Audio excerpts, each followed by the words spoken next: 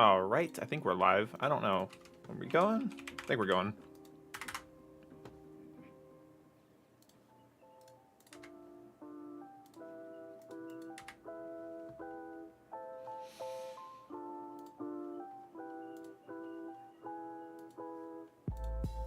Hey everybody, nice to see you all.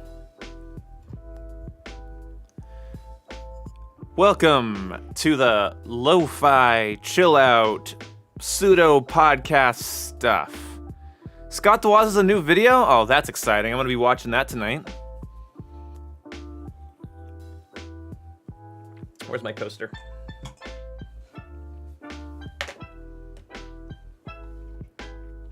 Hey, Jason.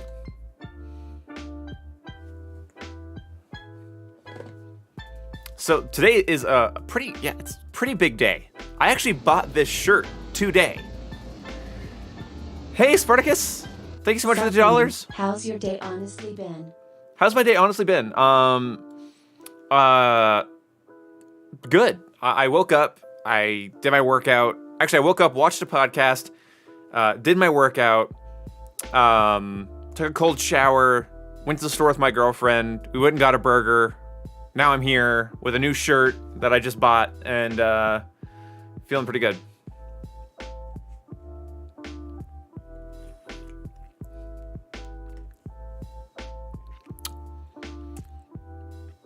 You gotta unbutton that top button. What are you doing? Looking sick as hell. I'm going with the Billy Armstrong look, man.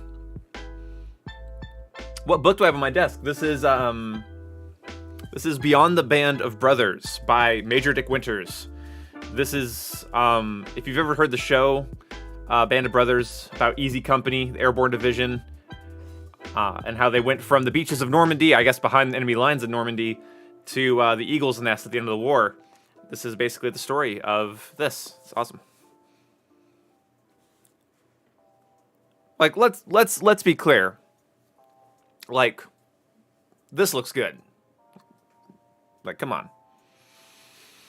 Hate reading big books, though? I'm not good at it, but I'm trying to get better at it.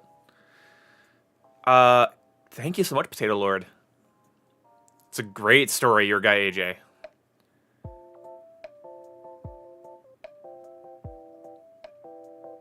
Yeah, dude, see, at 69,000 subscribers, I'm just gonna lock down my channel so no one can subscribe to it ever again. It does look good, but you don't button the top button? What do you mean you don't button the top button? Hey, Vincent Starn, thanks so much for the $10. Thank you so much for the congrats, buddy. Appreciate you, dude. Appreciate the shit out of you. Yeah, I don't know why. It stops at $9.99. Appreciate you, buddy. You don't do it? Up to $10, but congrats the one. Boom. Love your content. I'm not understanding what you mean by you don't do it. Like, yeah, like if you have like a bow tie or something, yeah, you have to, right? I don't know. I've only ever read First Strike, Sneaky Boy. Yeah, I've only ever read First Strike. I actually have that in my closet right now.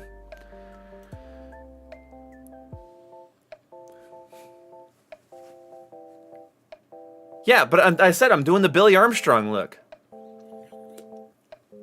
This is a very common look amongst hooligans and miscreants. So I don't know. Let's take all that crap off screen so we can just enjoy classic demon in the bottle Iron Man right there. That's a nice image. Top button screams. Okay, again, it's Billy Armstrong, and I'm gonna throw a fit. Hey Jake, is Jake here? Huh. Do you plan on making a video on another single player game? Don't get me wrong, I enjoy your content, putting on right now. Enjoyed the Red Dead videos. I actually want to re-review Cyberpunk, but I'm procrastinating the shit out of it. But yes, I do want to do Cyberpunk and maybe Elden Ring. I don't know. If I ever do that, it'll be because I'm bored and have a lot of time on my hands. But I also would like to cover Red Dead again, you know, just to check up on it. I do love the game. Faults and all. Like, I need to poll my audience here. How many of you know about the Billy Armstrong look that I'm going for here? Love the suit. Keep that top button. It looks fly. Thank you. I don't consider a $15 button-up T-shirt a suit, but I love you for encouraging me. Keep that top buttoned. It looks fly. Elden Ring a review.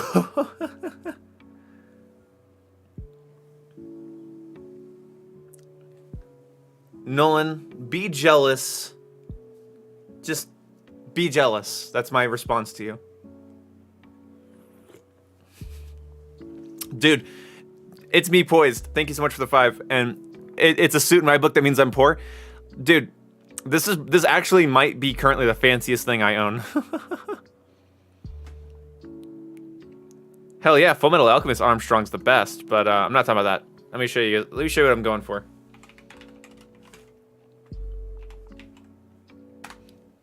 I'm going for Billy Joe Armstrong, who popularized this look in the late mid-90s. Oh, these are all pictures of him from recently. I want like an old picture of him. I can't find it. All these are like new pictures. He looks horrible now. No, he doesn't. As far as like musicians that have been doing stuff for as long as he has, he looks great. Is this it? No, that's not it. Crap, I can't find the picture of him from that one thing that he did where he's just wearing like a button-up black tee with the top button. Maybe I'm crazy. Doesn't matter. The book I have here is Beyond the Band of Brothers. Really good book.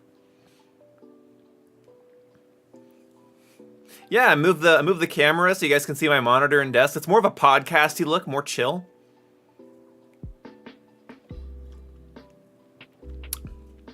Time does fly, Spartacus, and I appreciate having you, bud.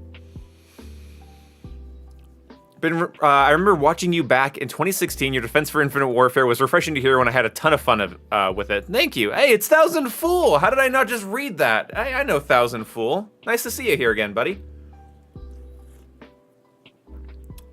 You have one of these sitting by your bed? Yeah. I used to use them as a nightstand, but now they're just there for my girlfriend and I to, you know, have some snacks and some drinks while we watch TV. Because, like, right behind this monitor, like, right off camera, actually, I could probably tilt it. There's my TV right here where my hand is. So we sit there with our tables and we have a snack and we watch TV. You have to perform Macbeth tomorrow. Nice, not bad. It has Thousand Fool, but I appreciate you coming by.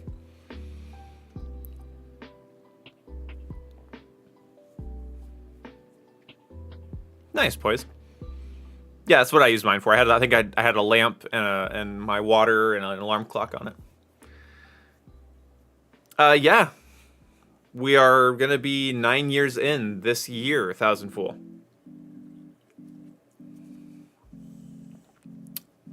Thanks, WC Bison. Sure can, Toaster, depending on gender. Yeah. Not too bad, Thousand Fool. I might have bought her a nice laced thing today. I won't get it. I won't purchase and tell. So I guess that's strong. Love watching you do map tours of old COD games on stream. Any plans to do more of that? Yeah, actually. What's the next COD we're gonna do? We did Advanced Warfare. Black Ops 3. I think we should do Black Ops 3. No, we do not, Clover. Hey, Hydros. Who would that be?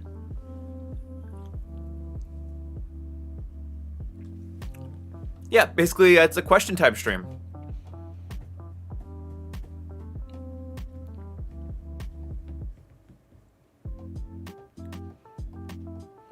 Have we done Black Ops 1? Not yet. But I'm doing him in a completely random order. So it's super fun to just hop between. The last one we did was Advanced Warfare, and I kind of want to. I have advanced movement maps in my head right now, so I kind of want to do Black Ops 3, and I have all the terminology set up for it. What would you do if you got to meet your idols? I don't know. I've never gotten to meet somebody that I truly idolize, so I don't know exactly what I'd be like.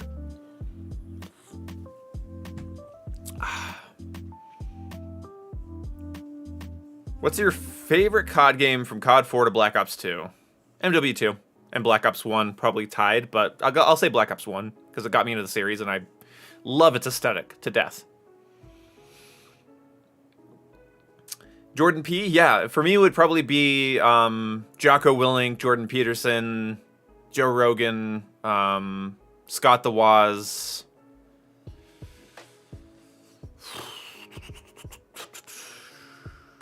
Chris Pratt. I would love to meet Chris Pratt. And Tobey Maguire. Tobey Maguire and Chris Pratt. For absolutely sure. Yeah, Nolan, I've actually always wanted to work at like a game store or a mom and pop store or a computer store or a Best Buy even. Just kind of help people that don't know what they're looking for, find what they're looking for. Am I going to do more Red Dead Online videos? I plan on looking into Red Dead soon and making a couple videos about it. From what I understand, though, the people that I like have all had such a great reputation with people that have met them. Try not to barf myself out. I ate way too much food. I actually have a food story to tell you guys. Thank you, Gamer Boy, for re-upping your membership. You are already God status, so thank you for continuing the God status.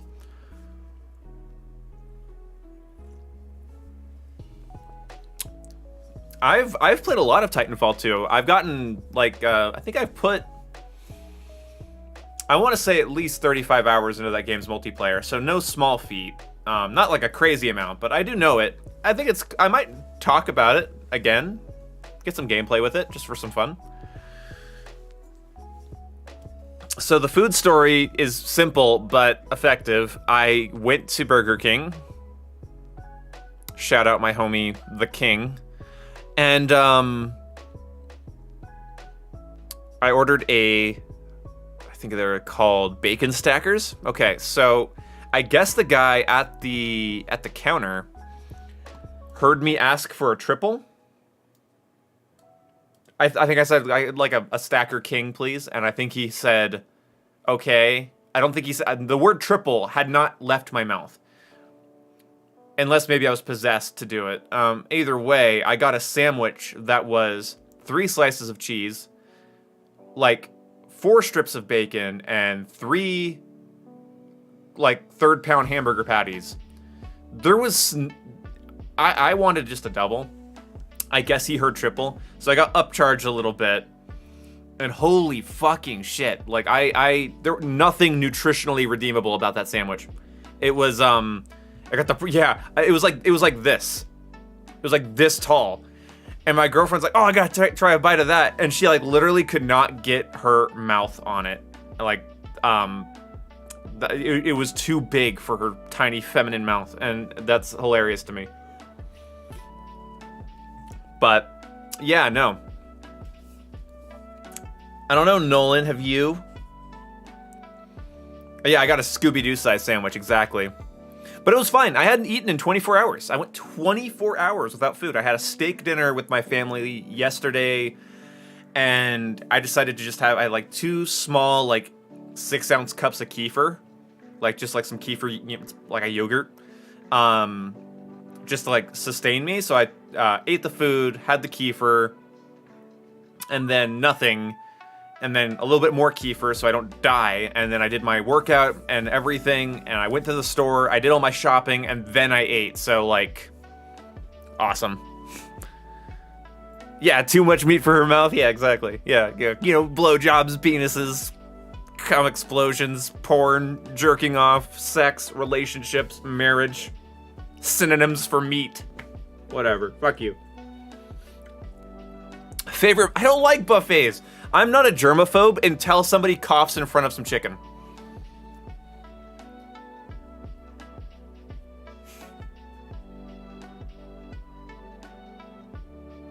Yeah, I saw somebody like making the jokes and the winky smiley face, and I saw what Clover said, and I thought I'd just get it all out of the way.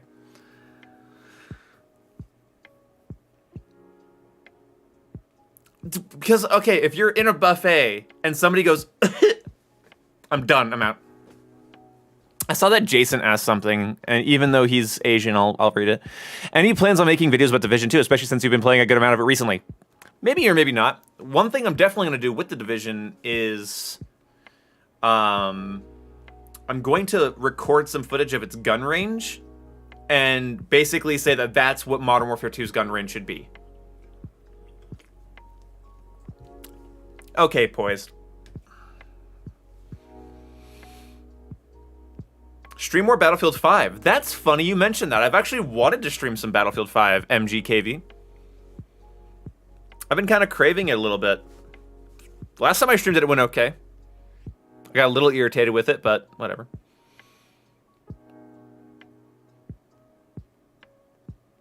But like the Division 2 has an amazing gun range where you can check your DPS, your range, your AoE, like you can check a lot. Siege has a shooting range? I did not know about that. That sounds terrible, Matsuki. Are you done with Vanguard now? I'm taking a little bit of a break from it because I've been enjoying more casual shooters, more like co-op stuff, more so than any like big, like competitive thing. So.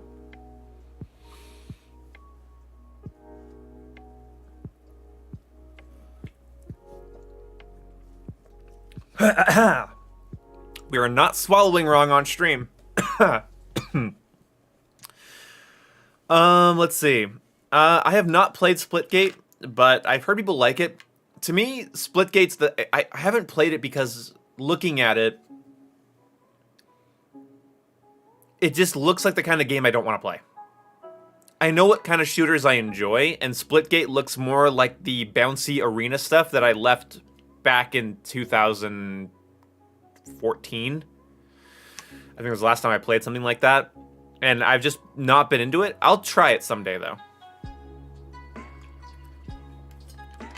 I've heard it's more fun than Halo Infinite, but I don't know how much of that's because of the gimmick or how much of that's just people not liking Halo Infinite, because I like Halo Infinite's core gunplay in a lot of ways, so...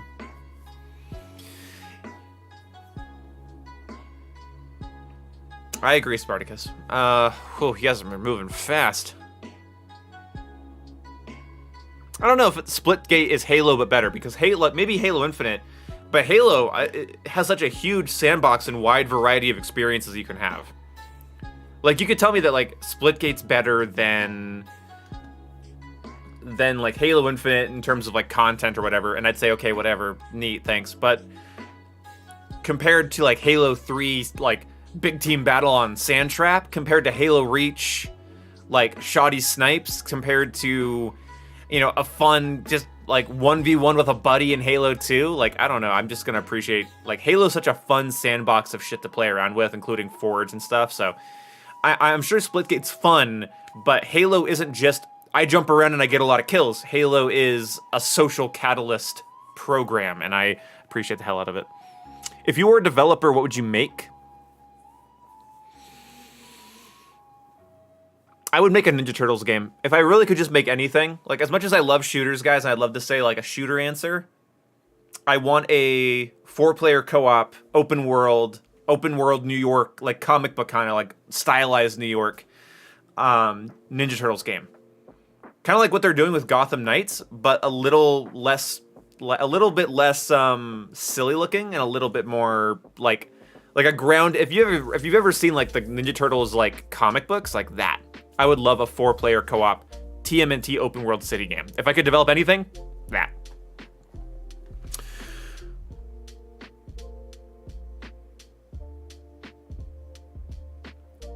Splitgate has Halo game modes, but does it have Halo vehicles? Does it have Halo maps? Does it have all of the shit that makes Halo Halo? It's not just game modes and guns, you know? There's a soul to Halo that I think is sort of irreplaceable. Yeah, Platinum Games, yeah, Mutants in Is it Mutants in Manhattan? actually have it installed right here. I can just pull it up. Yeah, Mutants in Manhattan. Yeah, it's kind of meh, but the combat's fun. Like I enjoy playing it. It's just not like what I want. I want what Gotham Knights looks like it's gonna be. I want what Final Fantasy 15 has, that like vibe of brothers on an adventure. They're not brothers in Final Fantasy 15, but I want a game that's like Arkham Knight level of detailed city, but you and three other friends are Ninja Turtles, and you're going in, you're completing missions, you're stopping crimes, you're listening to radios, you find ways to order pizza to get like stat bonuses. I would just love like the definitive TMNT experience. I'd be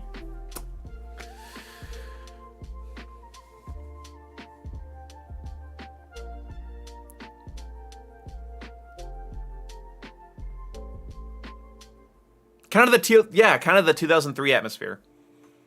It'd be really fun too, because you'd be like ziplining with like, if you're like Donatello, you zipline with your bow staff. If you're Leo, you put the swords together, you hold them like this, and you go like this, and there'd be like sewer levels, and there would be some missions that would take place outside of New York. There'd be like time travel, because Ninja Turtles, they're always falling into portals into different universes. It'd be a fun game. I feel like I could write and make a really good TMNT game, because you have 4 super fun, interesting characters.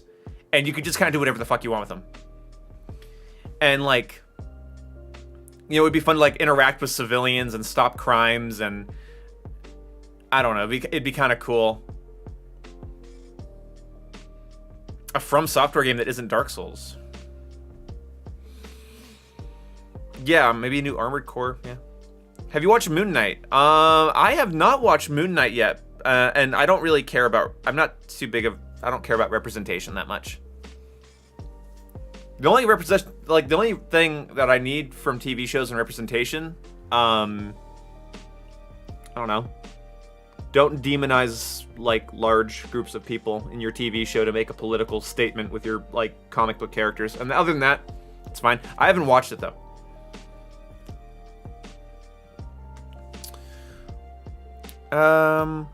It really does, eFox. It really does.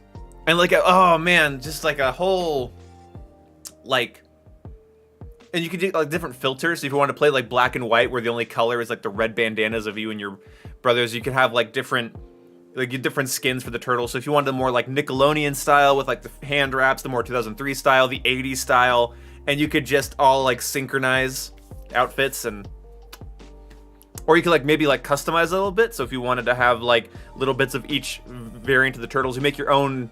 You make the Leonardo you want to see. You make the Raphael you want to see.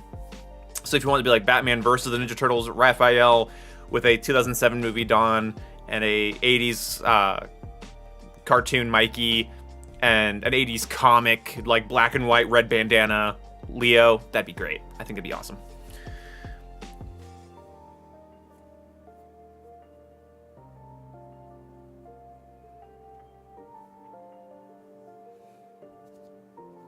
Oh yeah, you can also have Michael Bay type skins. Give those movies a little bit of love.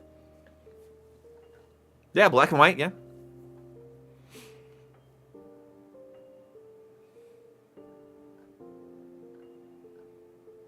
Let's see what else people have been asking about. Splitgate also has a Forge mode. I'm just saying, Halo's got a thing to it. So back to the Splitgate thing. I need to play it before I run my mouth. That's really it. I need to play Splitgate before I run my mouth. Like, my issue with Splitgate is that every time I've seen gameplay of it, it just looks like arena shooter. Whereas when I think of Halo, I think of like sandbox, like just a sandbox shooter. I don't know. Maybe I'm wrong. I'll give it a chance.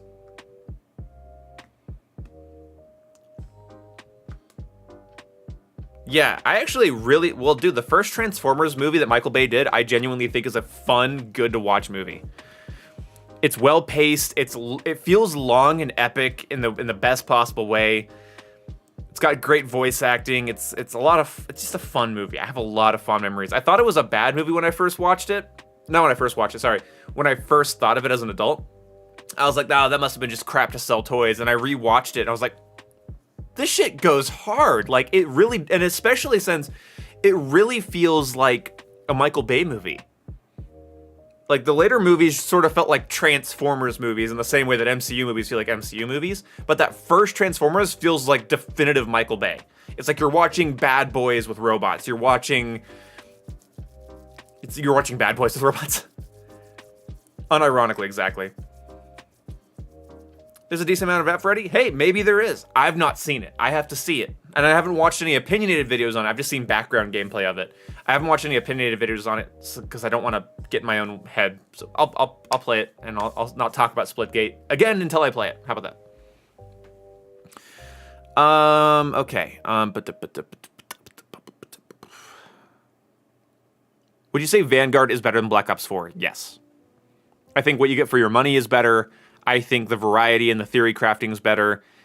I don't think Black Ops 4 was only bad ideas, but the bad ideas that are there took center goddamn stage.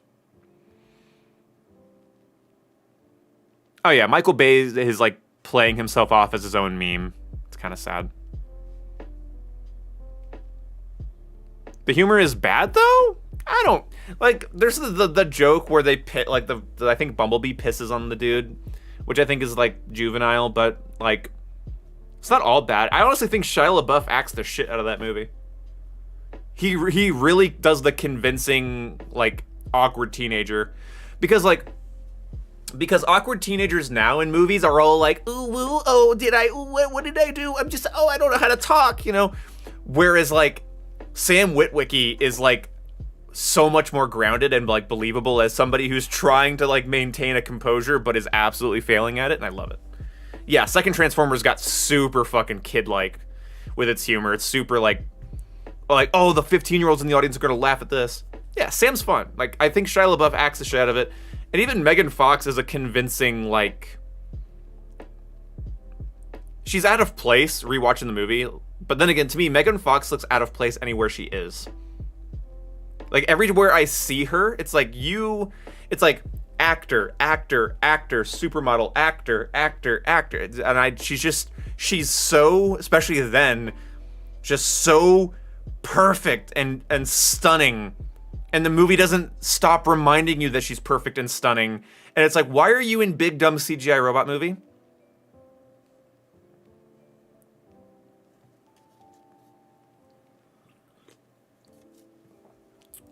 So I don't want to talk about movies all stream, because I definitely will.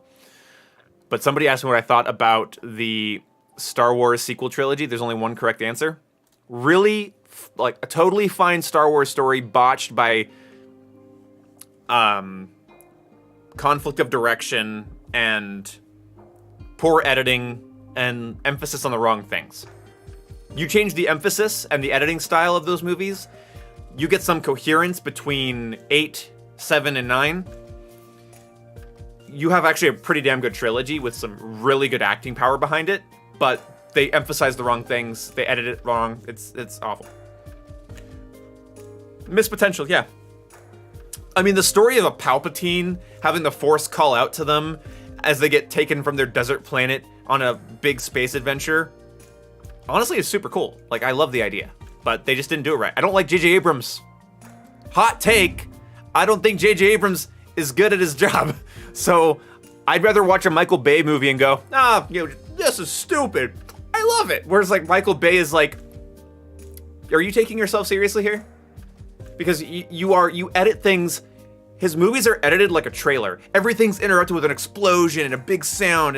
Everyone says Michael Bay's full of explosions and J.J. Abrams is lens flares. No, Michael Bay's movies are full of explosions. Yes, and it can be cheesy.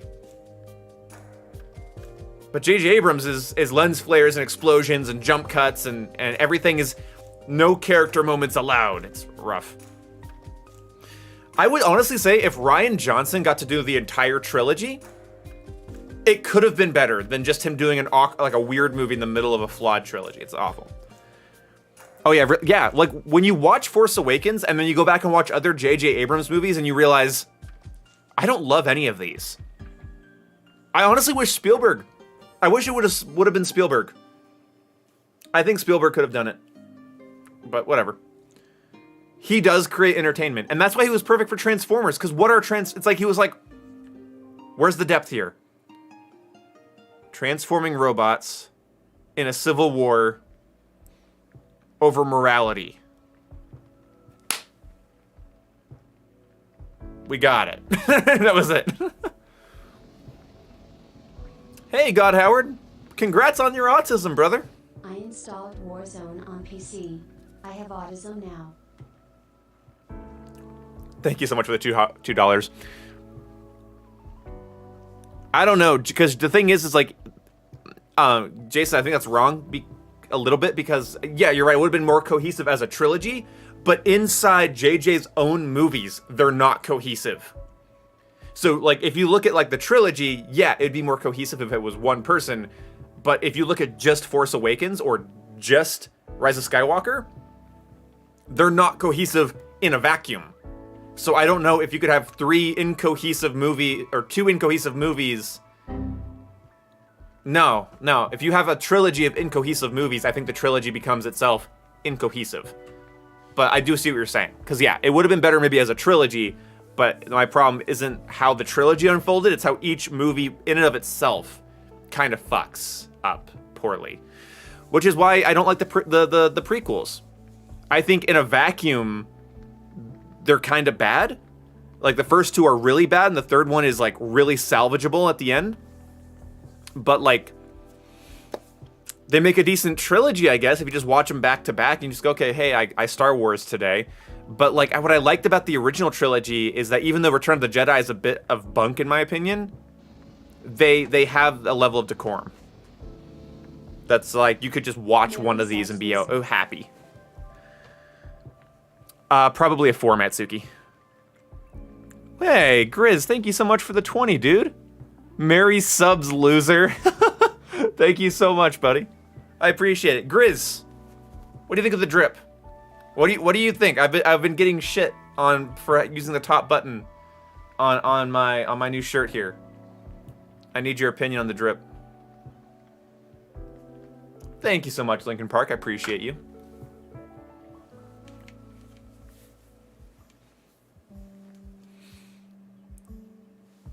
Looking sexy, Joker. Thank you, man. You guys seeing my jawline too? I picked this camera angle for 2 reasons. All right, one, it shows the Iron Man monitor. It kind of gives it it's kind of a cozy feel here. But also like my jawline used to start, stop, and keep going, but now it just keeps going. Look at that. Look at that. Do a poll? Jason, wait, okay, here's all you need to do when it comes to fashion, Jason. I'm not a fashionista at all, but when it comes to fashion, all you gotta do, look at me right now. Do I look bad or am I rocking it? The answer is I'm rocking it. So whether or not this is the proper way to wear a shirt like this, I don't care. Oh crap, my camera cut off my Z formation snap. Spartacus, that's amazing. Exactly. The Greek god jawline, dude. I could. Oh my god, it's gonna be awesome. It's gonna be so good. Thank you so much, Grizz. I appreciate you, buddy. Enjoy your Fortnite.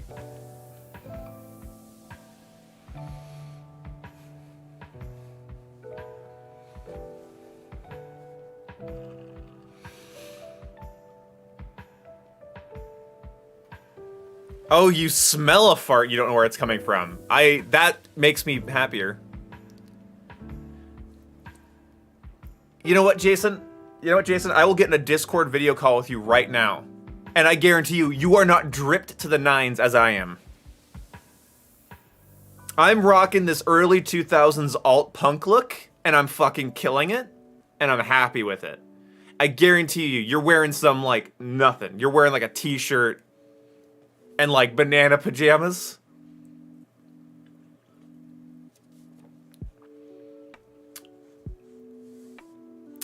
I hope, just in general, regardless of depiction or anything, I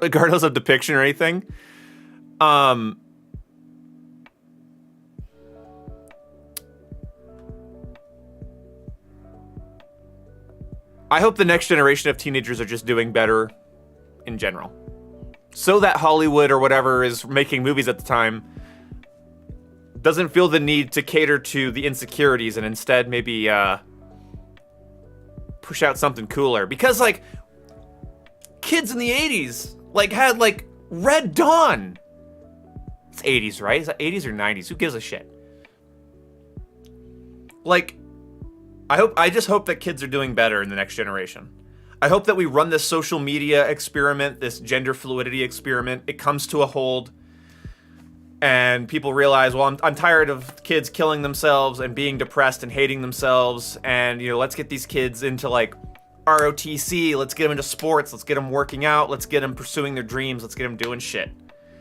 And let's get them the fuck off of these things. Let's get them off TikTok. And I hope, hopefully the next generation can be, like, told by this generation, the phone is nothing. Leave it alone. I could see Gen Z kids, when they get to be their 30s, if they're not in total denial, not letting their kids have a smartphone anywhere near them. Like, I can see a rise in people buying just flip phones so they can call and text their friends, and just, like, apps being left behind. Because, you know, cigarettes used to be considered healthy, right? Cigarettes used to be considered healthy. You'd buy a pack of cigarettes, or not healthy, but, like, not detrimental. And we found out years later, oh, this causes cancer and lung problems and blah, blah, blah. And so they put a warning on it. Honestly, I can see a world where, like, certain apps are like, this app plays on your anticipation system, and your dopamine receptors will be burnt out after long, prolonged use. This can result in feelings of depression, anxiety, trouble sleeping, long list of side effects. And the people that aren't in denial will be like, oh shit, that's me. And they'll fucking do something about it. So hopefully, regardless of how they're depicted, I hope the next generation of kids is just doing better.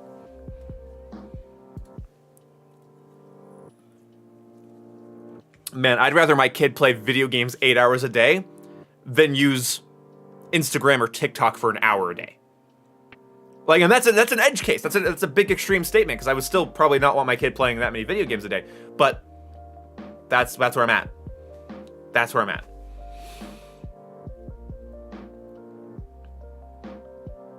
Exactly, Lucas.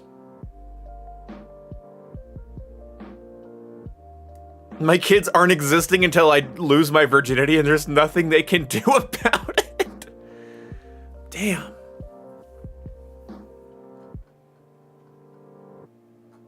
Jason completely fucking... Wait. I can't believe Jason completely dropped.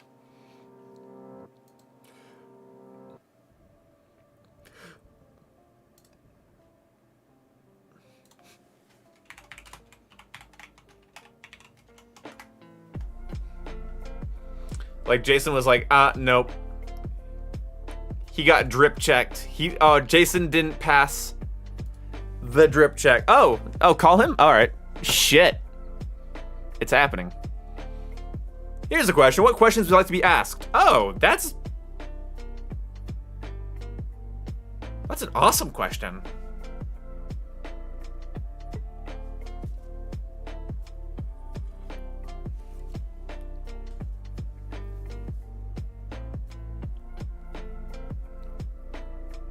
Think outside the box.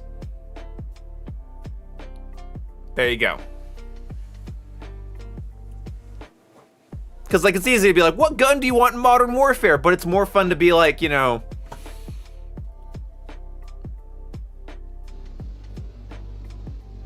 Why is Jason such a bitch? No. Alright, I'll video call you. I just got that set up to so I can do that. Like to be asked?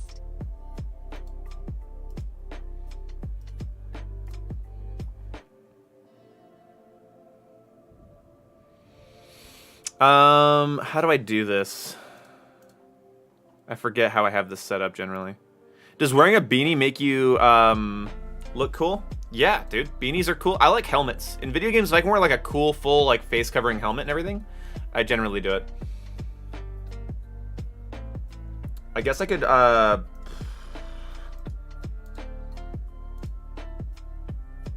don't want to share our, like, actual Discord chat, eh? So I'm gonna have to call him.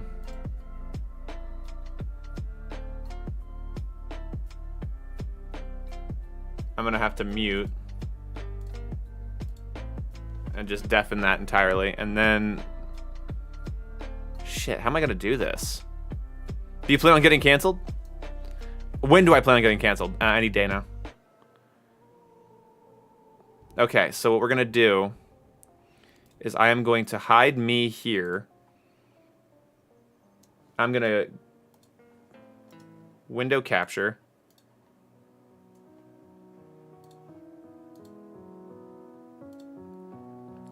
So there's that. And with that turned off, I should have my webcam back. Turn off camera, turn on camera. There we go. So, whoa. How do I get us side by side?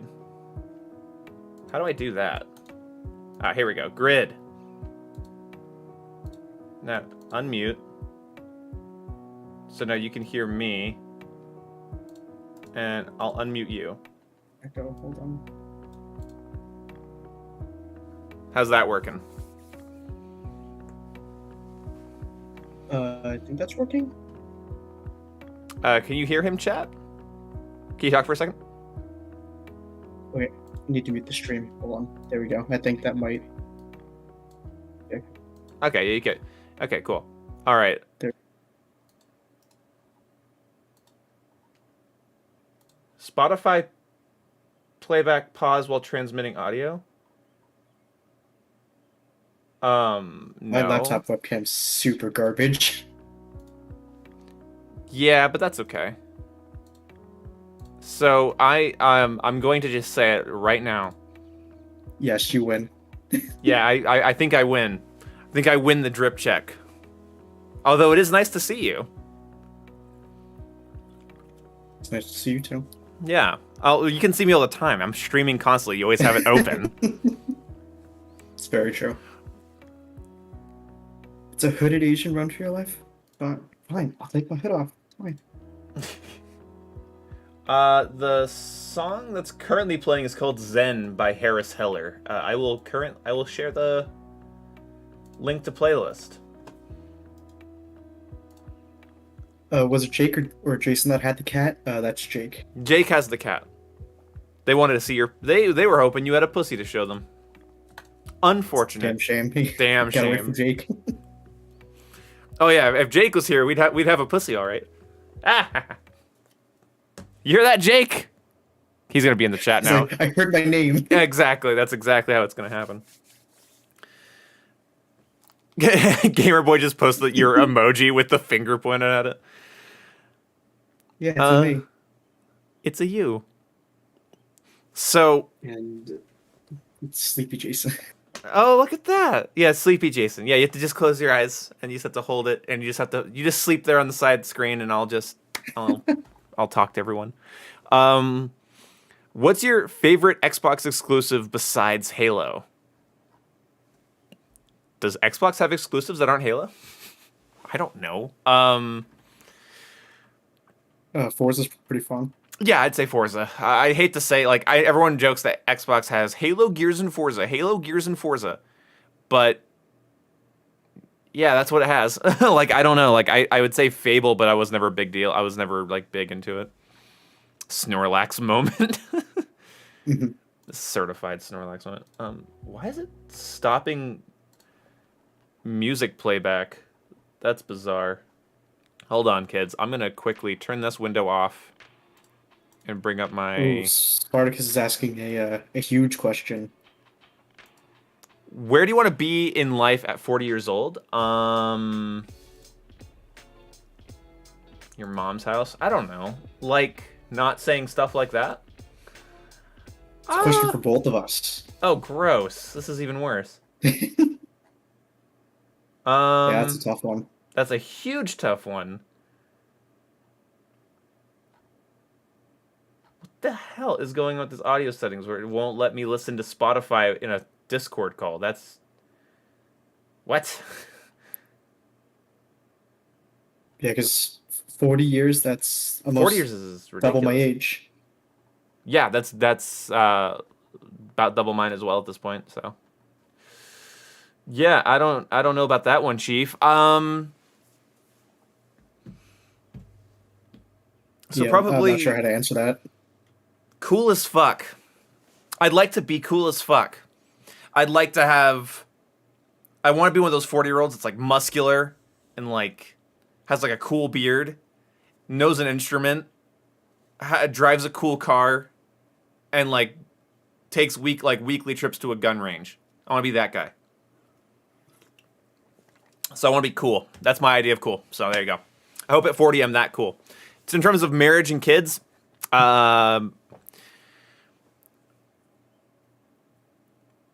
I have trouble keeping friends, let alone anything else. So I'm honestly just like, you know what? I have my nieces and my nephews. I have my buddies. I have my girlfriend right now, and we'll see what happens. So there you go. I just want to be cool. There you go. Imagine me, Jason, like as tall as I am, just like muscular as shit with like a cool ass beard, like a dope ass hairdo. I know the saxophone. I got a DeLorean, like a repurposed DeLorean. I own like 15 firearms. Like that's like, wow, that guy's cool. Like, there you go. Teach my fucking go shooting with my nephew. That kind of shit. There you go. Just want to be cool. That's it. Jason, what do you want to be? What come on, at 40, what do you want? Um, Hey, Grimald. I honestly don't know. Hope to be a teacher, maybe. I don't know. I would like seeing you as a teacher. Yeah, I just want to be like that cool science teacher. It's just like that everyone just like hangs out in like the classroom and all that. No, nothing too crazy. Hell yeah, yeah. I mean, I like man. What part? Okay, I have a question for you, even though it's not your subscriber milestone stream. I'm interested in this. Okay. So, what part of you would you have to work on the most in order to be a good teacher? Sorry if you guys can hear fireworks on the stream, but what part of you I would you have heard to work? that. Yeah, right. What part of you would you have to work on the most? Um, Probably more so like the just one-on-one conversation. It's just like because I have no issue like presenting stuff. Like I never really had much of an issue with that. It's like the actual like classroom teaching part. I don't think I would have that much of a problem with. It's Yeah. just actually like properly presenting the information and then like talking like one-on-one to people like that would probably be like the biggest thing. So just like one-on-one personal skills is what you'd work on, like the Yeah, most. like I was never very good at that, so Fair enough. Um, let's see. Cool. Well, there you go. Hopefully that's a good answer from both of us. Although mine is so fucking douchey, I can't even begin. Jason's like, I want to shape the youth of America, and I'm like, I want to be cool. Yeah. but no, like it's interesting like the whole like like wanting to be like a teacher because like I listened to like a lot of stuff from like CGP Grey like where he talks about it and it's just like he was like super upfront with like his students like when he used to be a teacher Right. and he'd always be like yeah like you're probably never going to use this ever but like that's kind of like the whole idea is like it's you're not it's not necessarily important like what you're learning is like how you're learning it and like that's my like big takeaway just listening to him talk about stuff. That's honestly like that'd be so good for kids to have teachers like that. That triple burger is not sitting well. Either how. Let's see. Favorite book. What's your favorite book, Jason? Well, you go first. God, I haven't read a book in like forever. um yes, I can't really say. Okay. I'm so books I have read that are not comic books or mangas are probably Jordan Peterson's 12 Rules for Life. That's probably it. Like it's a self-help book, but like it was very important for me to read it when I did, and I encourage everyone else to do so.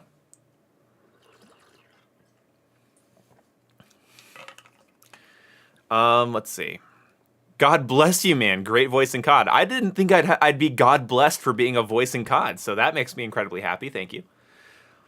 1984. Yeah, 1984 is an important book. So is Animal Farm? Yeah. Is it Animal Farm or People Farm? It's Animal Farm. Animal Farm What are you talking about? books. There's Fahrenheit 451, Oh, 1984, okay. and Animal Farm. Those are books I think everyone should read. Also, The Oh, Telltale Heart. it's called one book that I read in school that I actually did really like was The Kite Runner. That was a good book. You gotta be careful how you pronounce that book name in a synagogue.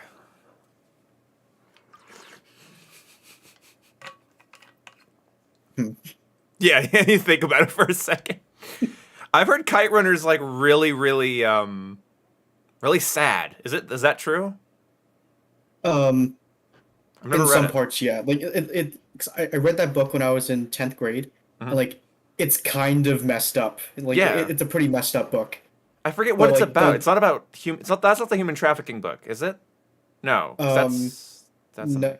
no, Okay. it's about I think from what I remember, it took place in like mostly in like the Middle East, and Hmm. there's like the whole like divide in like the Muslim like community there, Yeah.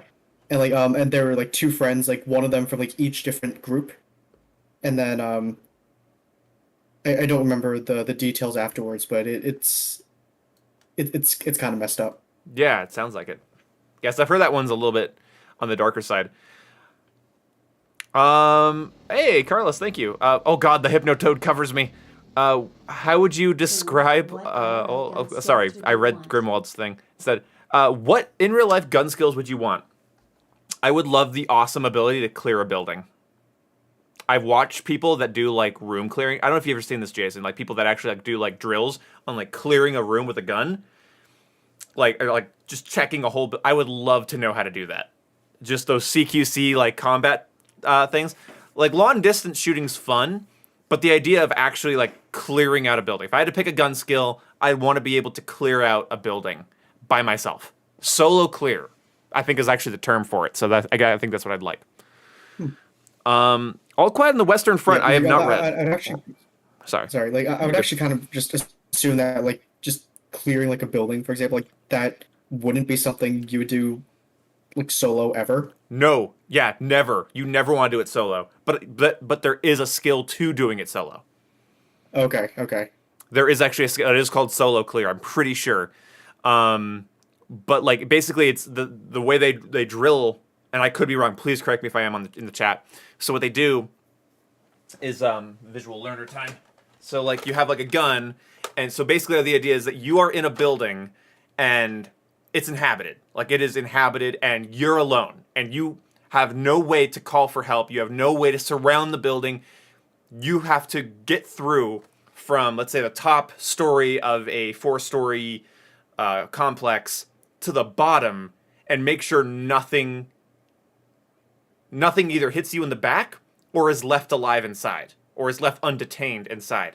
And so if I could learn a skill, it would be the way to get it going from, room to room and checking and doing like that's where I saw like people doing like the shoulder shit where like you go around a corner with a rifle on your shoulder like this and you round a corner quickly and then jut it out to the room. I've been watching videos on it, man.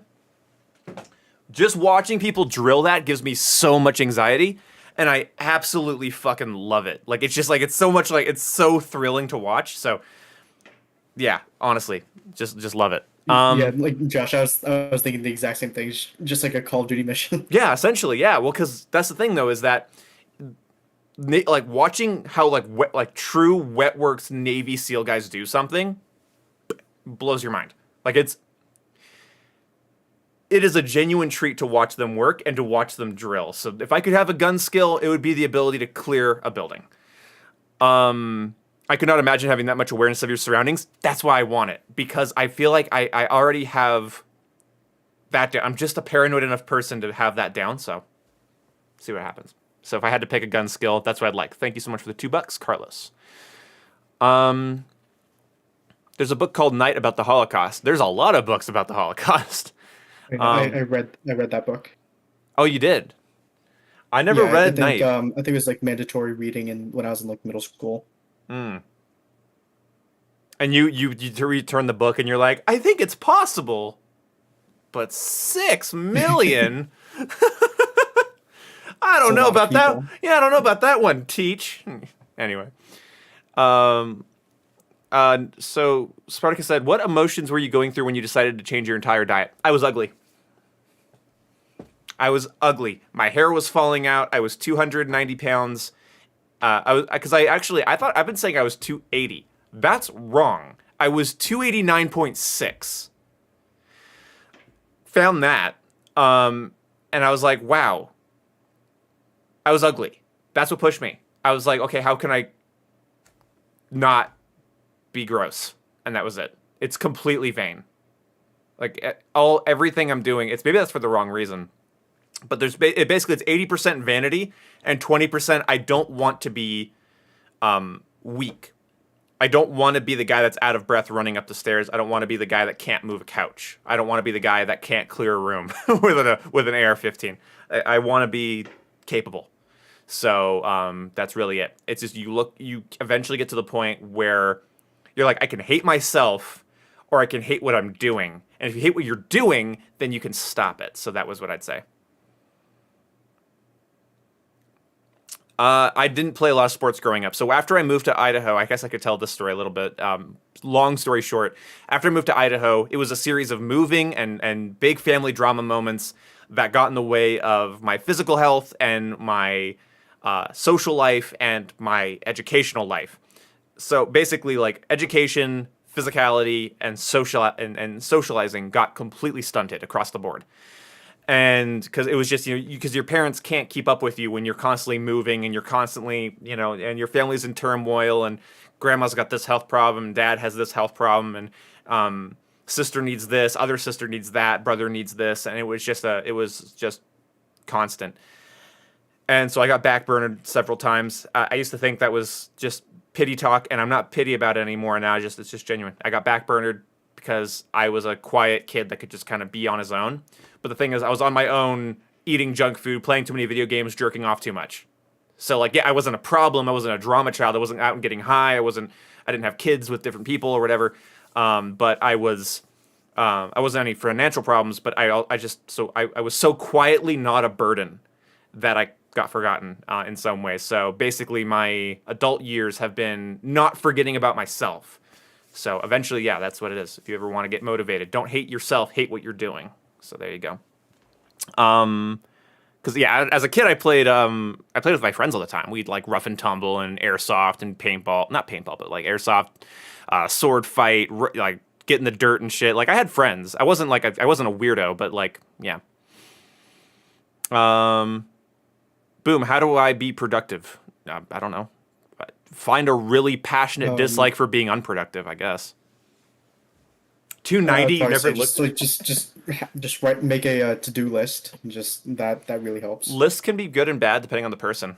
Some lists are psychologically damning. Other people, they get a list and it motivates the hell out of them. I would say, so if you're gonna do a list, be super granular with your list. So waking up gets checked off. Made cereal gets checked off. If you have it like, if it's just the list is do difficult assignment, clean whole house, file taxes, learn new skill, practice this, it's going to be a nightmare because crossing each one off. But if you can just like wake up and go, and I've woken up and I've had a cereal and I've had a shower, and because the positive mental energy that comes from crossing something off, and this isn't for everyone. I'm just saying if you have a problem with lists more specifically, the positive energy does not come from looking at it and going, oh, I can do this. It comes from looking at it and going, oh, I've done this, which is completely different. Mm-hmm. Rick Glassman, yeah, I look exactly, into that. Just having a schedule, because I think we talked about this like a little bit before, but like because at my job I have to like manage my time properly, like so I can make sure I get everything done that needs to get done. So basically, like knowing what you have to do and roughly how long it takes to do it, like you can actually plan out like, okay, I can start this particular thing at roughly this time today, Mm-hmm. and do that for a certain amount of time, and then like, okay, I can move on to this next thing, make some progress there, and then make progress elsewhere, and then like, sure, you might not be completely finished by the end of the day, but at least you made progress on a good amount of things. Yeah, exactly. No, Jason's absolutely right. And also a fun thing, if you let's say you have to do a job interview, like a resume. That's what it is. You have to fill out a resume. Apparently, a very common thing that people do, like you're procrastinating on it for days and you don't know why. Like write down. So it's like today we do the name. Tomorrow you fill out like birth date and whatever, and like the general information, because some resumes are put like that where it's like your birth date, how old you are, your social security, whatever. Maybe I've seen different job resumes. People do them differently, but either way, no social security on your resume. That would be on an application, I think. Yeah, for application. Yeah, but either way, if you have something difficult you have to do, just dedicate like okay, today we do, because the thing is when you sit down and you write like Jonathan Dorothy and you go, okay, cool. Okay, fill that in. I fill that, and then you suddenly start doing it. Starts clicking. But if you tell yourself, go do the job application, or go fill out the resume, go fill out your taxes, and it's like, no, that's a nightmare. It is. And for some people it is. Some people don't have those participatory, not participatory. It's when you're expecting something. What is that? Anticipatory. You have that anticipatory anxiety before you do something, even if it's small. Do a little bit of it. Just take a minute, just write your name down, check a box or two. You'll either find yourself going into it, or you can be, because again, like to get control of your life, you can't squeeze yourself too tightly. You can't be a dictator to yourself. You have to be your own friend. So it's, hey, you get half of this done, we can go watch an episode of Friends and eat a frozen burrito. And then we'll get the other half done afterwards. Okay, you want to watch 2 episodes? That's fine, but just make sure we get this done. And then when you get to the point, then if you do that long enough, it gets to the point where, so right now I haven't done tomorrow's video. That used to stress me the fuck out. I couldn't even stream before getting a video done, because I would be streaming and suddenly be like, oh, I don't have my video done, how do I get this done? And now it's like, I know I'm going to do it. I know I can. I know I will. It's fine. Don't worry. And also you've gotten to like the flow of doing it this way. Yeah, exactly. Well, you gotta get into the flow. That's the thing. Repetition's good, but also like it's not even just self-talk. It's just you're negotiating with yourself. Yeah, you didn't get your video done, but look, after the stream, go watch like a podcast. Go hang out with your girlfriend. Go take a quick walk. Splash some water on your face. I've done a stream. I get a video idea and I run home. And I do the video. That happens. And usually it's like one of those, any of those like quick and dirty commentaries you guys have seen from me are ones where it's like I do a stream and then I'm in the bathroom, I'm like washing my face or whatever, and I'm just like there, and I run to my room and I have to get it done. And I'm just confident to do that now. So, but before it was video first, then stream, so that you don't have to make the video after you've streamed already because you hate doing that. And it's like, that's damning. That wrecks you. So there you go. My greatest shitpost of all time? Uncum my sandwich. Thank you. So I'm going to scroll through and see if I missed anything, because I try not to read. I misspeak more often if I read the chat while talking. So unfortunately, I should look over here. I should look over at Jason. There he is.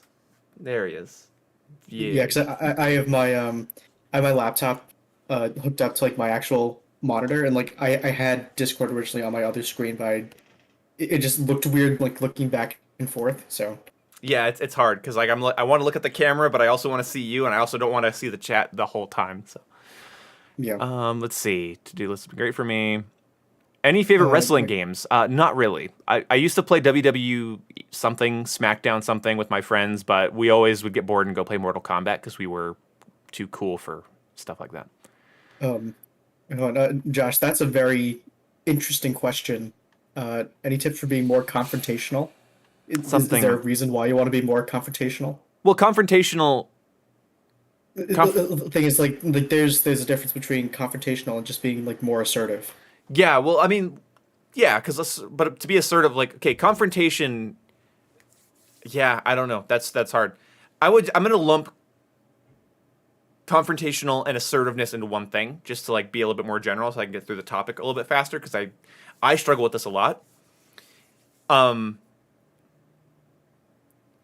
Once you realize that nobody around you wants to, if you're dealing with healthy people that aren't volatile, then you're going to be able to go in with some confidence that this person doesn't want to fight, this person doesn't want to scream, this person doesn't want to fuck you over. And then it's much easier to say, like, shush to the person behind you in the theater. It's much easier to ask your boss for a raise that you know you well deserve. It becomes much easier to tell your significant other that they're overstepping a boundary, or that they're making you uncomfortable with whatever thing, because you realize that they likely, if they're a healthy person, don't want to cause a problem, and they're not so entrenched in their own egos that they're going to make it a problem. Okay, but the thing is, if you're dealing with somebody, if you're dealing with confrontation in the context of somebody who isn't rational, then that's most likely just going to be a losing that's going to be anyway. Yeah, I would say find a different situation. Mm-hmm. And so this is one of the hardest things kids get told about their parents. They have these terrible relationships with their parents, and they have to get told, you might not live a life where you're mommy and daddy's best friend. They might not be mature enough to see you as an adult enough to respect you. And that's a super hard topic to have with people, conversation to have, just in general. Like just to like go like down a different path with that. It's just like, yeah, it's one thing, like the whole confrontational part is a different thing. But like if you want to be like more just assertive, just be confident with the stuff that you feel like you know, mm-hmm. and just acknowledge that like I know these things. I'm confident that I know these things, and just also acknowledge that like there's things that you don't know. Yes. You'll be willing to be proven wrong every time you enter. Be confident that, not that you'll be right in the situation. I can put this in a gaming term, actually, Jason. I can put this in a gaming context. Though, like, it's also a sports thing. So if you want to know that, how do you win? Well, I beat the other person. No. So it's not about the game. You win by not losing yourself. This is why I'm trying to manage my anger more, especially towards friends. Because the only way to truly win at something is that you don't leave worse than you entered. So this works when you're trying to be assertive. You're not confident because you're right. You're confident because you are willing to leave with your integrity intact. You are willing to go in and leave as good as you're willing to leave as good as you came in. You're not going to lose your cool. You're not going to be irrational. You're not going to get emotional. You're not going to get blamey. You're not going to start pointing fingers at this coworker and this family member, and you're willing to own your shit. So confidence, I think, it's twofold. I know what I know, and I know that I might not be right. And when you go to interact with somebody, always do it in the context, and this is incredibly hard for people like me. Every time you interact with somebody, interact with them in the context that they might know something you absolutely do not know. And they might have a piece of information that will completely change your perspective. And the only way it's going to is if you can go into the conversation knowing that they might know something you don't. Mm-hmm. Yeah, and that's why like the most important question, like when you're just talking to people, is just why. And if they're unwilling to answer that, then that's a big red flag. Mm-hmm. Or if they try to like divert the question somewhere else. Why? Like if they're just unwilling to answer just the most simple question. Yeah, why? When? Are you sure? When did this happen? Why did they do that? And you start taking, if you're really trying to be confrontational or assertive, again, whatever word you want to use depending on the situation. If somebody says, like, let's say, like, let's like a small physical altercation. You stepped on my foot back there. When? Oh, and then or where did I step on your foot? Like, where were we? And they could say, oh, well, over here, and then you can go, well, I wasn't there. I didn't walk over there today, so I don't think that was me. Somebody else might be dressed like me. you can diffuse a situation like that. The person's not rational, be like, well, then I'm wrong. I guess maybe I did. I'm sorry. And you just leave it alone. But that's the thing, is that's a really small microcosm of, you stepped on my foot. Where did I step on it? Where were we when I stepped on it? Get a clarifying question in there every time.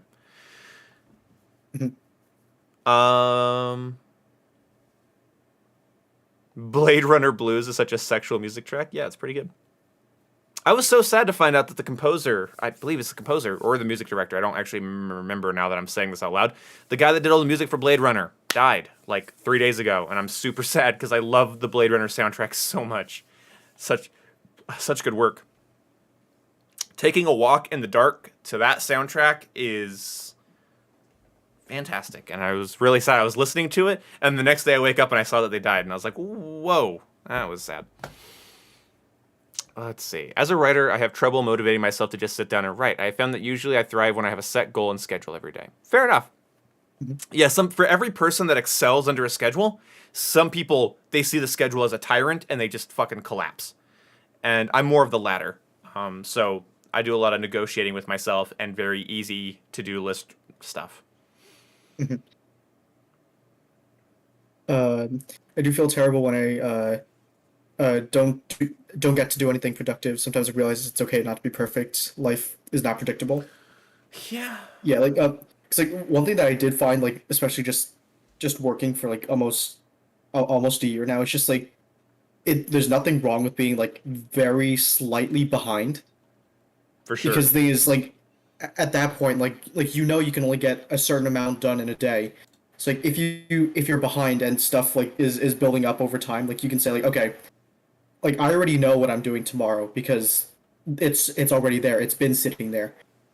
Like but if you're completely caught up, then that's when things start getting unpredictable. It's like, oh, like I don't have a lot of stuff for tomorrow. Like I'm all caught up with everything, and then and then that's when like all like the million things start coming in and say, oh, I didn't plan for this properly.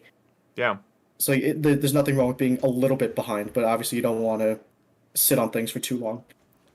Yeah, it's if you're able to accept that things aren't optimal, but you're not willing to normalize it, you'll be better off.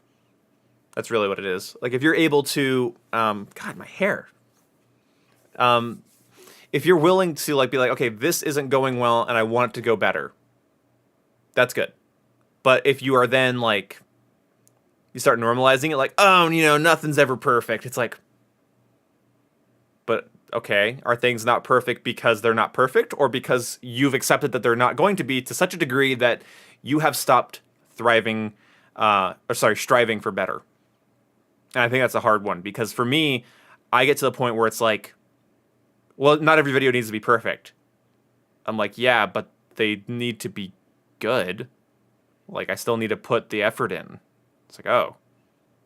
And if that starts to knot your stomach, where it's like you still have to put all the effort in and really be honest when things are out of your control, or when you've just sort of normalized a bad work ethic. Because you can normalize a bad work ethic and it becomes so pathologized in the back of your mind, you act it out, unfortunately, constantly. It's very sad.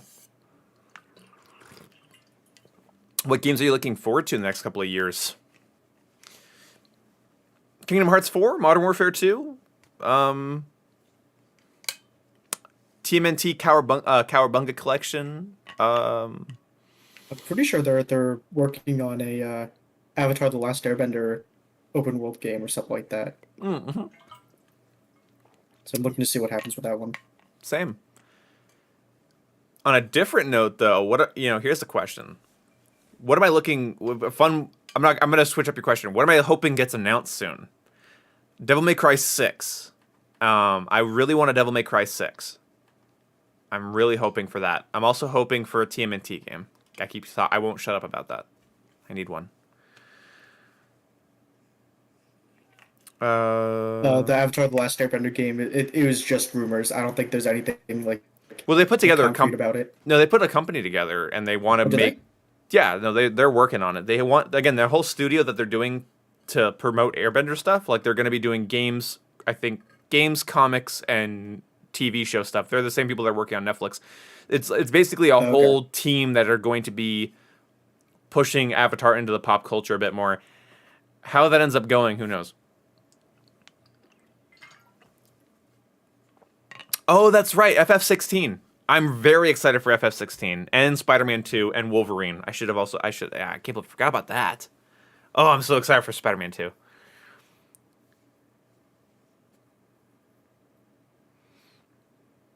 Yeah, well, I forgot. Yeah, it's the combat director from DMC5 in a Final Fantasy game. Yep, that's Jizz. Jesus. I really hope. I love Final Fantasy games, but sometimes their combat is just a little off. So I could see why they'd grab the DMC5 guys. A nice Snorlax. Oh, thank you. It was a gift from Dylan. Yeah, that's right. That's a Dylan gift. I have my gift from Dylan behind me. Should I show that off? I got mine. Yeah, do you have that like hidden off screen? Yeah, a little bit. Unfortunately, off screen. Ooh, it's also kind of big, and I don't want to hit my monitor with it. But unfortunately, the hilt needs to be tightened because it was a custom-made, homemade thing. But yeah, it's fun to have. I could just pose with. Could I just do this for the rest of the stream? Is this okay? Is this acceptable? This is acceptable behavior, right? YouTube, does this violate TOS? Is the tapestry that's still up still the Kingdom Hearts one? Yeah, it might have gotten caught in the pillow. I don't think that was supposed to happen. So yeah, the one I have on my wall right now is the Halloween Town one. I need to get one for the summer months. So one thing I think that you should try is do you have any of those like command strip like hooks? Yeah. Yeah, you can put like 2 of those underneath and then just hang the keyblade underneath. Oh yeah, you know what? That would be really cool. That'd be nice. Oh man, I need to get that there. Now you've motivated me. I didn't think about that. I have not played Stranger of Paradise. There was Stranger of Paradise, Skywalker Saga, and there was one other game that came out. I don't know if it was Dying Light or whatever. I have a list of games I want to grab from the stores. I don't know why I just talk like a fucking 6-year-old man. Oh my god, dude. I don't know if that Burger King guy was trying to bless me with that third patty, or if he was like trying to make sure that I have indigestion for the rest of the day. Fucking hell. BoJack Horseman, not my thing. It's not my aesthetic, not my drip, not my jive. That's basically it. First Spider-Man game was super good. Sometimes all I do is swing around the city. Yeah, the only thing I want them to do for the next Spider-Man game, make the city feel taller and pull the camera back from, or give you the option to pull the camera back from Pete. Because I think that would make the world feel more fun to traverse. Because if you go play like the older Spider-Man games, one of the things they nailed was they would just kind of make the buildings a little bit bigger than maybe they would be realistically, and the camera was pulled back, so you felt like you were like moving through a massive city instead of sort of like looking at Spider-Man's ass.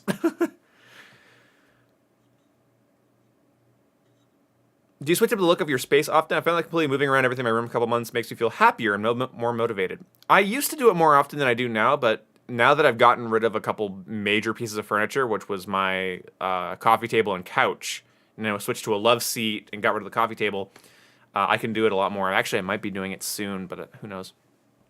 My big room plan right now is to completely clear out my closet so it just has a dresser and a desk in it. Use that and then like take the door off my closet, and so it's just more room.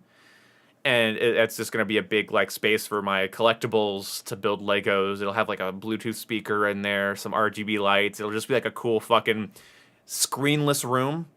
There might be a place to hang a tablet or a phone if I want to have like a podcast playing, but just be like a place where I can go in and like I can tinker with shit if I wanted to.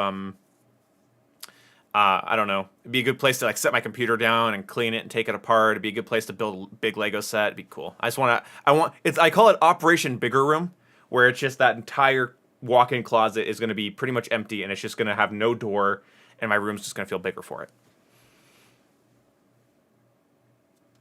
No.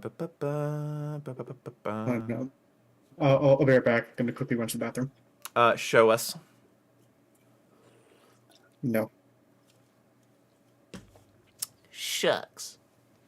Anyway. Yeah, thanks, Nico. Appreciate you. Yes, I will do video evidence. I'll maybe take like a before and after shot and then do a little video on it. Now we don't get to see Jason's penis, so that's basically made this the worst stream ever.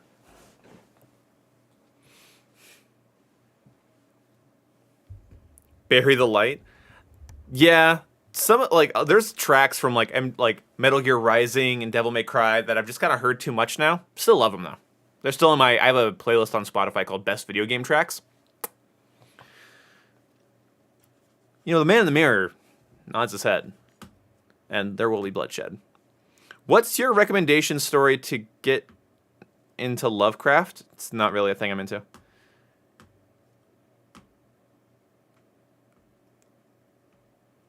Gamer Boy. Gamer Boy's just lurking and playing with the emojis. I love it.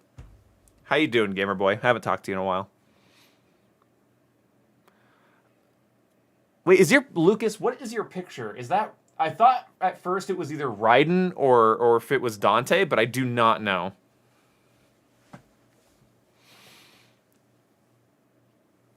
It is Dante. Okay, when I because it's very small on my screen, so I'm just like, that is definitely either a DMC or Metal Gear protagonist.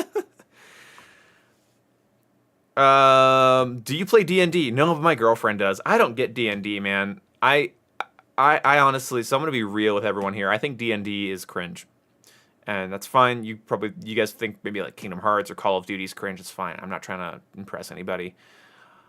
But listening to people play D&D, because my girlfriend plays it with her friends every week, and listening to people play D&D is a really, really fun way to want to blow my goddamn brains out. Like, it's just one of the most frustrating things I've ever... I hate it. I actually hate it. Back. Well, I'm glad you're hanging in there, Gamer Boy. Nice to hear. Sorry about your ma. You're back. Gross. Yeah. Everyone was upset that we didn't get to see your penis. No, sorry. But we showed mine, so that was good. It was like this big. Wow. I know. It was like, you know those things full of tennis balls? Oh. It wasn't anywhere near that size. That would be gross. Anyway.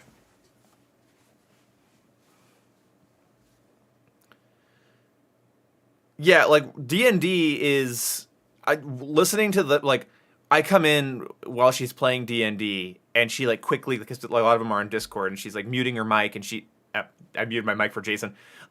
She quickly mutes her mic so they don't hear me, and she gets really annoyed because I'm interrupting the suspension of disbelief, and I'm like, this is stupid. I hate it. I'm such a dick about it. I'm not a dick to her about it because like I'm not gonna shit on something she likes. But sometimes, At least in front of her. Exactly. Well, here's the problem. Here's what I'm gonna complain. I'm gonna complain about this for a second. So the thing is now she's gotten to this habit of talking to me about her D&D games, and my God, it's even worse retold. So when I think of D&D, it's like what it is, and then I listen to it be played, and I'm like, yeah, it's what it is. And then she tells me about it, and it's like, it's so much. I'm such a dick. It's so much nothing to me that I can't stand it. It blows my mind. I feel like such an asshole. But it's just like, this happened and this happened. And I'm like, oh, and my asshole brain will not shut up. I'm just, no, it didn't. No, it didn't. No. It's like, oh, I rolled this. It's like, what the fuck does that even mean? Well, this character... Well, I know how the game's played. It's just like, this character did this and it scared everybody. No, it didn't. No, it didn't. No one was scared. You're playing pretend. It's awful. I hate it. It's nothing. It's nothing. It's like hearing a little... It's like hearing a... Like, you ever talk to like a 10-year-old and they're all... Or like even like a 10 or younger. And they're talking about playing pretend with their friends. And they're going over this whole thing, and it's like they're going down this like big imaginary reality, and you're like, cool. But it's like an adult telling you that, and it's like, How is playing COD any different? So if Jason beats me in Call of Duty, It's because he's actually good. If I beat Jason, it's because I'm actually good. If I throw a grenade across the map, I'm actually taking a virtual set of physics and utilizing them to my advantage if it blows up Jason. If Jason and I decided to go pistols only, we would be limited by an actual functional thing that requires both hand-eye coordination to manipulate and control, and it would be a best man win situation. D&D is different because I know there's rules to D&D, and the gameplay of D&D doesn't bother me. Like if you put the some of the gameplay, I should say, it doesn't bother me. I get the dice rolling and the moving, and they have a board on screen that's really cool that they show where the characters are in relation to room, and there's different. Each character's house has their own board that they made. It's cool. Like it's an artistic expression of, and she like her and her friends draw their characters like hanging out. They recreate famous memes with their D&D characters on Photoshop. It's great. It's super fun for them, but the actual like talking about what happened in the game. We were in this room and my friend used this ability and it scared I'm like, no, it didn't. No, stop. The reason it's different than a video game is that if Jason and I are in a video game right now, let's say, okay, here's a great example. That's not just like shooting each other. Jason, if you and I were doing hide and seek in night mode Call of Duty, and I am creeping, were you there for the mat? No, that was Jake and I. Do you remember the video I did where Jake and I were in the well in Modern Warfare, and Dylan snuck up on us while we were in the well? Think so. Yeah, so Jake and I are in the well, and we hear this thing behind us. It's a Dylan. Spoilers. So Jake and I have no night vision. We're in a completely pitch black well. I'm holding my gun this way. He's holding this gun this way. He turns for a second, turns back, and Dylan's night vision is right there in his mouth. It's right there, and we both die. And it's an actual thing where we have a virtual environment that has a limitation on our vision and an actual tense momentary thing. And it's an actual moment that's coming together because of how the software works. So I think it's very different than like any video game, because with D&D, they have the rolling and they have the min-maxing and they're leveling up their stats and they're using these abilities and stuff. And I know that there is a game there. I know it's not all just play pretend. But there's certain things with certain characters, and they're doing a very story-driven campaign, and it's like you're putting on a radio drama where multiple people already know the end because you all worked on it together, and it's just sort of like this role-played radio drama. Okay, well, the thing is, if all of them know the end, then that kind of... No, two of them, 2 out of 5 know the end. Because one person, the DM knows it, and then the co-DM, which is my girlfriend, knows it. And so, yeah. What about turn-based strategy games? Again, I think the gameplay part of D&D, some of the gameplay, the rolling to have something act out, like that can be kind of fun. But again, I think the whole like watching people play it numbs my brain. I can't. I hate to shit on it because I know I have very few things where I'm just like hard no, and that's one of them. I'm sorry. It's so weird to watch. It's not engaging to me. Just like how some video games lack the camaraderie, the depth, the interactions, the skill requirement, and so I'm just not interested in it. What's the point of playing? Well, that's the thing. Only 2 out of 3 because my girlfriend's helping her friend. He's doing his first ever dungeon mastering. So she's already done Dungeon Master multiple times, so she's helping him work on it. So that's the context of that. I guess that's a different situation then. Okay. Don't get how it numbs your brain? Because when I see somebody say, I roll this to do this, and the person goes, yes, this landed, and here's the result, I go, wow, why don't I just close my eyes and pretend it all happened? Like, I'm sorry, I hate to be a cock about it, but I'd much rather play a turn-based game like Persona, where I'm going through a thing and I see, like, I have a list of items and attacks that work with other characters, and the game is laid out in this way that I can take part in, and that it's different. It's visually different. There's an argument to be made that, like, you take the gameplay of D&D, like the core combat of D&D, take the core combat of D&D and you put it in a video game, you have a turn-based RPG. with min-maxing and stats and stuff. You have like you have stuff like Fallout 1 and 2. You have stuff like Persona. You have stuff like Pokemon. You have the bare mechanics right there, and I could just go play that.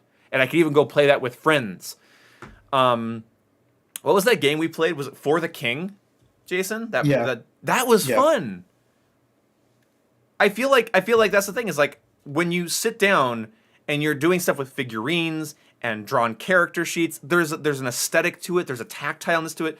I get that, like having your character sheet and a little figure of them, or having an actual like digital map of what you're doing. Again, there's some cool shit there. But just again, it's not my thing. And I've listened to a lot of D&D, not just my girlfriend, but like I've watched YouTubers try to play, and this really funny thing happened, and like, no, you guys chose an action in this made-up world, and then the DM said this happened, and you all laughed because you're friends and you're chilling out. But in terms of a game, I can't in any way suspend my disbelief enough to be okay with that. I'm not going to find that interesting. I love For the King.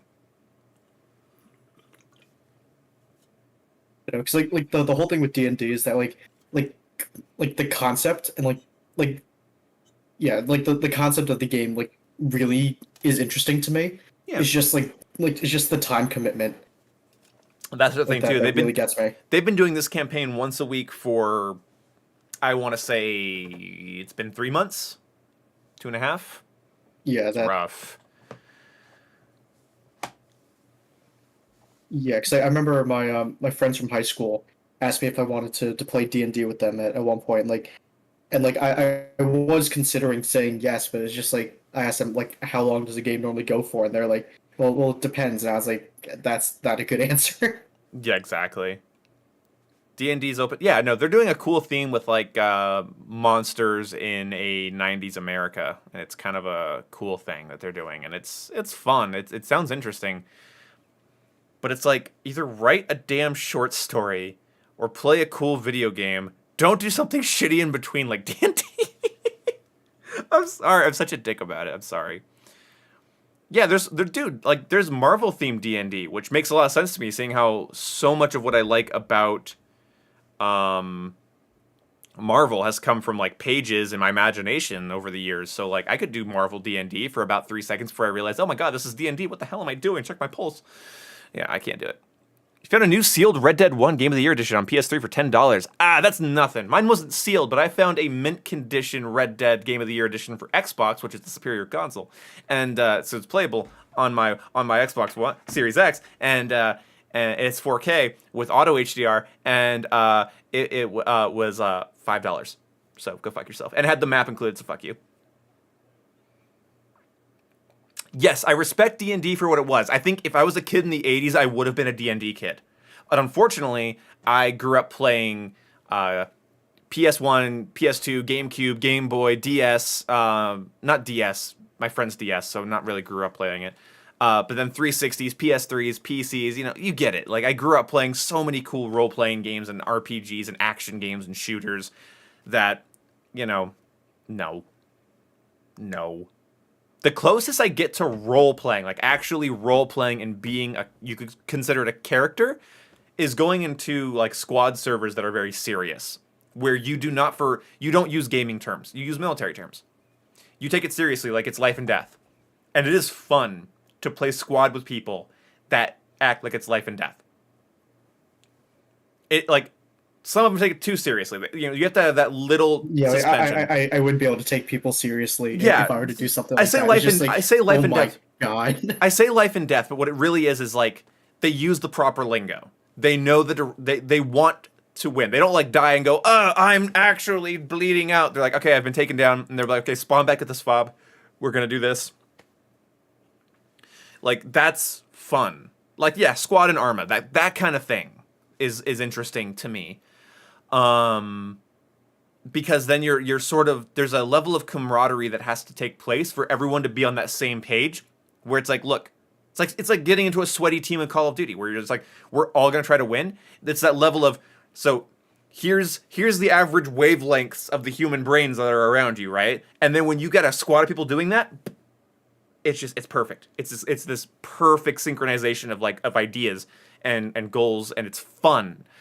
So that's the closest I get to role playing, is when you're playing with people that are taking something like Squad very seriously, and that's super fun. Super fucking fun. Now again, still joking around and shit, still singing in the convoy and like stuff. But singing in the convoy is something that you might actually see in real life. But again, you're having fun.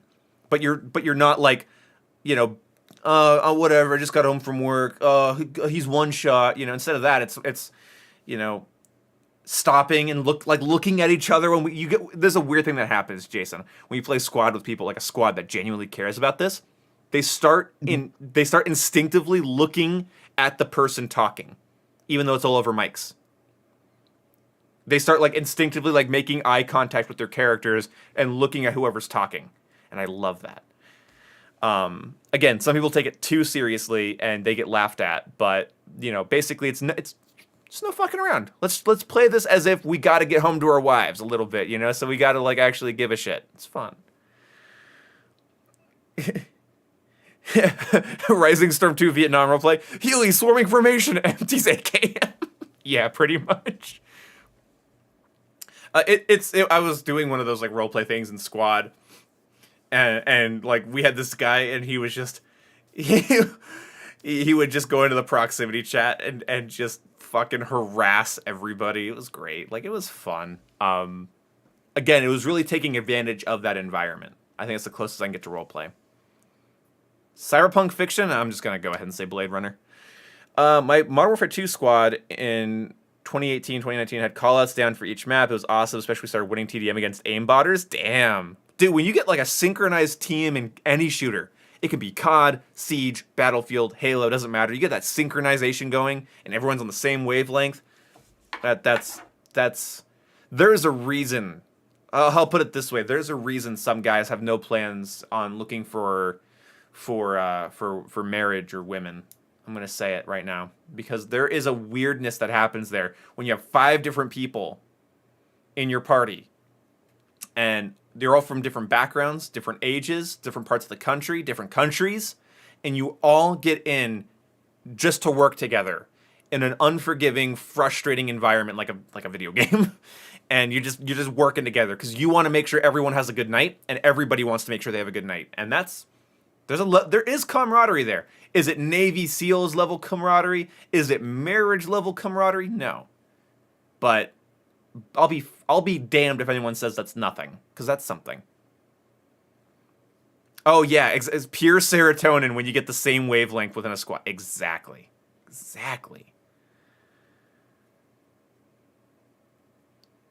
Proximity chat people are some evil bastards. I'd be getting called the word on a 30-second basis. What word would that be? I have not Grimwald. That kind of moment where everything just works? Exactly.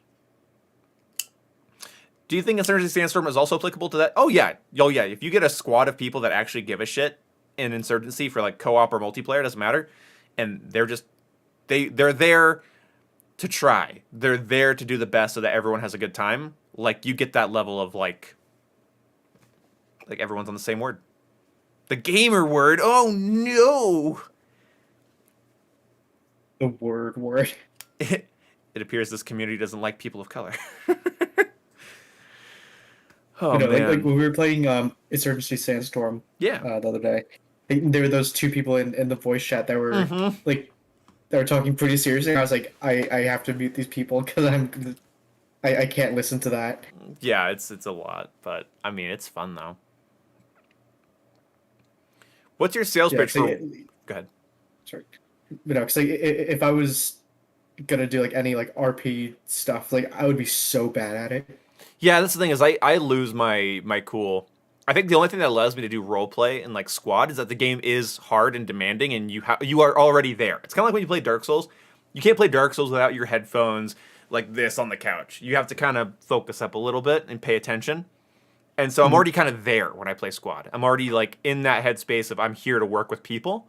So it slides right in. People that do like roleplay in like Division, it's like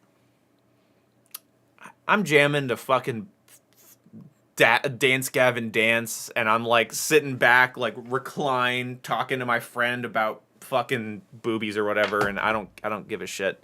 Lemurs, as it was yesterday.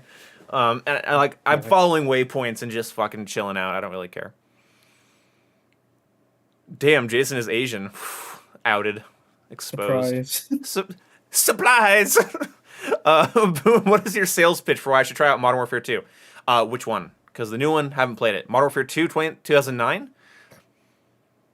It's a fantastic sandbox of bullshit with some really creative map design. And if you have one other friend that's willing to just, like, have a sniper duel with you on Wasteland, here's an argument. Jason, let me know what you think of this. Yep. Okay. You and I are at very different energy levels, and I think I know why. Why is that? This fucking can of pure death I've been drinking. So, yeah. If you have a friend, and you can't go onto a Modern Warfare 2 map and go snipers only, if you can't have friends with that person... Did I say you can't have friends? You can't have fun. What did I say there? You can't have friends with that person. You can't have friends with that person! You can't have... Nothing. No. Okay, sorry. You can't have fun with that. If you can't have fun with that person, they're not your friend. That's my argument. If you go into Modern Warfare 2, or pretty much any old COD, and 1v1 a buddy, and you two cannot have fun together, trying to kill each other on, like, Wasteland with interventions, or Rust with pistols or whatever, if you can't do that, then they're not your friend. If they cannot find fun in hunting you down and being hunted by you, they're not your friend. You need better friends. Same goes for Mario Party. If you're playing Mario Party and absolutely hating it, it's who you're playing it with, not the game. Same goes for Monopoly. Same goes for Halo. Same goes for just about fucking anything. But I would say especially if you can't go and laugh at yourself and your friend in Modern Warfare 2 private match, they're not your friend.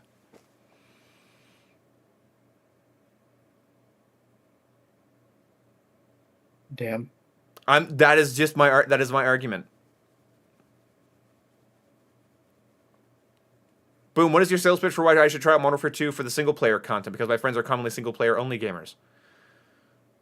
Modern Warfare 2 has a great story. What the fuck? Like, Modern Warfare 2 has a really well critically acclaimed campaign. It's full of awesome set pieces, great action moments. Like, if you have not played Modern Warfare 2 and you haven't gone and played like COD 4, like MWR and MW2R, if you have not gone and played those campaigns back to back, you're stupid. That's my second argument of the night.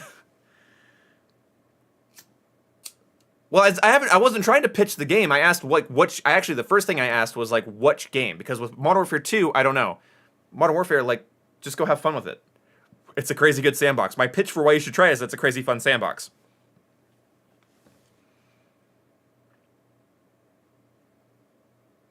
So there you go. That's a pitch. Mario Kart can single-handedly destroy relationships. It absolutely can. So my thing does not extend to Mario Kart because I suck at racing games. I suck at kart racers. I could wipe the floor with my friends in Forza, but kart racers, they're so deceptively they're deceptively simple. They're deceptively, like, they look so easy and simple and stupid, and then I go and suck at them. You give me Forza, and I'm like, I know it's complicated, and I'm like, I got this. And I just go in, and I have a car, I get comfortable with it. Yeah, I remember those times when we were racing in Forza. Those were fun. Yeah. You were fun to race against. I actually like racing against you. Yeah, because I just go completely silent. Yeah. Well, even in GTA, when we were racing in GTA, like, it's just, like, silent focus. Like, don't go off the fucking track. And it's awesome. Yeah, and then I'm always the one that, like, soars off the track, and then it's like, shit. And then I keep messing up over and over and over again. Oh, yeah, you're like, because you lose once, and that's all it takes, and then it's like, why am I even playing anymore? But, like, yeah, I love it. I love it. But, like, with Mario Kart, I hate it, because, like, it's simple, yet there's a skill gap to it, and there is a way to do better at it that I don't know. And then there's the extra randomness of, like, items and shit getting thrown at you. You know, when it comes down to it, I would rather play Mario Kart or Smash Brothers over... I'd rather play Mario Party or Smash Brothers over Mario Kart any day. Love Burnout Paradise. Super fun game to play around with sometimes. What's my penis size? What is my penis size? I think last time I checked, it's like, I know it's 6 hard. So there you go. That's all you're getting. Here's a hot take as well. This whole, are you a grower or a shower? It's like, yeah, there's no flaccid penis in the world that hasn't been genetically enhanced or altered in some way that's worth looking at. So, yeah. It's a vagina. Why did it's a vagina kill me? It's a vagina. Oh wait, shoot! I have top chat on. That's why I didn't see that. It's hard to find friends who's willing to play multiplayer games when most of them are into single player co-op. But competitions, yeah, competition's super fun. Especially when you're better than your friends at it, then it's even actually fun. Not for the friends. No, that's the thing. It's like with old COD, it was like, again, like my education got interrupted, my social life got interrupted, my physical health was terrible. So what did I have? Modern Warfare 3, Black Ops 2, Call of Duty Ghosts. So I can just be insufferable to fight in those games. And that's fine. I don't feel like I'm so good. I don't feel like I'm good enough, especially now, because I haven't been doing it a lot.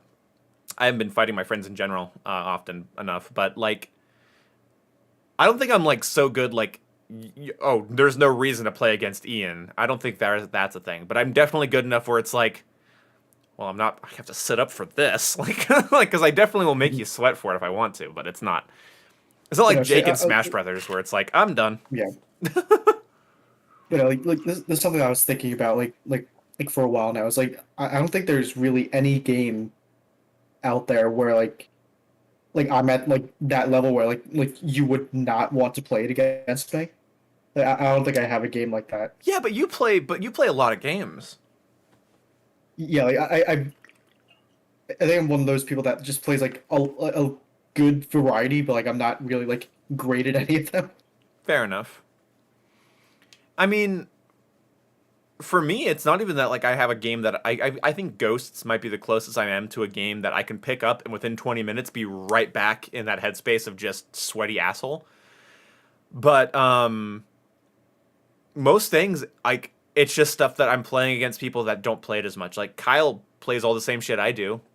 I've always been better than him, though, because, like, he plays games to chill out, and I played games sort of, like, as a religion. And so it's just a difference in priority. And also, well, here's the thing, like, when I was a kid, I had a lot of pride in my gameplay. Because the neighborhood thing was, are you good at this game? Can you 1v1 me and not suck? And I didn't have a lot of skills. Again, I wasn't obese or anything, but I wasn't fit. I wasn't strong. I was stronger than the small kids, but the other kids were strong as me. Like, I didn't have a lot. And so losing at the video game was like, okay, I can at least not lose at the video game, right? And I think that was the mentality. You put a little bit of pride in a game. Like, you put a little bit of your pride on the line. Like, this isn't the end all be all thing of my life, but I don't want to be bad at it. Then, like, your gameplay just shoots through the roof because you have a little bit of yourself invested in it. Don't do that too much, though, because you get to the point where you just become a bad sport and unfun to play with. And I've definitely been that multiple times in my life. But as I've grown up, it's more like I'm more itching for it than, like, needing it. It's more like, oh, that sounds fun, instead of, I need this because I'm very, very self-conscious unless I've won in Call of Duty. So can we play? You know, which was, you know, like, come on, man, I need a little COD. You know, it was bad. Growing up was terrible. I remember playing a Call of Duty a lot with like a lot of my friends from school. Like, and this is like before I met you in like Advanced Warfare and all that. Yeah. So like I'd play like Call of Duty like private matches every once in a while with like my like middle school friends or my high school friends, and like I would always be like the better of like my friend group. But then like I realized that like once I start playing with like you and like our old group and everyone else, yeah, it's like, God, I'm so shit. I'm so bad. I don't think you're shit. I think you get, so I'll be real with you, Jason. I think your only issue is that you are down on yourself too fast. Like, you have so much potential in you, but you get like you let me like get like you let me tilt you too quickly. I think you're actually you can be very scary. I've seen you very scary. I've seen you make Jake rage at Call of Duty. I've seen it. but like you're just down on yourself too much. As soon as you get too down on yourself, I think if you just were like, fuck it, I'm gonna try to be a thorn in their side, then like you just have it. Just have that sadistic little party. You just like play that sadistic part of you and stick to that mentality. Because you start getting in your head of like, are they better than me? I suck at these games. I'm not as good as them. Why am I even here? I'm not gonna win. Do you know why? Do you know why I like private match you guys in Halo? Is because I don't think like I'm gonna show them that I'm better. It's this is gonna be fucking funny. Like you gotta get there. You gotta get there in your head. So that's my honest thing as a friend to you. I think you're too down on yourself. I think you're better than you think you are. So there you go. Love you.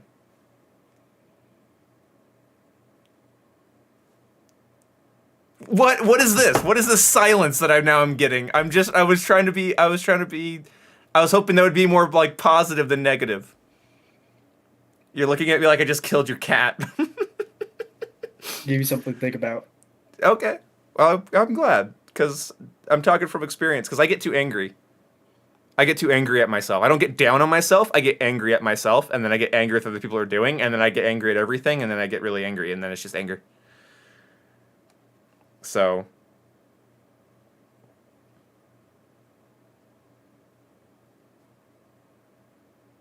I had the same experience when going from offline Modern Warfare 3 to split screen with split screen friends to online Black Ops 3 with people that grind all the time. Yeah, it's a very big jump. Oh God, yes. Well, that was the thing. Yeah, I felt like I especially was. Modern Warfare 3 to Black Ops 3. Oh That's yeah. a huge jump. Well, going from fighting bots and split screen friends in Modern Warfare, well, COD 4 up through Modern Warfare 3, and then going into online in Modern Warfare 3 and actually having Xbox Live and being like, oh, they're fast. Everyone's really fast and really accurate.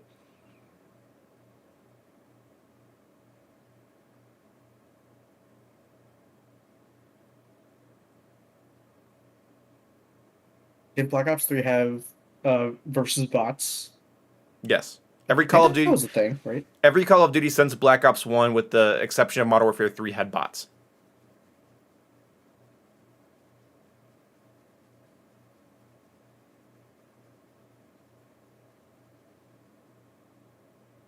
I'm sorry, I'm texting somebody right now. I'm not trying to be a bad YouTuber or friend, but I'm just typing to something. To something, to someone. I have too much caffeine in me. I have too much caffeine and beef in me. My entire body right now is beef and caffeine. Mm-hmm. It's just cheesy, bacony beef and I feel disgusting. Black Ops 3 players are scary. I think I was pretty scary to fight against in Black Ops 3. Like I put so much time into that game. Oh yeah. Oh, like being scary in like the advanced movement COD games wasn't just scary, it was terrifying. Because in other Call of Duty games you could sort of get around the linearity, but there was no linearity to those advanced movement COD games other than maybe the map design. And, you know, that's why I told people, I said, if you are struggling, and I'm not talking about like you're having a bad game, you are struggling to even enjoy Black Ops 3, be a dick. Trip mines, shock charges, just be an asshole. I made a whole video about it. Like, just be you are not going to, in this 10-minute match, become better than that dude with dark matter, Kudas, or VMPs, slide canceling around the map. Like, you're not going to be better than them. So just fucking suck it up and piss them off. Shotguns, landmines, just be an asshole. Get your fun back. Fight for your right to have fun. And that's what was my whole video. And that video did well for my channel size at the time. People were like, this is a I remember one of the comments I think is like, this was a liberating way to look at the game. Because people have like these imposed standards on them. Like, I don't want to do this or this because, you know, it's like an Elden Ring. Like, I don't want to use Rivers of Blood because it's garbage. But yeah, like, just like the unwritten like rules and yeah, it's like limitations you put on yourself. I don't want to be the guy using shock charges and trip. Fuck you. No, that dude is trying to ruin your evening. So we can have yet another high kill game. Make it hard for him. Make him earn it. Make him earn. Well, you remember my first Advanced Warfare video, my first video commentary that wasn't the crappy Minecraft one. It was just, I use explosive care packages. So I have a chance at a high streak that I normally wouldn't be able to get And it's really funny when an overzealous player kills me, tries to take it, and it blows them up and ends their streak. So I said, like, it's okay to be an asshole when, maybe you're not at 100% confidence. Be toxic, and you're going to get made fun of for it, but it's like, what? Am I supposed to sacrifice my fun in this match? Because again, like, if you're not everybody has the ability to pursue being a better player. Some people just want to sit down and chill out. And it's so hard today with people just more and more getting sweatier and sweatier, more and more capable. Twitchitis bites every kid before they even hit middle school. There are people that are not even in middle school that are idolizing people like Ninja, who are just known for being a really good Fortnite player. Those types of gamers that are just they're putting their pride on it, and it's like, you don't have to be better than that. Not really. Mm-hmm. But no, it's just like with the advanced movement Call of Duties, like like this is something that like people didn't really figure out until much later on, and like I'm surprised that not as many people did it. But it's like the whole thing when like you're fighting enemies and they would go behind cover, and like because we had like previously like, boots on the ground CODs, you would expect them to either keep going forwards or double back and try to catch you off guard. Right. Like, very rarely, like even in like Black Ops 3 and like even early Infinite Warfare, like there was no one that just like went behind cover and went over. Like yes. That really threw people off. Yeah, no, that's the thing is like you at least there was a level of predictability in older COD games that just was not. It was completely gone. And yeah, it's like because like advanced movement gave you so many more options to just throw people off. Well, like, or like it's just you said like really. You said go around the corner and then like jump over the cover, right? But it was like you go around the corner and then jump up in the air so that when they come around, you are behind that cover, but you're in the air looking down on them. Like you can do that kind of shit. You can time that float. Yeah. Yeah. But no, say like hey, Dan Bear. My biggest example was is on like on Hunted. You know that like giant like box thing next to the main house. Yes. Next to the waterfall. Yes, sir. Like people would always go behind there like all the time, especially during Safeguard, because that was like along like the main route of the robot. So people would go behind the box on the way to the house and use it for cover. Mm-hmm. And like people would just like sit like either in the house or on like the pathway. Right. Like you could either go around the box, fight the people in the window, mm-hmm. you can double back, fight the people on the path, or go over and completely throw both groups off. This has just confirmed to me that we need to do the Black Ops 3 map walkthrough. Mm-hmm. Like this week, I feel like, if we can. I don't even remember if I have Black Ops 3 installed, but I need to. Yeah, make sure. Because that'd be awesome to do that with you. Yeah, because there was so much, and it was so many variables you had to deal with. And I understand people not liking it. I understand people not liking it just as much as I understand people liking it. It's divisive. One of the things I definitely came to the conclusion of is that it's divisive, and that's okay. Mm-hmm. But no, like I remember a while back, I ran into someone on Twitter who was saying that the advanced movement CODs had a lower skill gap, and I was like, no, you can't be any more wrong. Yeah, no, maybe in map awareness. What are you talking about? Maybe in map design, they were hard, it was easy to learn the maps, but all of everything else, wrong. Yeah, exactly. Yeah, like you're literally adding a third dimension to movement. Like that would drastically increase the skill gap. I worked this back from somebody. So somebody had told me this, and I was like, okay, so why? Well, because people could just rely on the advanced movement. I'm like, which is what? Would that be considered an action that they're able to do? It's like, yeah. I'm like, so there's an extra action that can be done in these games that people take advantage of to beat you. It's like, yeah. Learn the action. Shut down the argument. That was it. It was like, just so there's an extra action. There's an extra tactic that you have to do to take advantage of it to win. Yeah. Mm-hmm. How is that less skill? It's like saying Battlefield has less skill because, I don't know, you could say a couple different reasons, but it's like Battlefield doesn't really, actually, better way to put it. Battlefield doesn't take more skill. It takes more skills, plural. because each class plays differently, and each vehicle handles differently, and each thing that you use has its own role, and weapons have much more variance in between them. So it's not that it requires a more skilled player. It takes a player that has to be willing to learn a wider variety of skills, and that is completely fucking different. You know, the quality also is because like there was little things like Call of Duty, you can just laser somebody across the map with the ACR, where if you used something similar in Battlefield, you have to tap fire and worry about, you know, but at that time it was projectile, which is harder, and had bullet deviation and stuff. But you know, it's still like I would say Battlefield on general takes about 20% more skill because of the gunplay, but then after that it's just a wider variety of things you have to know. See you, Gravity. I think it's the same for using the compass and the minimap. Yeah, it's sort of like that. Where that's one of the reasons I started appreciating the compass minimap system in Modern Warfare. I think it needs to go. I think we need to go back to how it was, because I think that's just a more tried and true method. Yeah, like just because it's been that way for so long, It unchanged. And it has more benefits than it has more pros than cons. It keeps the game moving. In fact, I guess Jason, do you have anything you want to say? Because I actually quickly want to give people if anything else on this topic, because I have a little download I want to give people of my next video that I'm working on. Which topic in particular? Compass minimap? Yeah, well, just like advanced movement and skills and stuff. Not really. I think I'm pretty much done with that. Okay, so I'll give you guys the next big video I'm working on is kind of cool.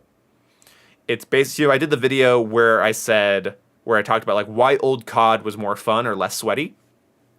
The next big video I'm going to do like that is how fast should COD be? And I realized something. I came to a fucking epiphany. Call of Duty has never been about speed. If you look at all of the games as a whole, speed is very, very low on the priority list. It's not that. So I thought about this one in terms of a marathon. So Jason, if you're going to sprint, like let's say you're at my house, you have to sprint from the front door to the mailbox and back. And to do that well, you have to have a short time. That'd be fast. That's speed. You have to do that and come back fast. If I said, run from my front door to the complete other end of the neighborhood entrance, which is I live in a very large subdivision. Go do that. Okay, suddenly speed is not your best friend anymore. Because if you ran as fast as you could, you would burn out halfway through my subdivision. Call of Duty is not about speed. It's about moving. It's not that it is fast, it's that it's always in motion. Call of Duty is at its best when players are encouraged to pursue an action. If they're not encouraged to pursue an action, the game grinds to a halt. And if the game is nothing but action, it's random feeling chaos. And then you could also bring up like the issues with like the what's it called? With like Modern Warfare using like kill streaks over score streaks or point streaks and stuff like that. Exactly. Because like there's no incentive to keep moving. Exactly. Or I said like in Infinite Warfare, I talked about this a while back. Infinite Warfare had this thing where you got weapon XP for playing the objective, which doesn't make a lot of sense, but got you on the objective. And you had a score streak system, gets you on the objective. And you have your rig weapon or ability, which is charging up if you go on the objective. That's fucking character XP, weapon XP, score, and rig weapon. And also like the non-looping kill streaks. 4. That was 4 fucking things. Just the 4 base things that are encouraging you to touch that objective. And yeah, and things like so even if there were just kill streaks, but they did loop, I think that would encourage people to move more because like I can actually continue this and not just like I'm getting super close to my final streak. I'm just gonna sit here and plant myself. Like I can actually keep this going and actually have motivation to keep going. Exactly. So what I realized was that in Call of Duty, one of the reason the minimap was a problem in Modern Warfare 2019 was not that it's an inherently bad idea. It's that it's at odds with what makes Call of Duty Call of Duty. Call of Duty is not a fast game. It's faster than some, but it also plays slow sometimes. So it's not, you can't call Call of Duty fast. Because if you say Call of Duty's fast, then I'd say explain Pipeline, explain Overgrown, Wasteland, Derail, Villa, not Favilla, Villa from Black Ops 1. Explain. I could run down game modes that play slower, maps that play slower. Call of Duty is about a player requiring motivation. So guess where we can see that? As early as Call of Duty 4. They were like, how do we get people to pursue action? 3 kills UAV, 5 kills, I believe, airstrike, 7 kills, helicopter. Did the same in World at War, but with spy plane, dogs, and artillery. Not in that order. And that was working, but they needed more. So Modern Warfare 2 was like, okay, you pick your kill streak. So what happens psychologically when you pick your kill streak? You are not picking a kill streak because it's going to be cool. You're picking a kill streak, and you're basically picking your motivator. AC-130, Tactical Nuke, Pavlo. It's not an arbitrary choice, because you're not just picking like you do a weapon. If I pick an M4 to spawn in with, I have my M4, neat. But my AC-130 down the corner that hasn't been lit up yet so I can use it, that's my motivator. It goes, hey, get me. And so Call of Duty's philosophy from the beginning was not about speed, it was about motivation. Black Ops 2 nailed this. Black Ops 2 fundamentally, positively blew this out of the fucking water. Because they were like, people are moving to get killed. And Modern Warfare 3 dabbled with it, but they didn't know what to do. I do like point streaks better than score streaks in some ways, but Black Ops 2 was anything you do that provides a number works towards your streak. So your UAV assist is working you towards your next streak. You're capping the objective, your assist, your double kill, your flag grab, your hardpoint hold. That is all working. So what they need to do in order to, hey, thank you so much, Carlos. What is this about? I downloaded COD 4 today to revisit the maps. I ran through Yes. Class 5. I was getting there, Carlos. Carlos is... They also had power positions as he's interesting. This is not the first time Carlos has beaten me to a subject that I want to talk about. Yes, thank you so much for the $5. I'm getting to that. This is cool. So, not only were streaks the priority, not let's just move away from streaks. They moved into an entire level up system, which was new at the time. COD 4 wasn't your traditional, I pick my M4, I shoot the guy with the AK. It was, I level up, and every level I get a gun, a perk, a grenade, a lethal, tactical, I get perks that change my playstyle, and those are motivating factors. So there's a whole leveling system there. So you have streaks, a leveling system, and then you have the almighty aspect, like the most almighty aspect of any first-person shooter. The power position. It was all about you don't just have an objective. You're not just moving towards a waypoint. You're not just moving towards the flag that you're obligated to grab to win the game. You're securing natural feeling locations, buildings, train yards, sewer systems. You're watching ladders and staircases and holding ground. Crash from COD 4.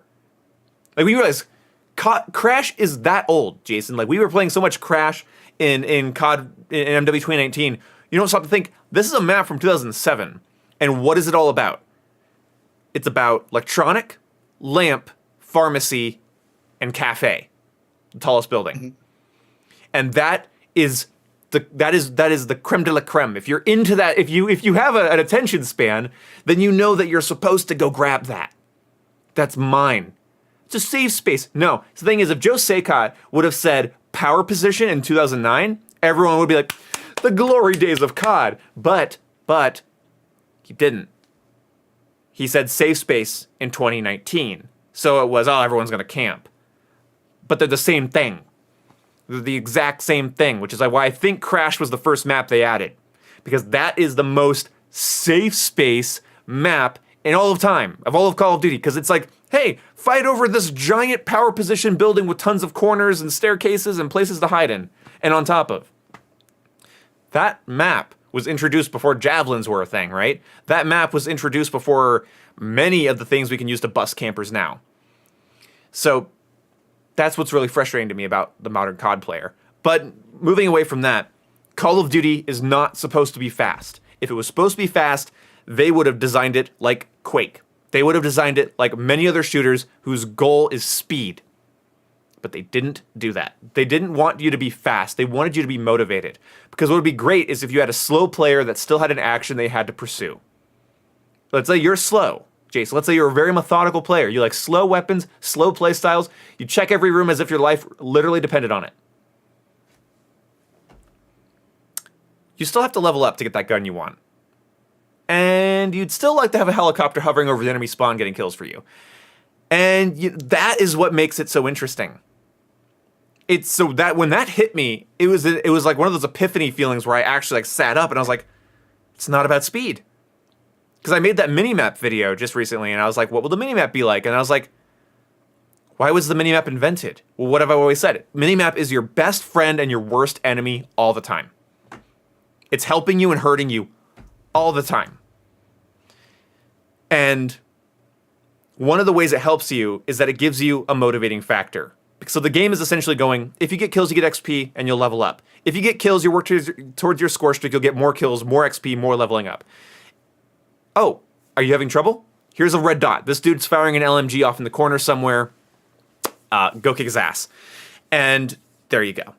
This is where MW 2019 failed. Yes, their minimap system in MW 2019 allows you to focus more on the map than your HUD. I think we have a problem now in Vanguard where you focus more on your HUD than the game. But either how. Back in the day, they had this simple system. If somebody's being loud, go kill them. Why will you kill them? Because you want your kill streak. Why do you want your kill streak? To get more kills. Why do you want to get more kills? So you can level up. Bada bing, bada boom. Call of Duty becomes a fucking national, worldwide, phenomenon. Worldwide. I love it. I love it. When I realized that, it's like, this game series has been so popular for so long. It's been like the top selling shooter of all time for all the fucking time. What's the reason? Why are people playing it? Why are people that don't play games buying COD? Because it's a shooter that motivates you. You have something to do all the time. So, Call of Duty, how fast should it be? The video is going to be pretty simple. However fast it needs to be to get you to get off your ass. That's how fast COD is. It's not a matter of speed. It's a matter of motivation. So that blew my mind. So I look forward to making a video on it. Because my last epiphany I had like this, which is good, because now see how it's stacking? Like, you see how it's stacking, where it's like, I had the idea of why old COD was less sweaty. People had less ammo, and they couldn't sprint around the map at Mach 10 all the time. So they had to work. So you have matches that are just being slowed down by like 20 or 30% just because more people are spending more times reloading and recovering than they are now. And so it's like, so what else have we been missing? And that, I think, is the huge one. So, yeah. The additions to Crash. Oh, yeah, that's the thing, too. They added save spaces to Crash. Bruh, Crash was built with one of the biggest save spaces in COD. Exactly. I hope it has score streaks, because while point streaks are good, they don't immediately translate to a new player, and they can be kind of odd. Especially because I like point streaks a lot. Don't get me wrong, because Ghost was kind of weird, where it's like you cap your home flag and it's half a point. So instead of going, oh, I get 200 score from this, because wasn't Ghost the first game to MW3? The first one to introduce the thing where if you sort of like half cap a flag, it goes back to being neutral? I think so. Because if you cap a neutral flag, you get half a point. If you cap an enemy that flag, counts as half, and then if you full cap the enemy flag, you get a full. But here's the thing: how do you do point streaks in a game where it's like hardpoint? Where I think hardpoint benefits from a score streak system, where it's like you get 200 points for hopping on. That's very true. And then 10 points. Ghost didn't have hardpoint, right? I don't think so. I don't remember it having it. Because I don't think something like that would work. Yeah, because imagine you're on the hard point, and the whole way you can motivate people to do that is give them 50, 20, 50 points, for every 2 seconds they're on the hard point. So like just give them score for standing I didn't there. think about like modes like hardpoint or anything. Or UAVs. You call in a UAV and you get assists. Like where is that score going? Is it just XP at that point? Because I could be putting that towards a score streak if I had one. So because score streaks are more granular, you can get 10 points from here all the way up to like 500 points from here. So I think score streaks are better. Yeah, and also with point streaks, they can better I guess like iron out the point values for the streaks and balance them accordingly. Yeah, because like the difference, oh man, it could be a massive difference between something requiring like 1200 score versus 1250 score. That's a difference.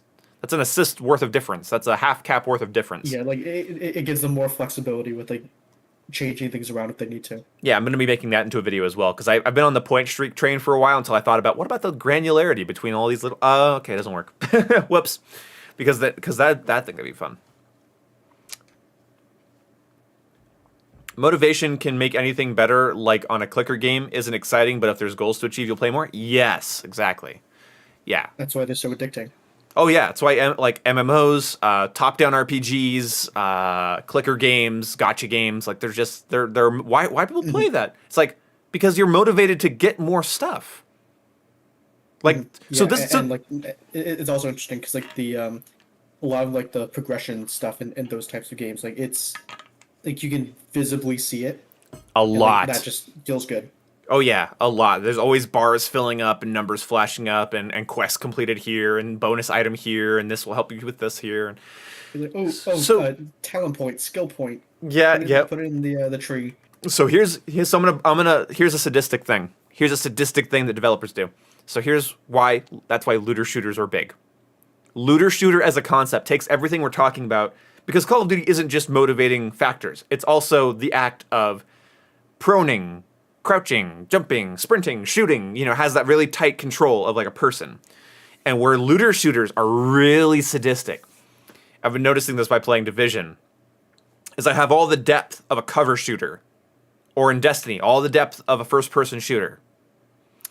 But I have these little motivating factors glowing on my screen all the time. And they all have abilities that charge up. And they all have things you have all this anticipatory and reward-driven dopamine and serotonin just going off because it's like, you're killing people in Division and then they drop a gold.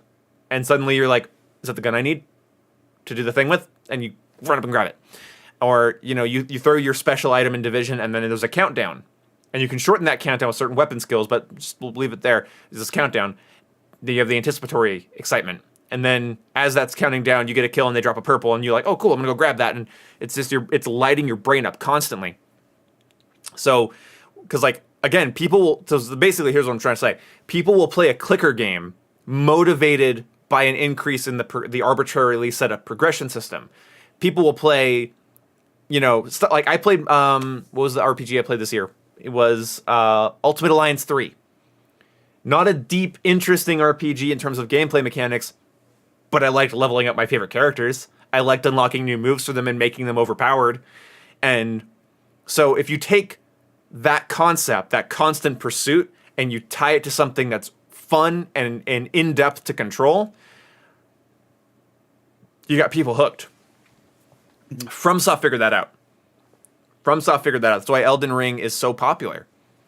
There's so much of that anticipatory and reward-driven thing going on, while also being a game that demands your attention and has a lot of depth to its mechanics and has a lot of flair and has a lot of control to it.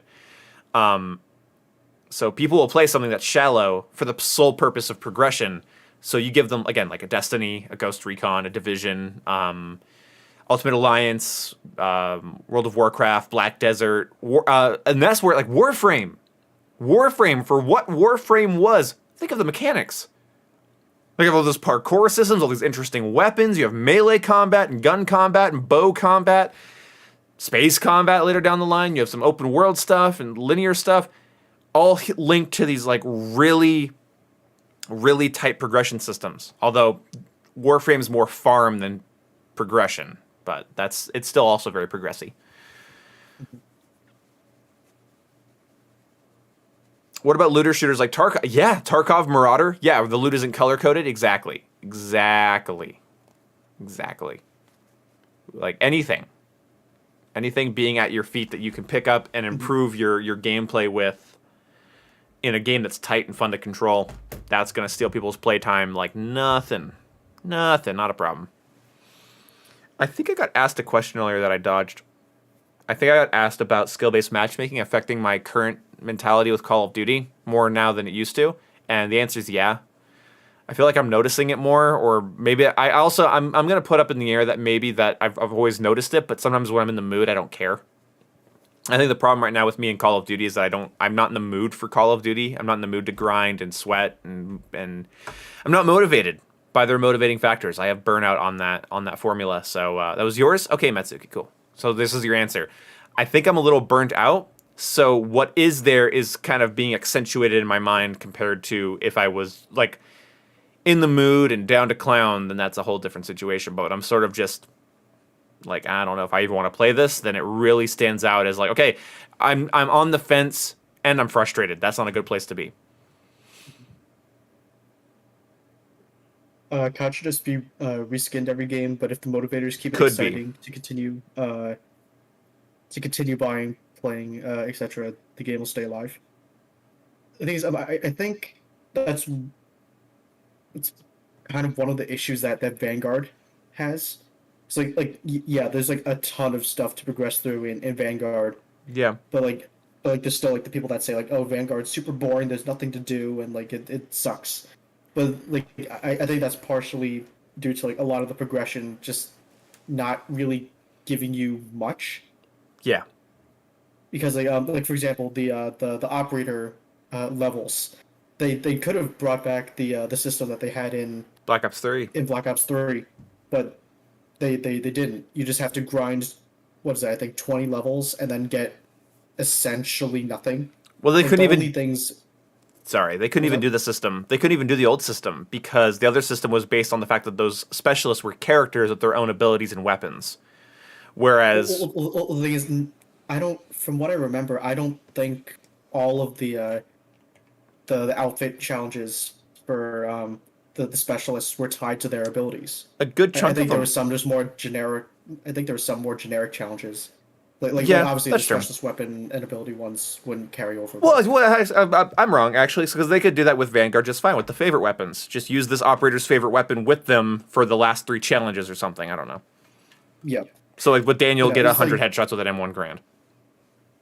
Yeah, because like the only things really that people would want are the execution and the operator skins. Those are really the only things like of value in the progression for the operators. So like if they mixed in like challenges to unlock other cosmetic options, or even added like a special like unique blueprint for their favorite weapon, which I'm surprised they didn't think of doing. Right. I think people would have been more motivated to actually progress those things That's true. I just and think have more like incentive.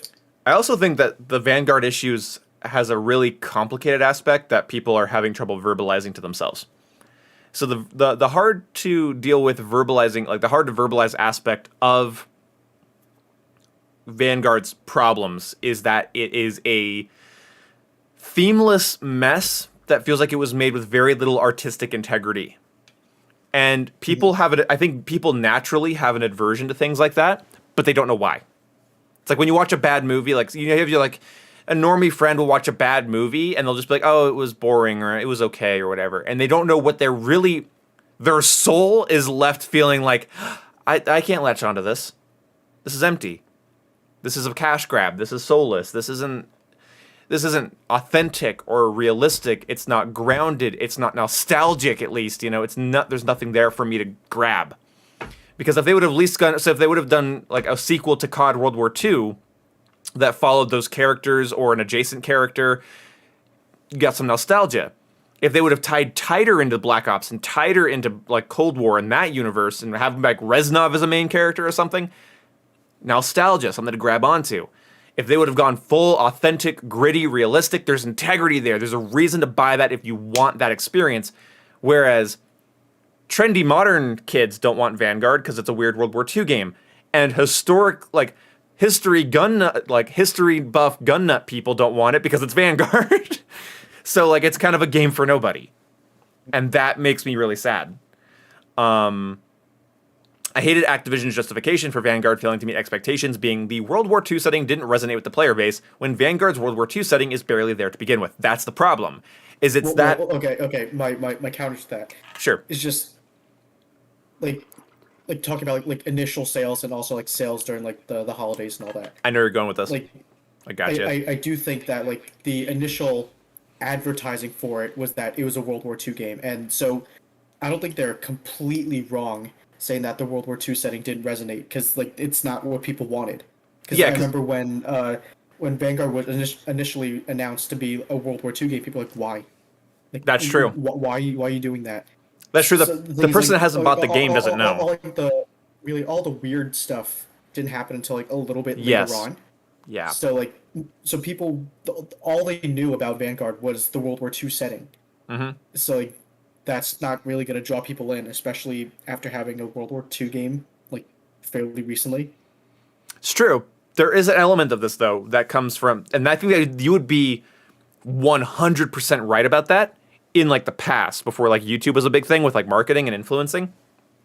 Now the problem is with Vanguard. So yeah, you're right. The initial sales are going to be probably, you can blame the marketing for the initial sales of a game because people don't have it. They don't have an opinion of it yet to share.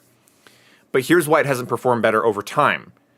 So with Modern Warfare 2019, you go on YouTube, you look up the new COD, and you want to see what's going on, and it's not people going, oh, it's another COD, whatever.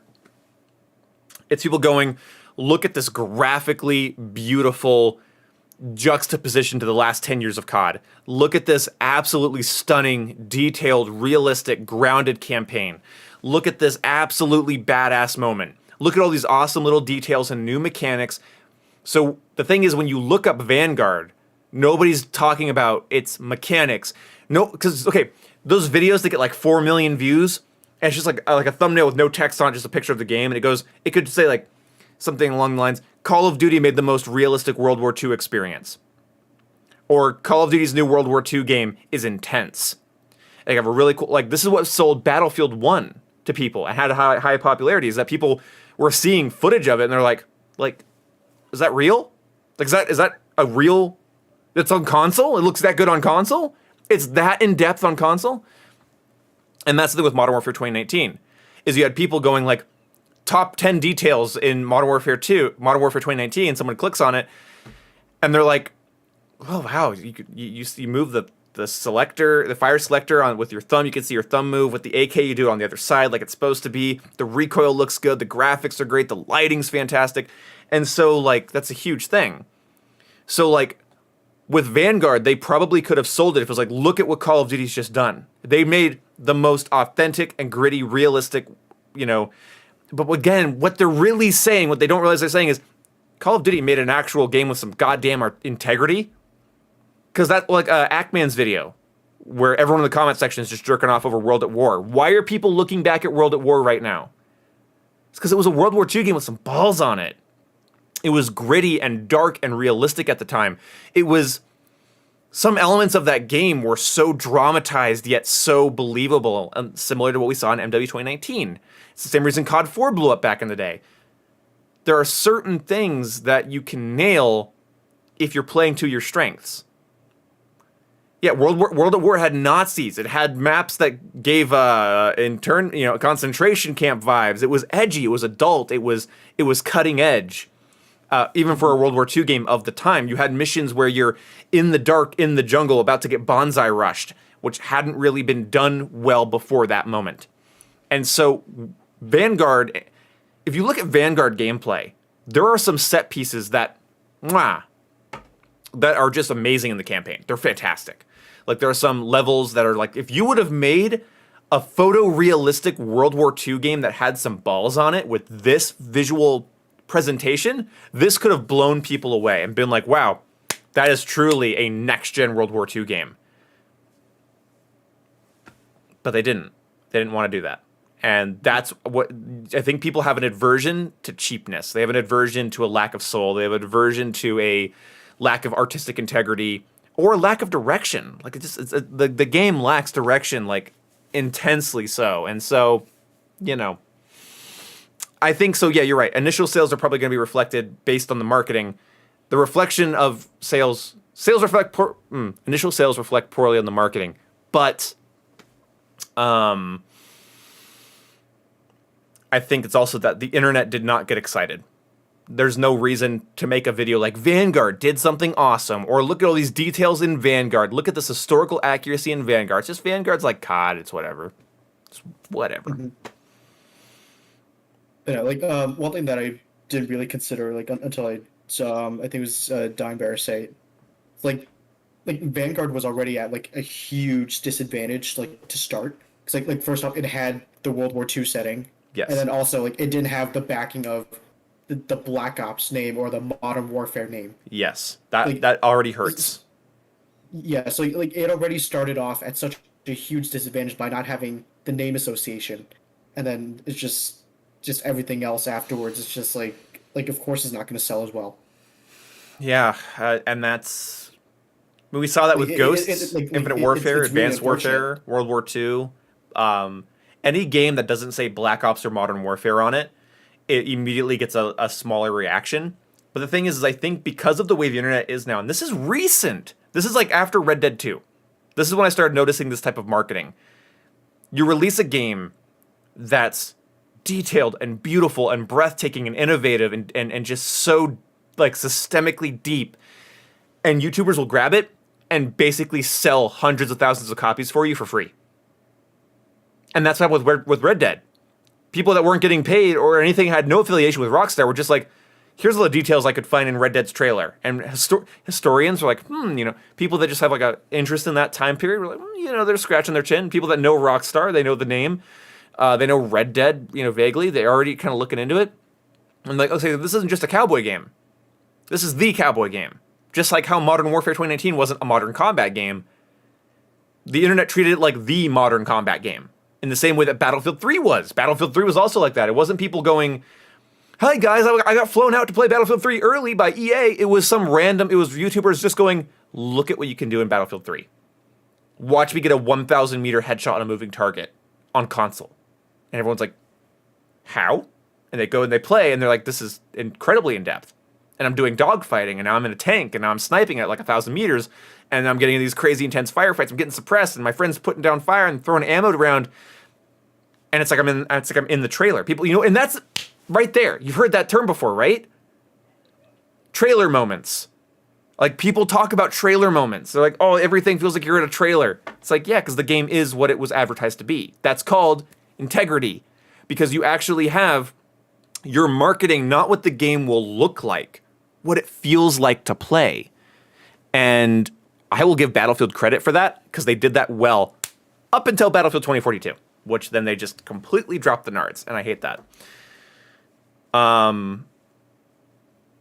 Yeah, I really, because also Vanguard would have gone the like Snowy Sniper Matsuki. I don't know why I went to read his full name. When they went, they could have gone like full diesel punk, Wolfenstein, or even steampunk, crazy fictional sci-fi World War II. People would have been ecstatic because then it would have been, you won't believe how weird this new Call of Duty is. The ray guns in the campaign, it fully integrates with zombies. Like there could be zombies in a campaign mission because like the Nazis are doing crazy experiments. Mm-hmm. But no, it's like if they advertised Vanguard as like a sort of alternate, like an alternate history, like steampunk, like World War II game. Yeah, I think more people would have picked it up. Yeah, just advertising it as World War II.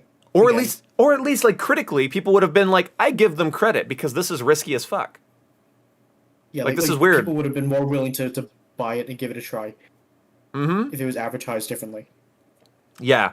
So that's the thing is they advertise it kind of realistically, and then as it starts to unfold, okay, it's about a Fourth Reich. So it's more conspiracy. It's like Black Ops 1. Black Ops 1 is like grounded in historical moments that we know happened, but there's this like little underground society and this conspiracy that kind of trickles through it, and it gives it its fictional flair. Whereas Vanguard is like, has that, and then just sort of botches it. Also, there's just a thing of like writing. Like, if you just play the Vanguard campaign, it feels like it was, like, scribbled in by a 16-year-old, like, doing a history project. Like, oh, Nazis were racist and bad and always blonde and very mean and very bad and very, very racist and very mean and very bad. And anyway, my ragtag group of heroes has a really sexy girl, has really dumb American guy, got kind of a straight shooting Aussie, and it's written like fanfic. It's written like fucking fanfic. Moments in the campaign stand out as like, this could have been amazing. This could have been just, there's a part in the campaign where you're in the Pacific as, I believe, Wade, and you're just moving through a minefield. Not a minefield, but you're moving up to an enemy bunker. I can't explain it. It's vague, but like, it is fantastic. I almost want to pull it up on stream. But like, it is such a great shot. Like, when you're just playing it, you're just like walking around, you have your Garand, and you're just kind of looking around, and it's tense, and the graphics are beautiful. Everything's very photorealistic. The lighting's great. And it's like, this could have been, again, breathtaking. But instead, it ends up with this whole thing where you're with a squad of African American soldiers. So the game decides to make it a thing about how Wade doesn't like working with Negroes or doesn't trust them very much. And I'm like, God damn it.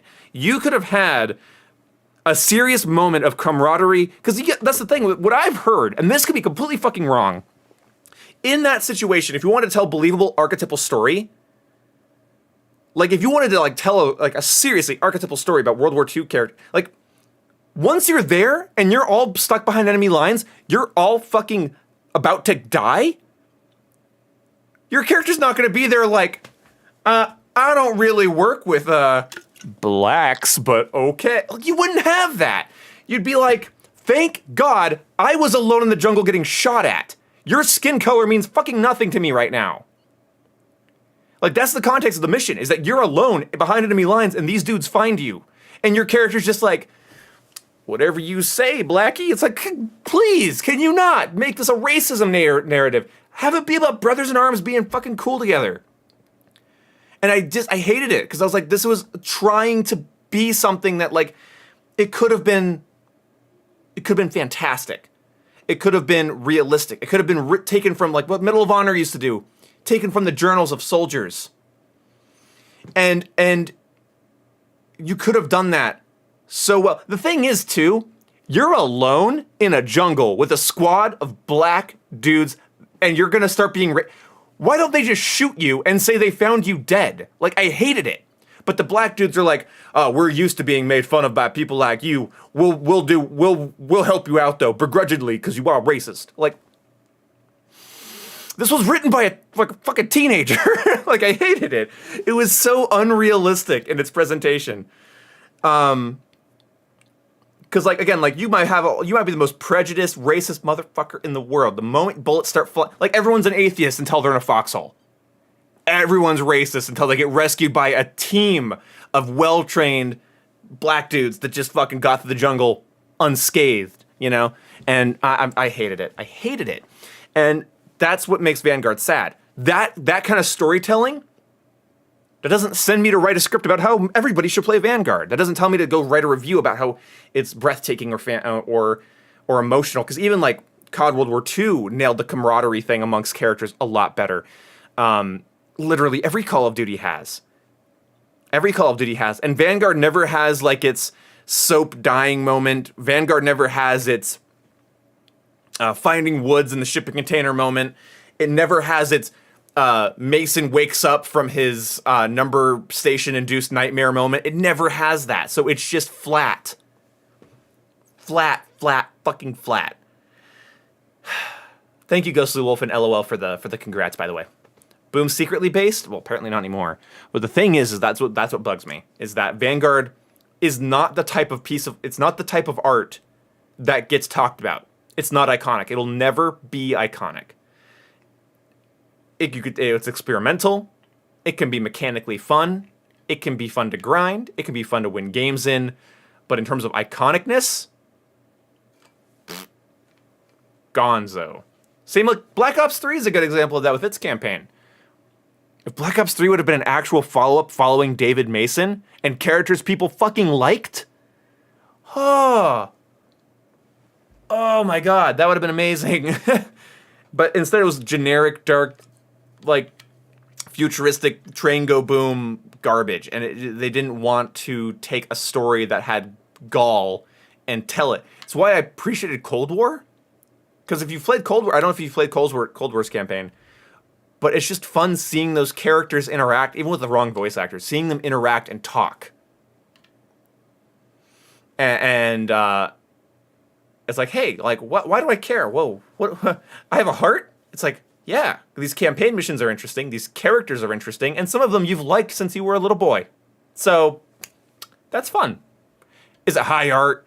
Is it best shooter ever? No, but it's fun. It's fun to play with characters that I idolized a little bit as a kid, where I was like, Alex and like Alex Mason and Woods, just and Hudson and all those guys. I love them. And so yeah, there's a reason certain stories aren't being talked about. It's like bad movies. It's like bad movies that aren't so bad they're funny, or aren't so purposely bad. They're not, not the Sharknadoes and the Evil Deads or whatever. The actual like bad movies, they're not. The actual bad movies are soulless. There's no creative intrigue behind them. They're generic. They're filmed like everything else. The dialogue is stale. The acting is subpar. The plot has been done to death. It's just, you're not interested. You're not engrossed, and so no one talks about you. Derivative shitty art is bad. So there you go.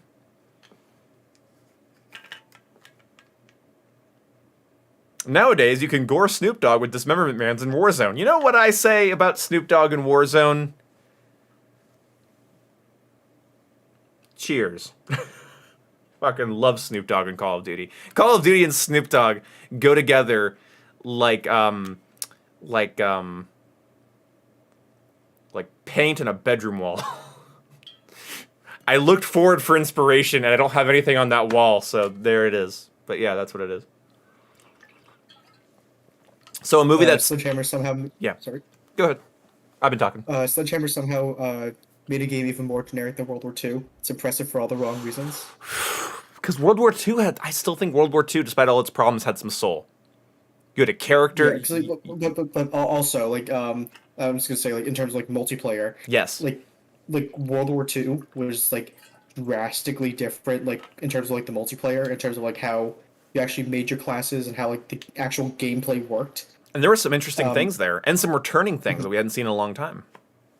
Yeah, and even though, like, a lot of those things that Sledgehammer, like, experimented with in World War II, like, didn't end up working out super well. It's like they did stuff different. But, like, for Vanguard, like obviously it's not a completely terrible thing, but they copied a lot of what Modern Warfare did. And that's not inherently bad. It just makes it less memorable when you're copying just what came before.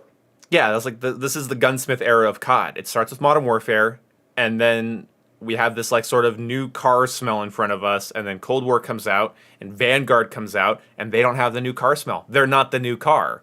They're the new. They're the used car. They're it's not as impressive. I have some questions here now. Good. Well, a little bit more, and then we'll get to my questions real fast. Yeah, because it's like even though like Vanguard like is copying like a lot of the things that Modern Warfare did, like there's nothing inherently wrong with that. It's just like it just makes it less memorable in the long term when you just copy stuff. What you're saying resonates, because like it basically everything I just said stacks with that. You have this very uneventful release of a game that nobody's really talking about. It's not catching any eyes. And on top of that, the people that are in there that are going to buy it anyway are like, this is all right. Like, this isn't special.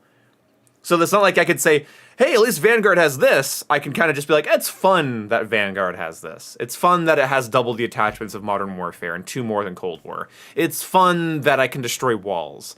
It's fun. That's kind of it. And that's, so let's get to the questions. Shit movies are fun to watch because they're so bad? No, some shit movies are fun to watch because they're so bad. That's wrong. There are movies that are bad good, And there are movies that are just soulless, devoid of anything, shitbags that are just like you can't even enjoy how bad it is because you're so bored. Your brain wants story and character and catharsis and emotion and humor, and you get bland garbage. So basically, almost all the youth fiction movies I grew up with. Sorry, Golden Compass, Percy Jackson fans, you suck. Your movies sucked. They're terrible. City of Embers, more like City of Poop. Hunger Games, more like Hunger Lames. Fuck you. It was all garbage, and I hated all of it. And I got made fun of because I enjoyed Transformers, and I will never let it go. I am traumatized. Okay.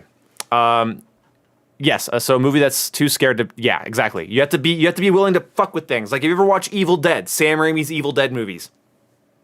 They're low budget. They're kind of B movies, but they have soul, and they have creativity, and they have cool camera tricks, and they're fun to watch. It's engaging to watch. Oh, I could go on about that forever. They wasted Snoop on a game like Vanguard. Hey, man, he could still be in every future COD. Don't. Everybody should buy Vanguard just to buy the Snoop Dogg pack, so that Activision includes Snoop Dogg in every future COD. They want to bring it back. Dude, what if he's the main character in the Modern Warfare 2 campaign? Like, he actually plays a character, like a hardened, like... I almost... like a hardened soldier. They just get Snoop Dogg to make some sort of appearance in every single COD campaign, like, going forward. Even though, like, it just won't make any sense. He'd be like the Stan Lee of COD! He just cameos in every game! I'd love it. That'd be funny. If you had to choose only one FPS franchise to play forever, what would you pick besides COD? Halo, for sure. Halo, I could just literally grab my MCC disc and just show that on screen. Be like, this is it. I could just play this. Campaigns, Firefight, Forge, custom games, playing with custom game settings. If Jason and I want to play Halo right now, it could be anything. We could make a Forge map in 3, Reach, or 4. We could go and do Magnum only, one shot, one kill, like 0 health. No gravity, too much gravity. We could do Firefight where one of us is the elite on the other team. We've done that a couple times. It's always bullshit. We could do Warthog races on Blood Gulch. Like, come on, what do you want to do? Like, Halo is the party game social catalyst. It is the reason I'm not dead, and I adore it. Which COD do you think is overrated?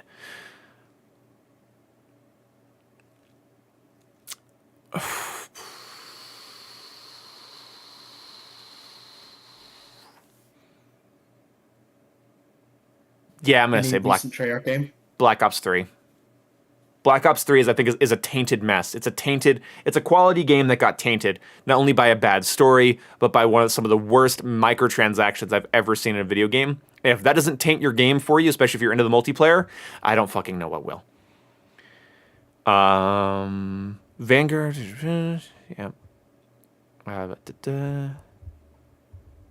there's something that I say. Sledgehammer is considered the worst COD developer, I guess. I disagree with that. Yeah, so do I, because I don't think that they've never been egregious. I think Vanguard is I think Sledgehammer's been far less egregious than Cold War, Black Ops 4, and Black Ops 3 for different reasons. All of them, like the second half of Black Ops 3. Yeah. Second half of Black Ops 3, all of Black Ops 4, and most of Cold War. Yeah. Because with our COD tier list that we did like a little while ago, Sledgehammer made all just average games. Like they're not like none of the games that they've made have been just objectively terrible. None of them have been super outstanding either. But they haven't blown my tits off since Black Ops 2, and I'm still waiting. Like, there were parts in Cold War story. There are parts in Black Ops 4's gameplay. There are parts in Black Ops 3's gameplay.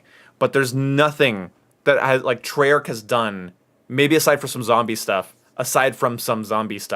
that I just think is good, that I personally enjoy. So the Yeet execution saved Sledgehammer's reputation. Yes, S tier video game in general. That is still. I should buy that just for that. Just for that. Modern Warfare 2, and you know it. No, Modern Warfare 2 is properly rated as an iconic game, and I could go into why, but I won't. The first and second, dude, all three of them are good. Fuck you.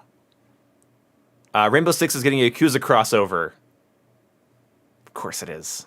Of course it is. That's almost fun to me. Okay, so I actually saw the skins that they're adding for that, and they actually don't look that bad. No, they don't. I've seen it too. But like also like Yakuza's cool. I want more people to play Yakuza. I haven't played it. I'm a total fake fan with a lot of stuff like this because like I know it's good and I want people to play it and I want it to be popular. So whatever gets it there. Can I say Modern Warfare 2019 is overrated? Mostly because people are so horny over the gun animations. Okay, so I agree with this to an extent. There are people that I've talked to that don't just like Modern Warfare 3. They seem to think it's the second coming of Christ. Did I say 3? Sorry, Modern Warfare 2019. Yeah. There are people that seem to think it's the second fucking coming of Christ. And that anything that isn't as photorealistic and as detailed as it is bad. I'll tell you what, Cold War and Vanguard, balance-wise and pacing-wise and map design-wise, and again, just some base mechanics things, mostly, can run circles around Modern Warfare 2019. Modern Warfare is my preferred game out of the 3, but the day I call it perfect, kill me. It's not the real me. But also, don't knock people. I've made a video about why video game details are important. They show attention, they show care, they show appreciation from the dev team. So there you go. Have you eaten a carrot today? I have not. I have not eaten a carrot today. I ate a horribly oversized cheeseburger and I'm regretting it so much. I should have eaten half of it, seeing how it was like a third bigger than it should have been. But whatever. I think those are the kind of people that talk about MW 2019 more than actually play it. I agree. It seems like it sometimes. Guns could reload off screen for all I care. Oh, I'm not like that. No. I think we have to appreciate. So if we want the gaming, if you care about the gaming industry, you should really be rooting for the developers that put in the extra work and labors of love to get their details right, their animations clean, to make sure their game is presented in a way that people don't shut up about. Because while those people will be annoying, at least they have something to talk about. One of the things that Jason and I are essentially saying about like Vanguard or Treyarch is that there's so much stuff that no one even talks about. Like there's nothing worth bringing up. There's nothing revolutionary. There's nothing intriguing. Nothing. And so while, yeah, people can be annoying, pretentious dickheads about it, there's a reason. There's a reason they're being annoying. There's a reason they care about it. So I think if we want games to be better, we should really appreciate it when developers do the extra thing for it. Oh, I read eat carrots if you want a night virgin. And I'm like, well, hold on. A night virgin sounds kind of cool, but that's night vision. Boom, do you insert carrots into the... Okay, I'm not reading the rest of that, Nolan. The animations make the gun feel... That's true. One of the things that's cool about a good animation set is that you can make, like... All my guns are being controlled by this fucking controller, right? All of my guns are being controlled by this. It's the animation and sound work that makes me say the words feel different, because it really doesn't feel any different. But to give the gun more feel, more character, you give it a fun reload animation, you give it a cool weapon inspect, you give it interesting, well-designed iron sights, you give it recoil that's visually different than other guns, you give it a sound profile that's audibly different than other guns, and you create a gun with character. And I think in a game like Call of Duty, where the simplistic actions sort of carry the franchise, again, sprinting, crouching, aiming, shooting, getting kills, when that's what carries your game, the better you can make that feel. The more detailed and cool you can make that look, honestly, the better. I feel like FPS games haven't been to spec the last while. What do you think might when do you think they might make a resurgence? I think certain things are dead. And this is something I don't want to talk about because like I might make it into a video that I'm working this idea, I'm workshopping this idea. I think Halo, it's safe to say, is gone. I don't think they're inherently I don't think Halo 4, 5, and Infinite are evil, awful games that no one should ever enjoy or anything like that, but they I think the Halo we know is gone. And I think it's just time to just put the pitchforks and the torches down and just sort of from my perspective, critique it where I can, but not expect the past to revive itself. So just be thankful you have the MCC. Also, I think Battlefield's toast. I think Battlefield's lost so much goodwill, so much relevance just through its own incompetence and time period choices over the last while. Again, like I say this, I think once every stream it feels like, but Battlefield 1 was considered to be the last good Battlefield game, but statistically it lost all of its players before the end of its first year. So that's actually that's a thing too. You can look that up. Battlefield 1 lost a shit ton of its players. Level Cap made videos covering it, and he got called a hater. Level Cap, the Battlefield guy, and also what's the other dude? I haven't watched him in a while, but his other Battlefield YouTuber, and he's been covering Battlefield for so fucking long, and he got called a hater for saying that Battlefield 1 is having player retention issues, and so there is a level of what's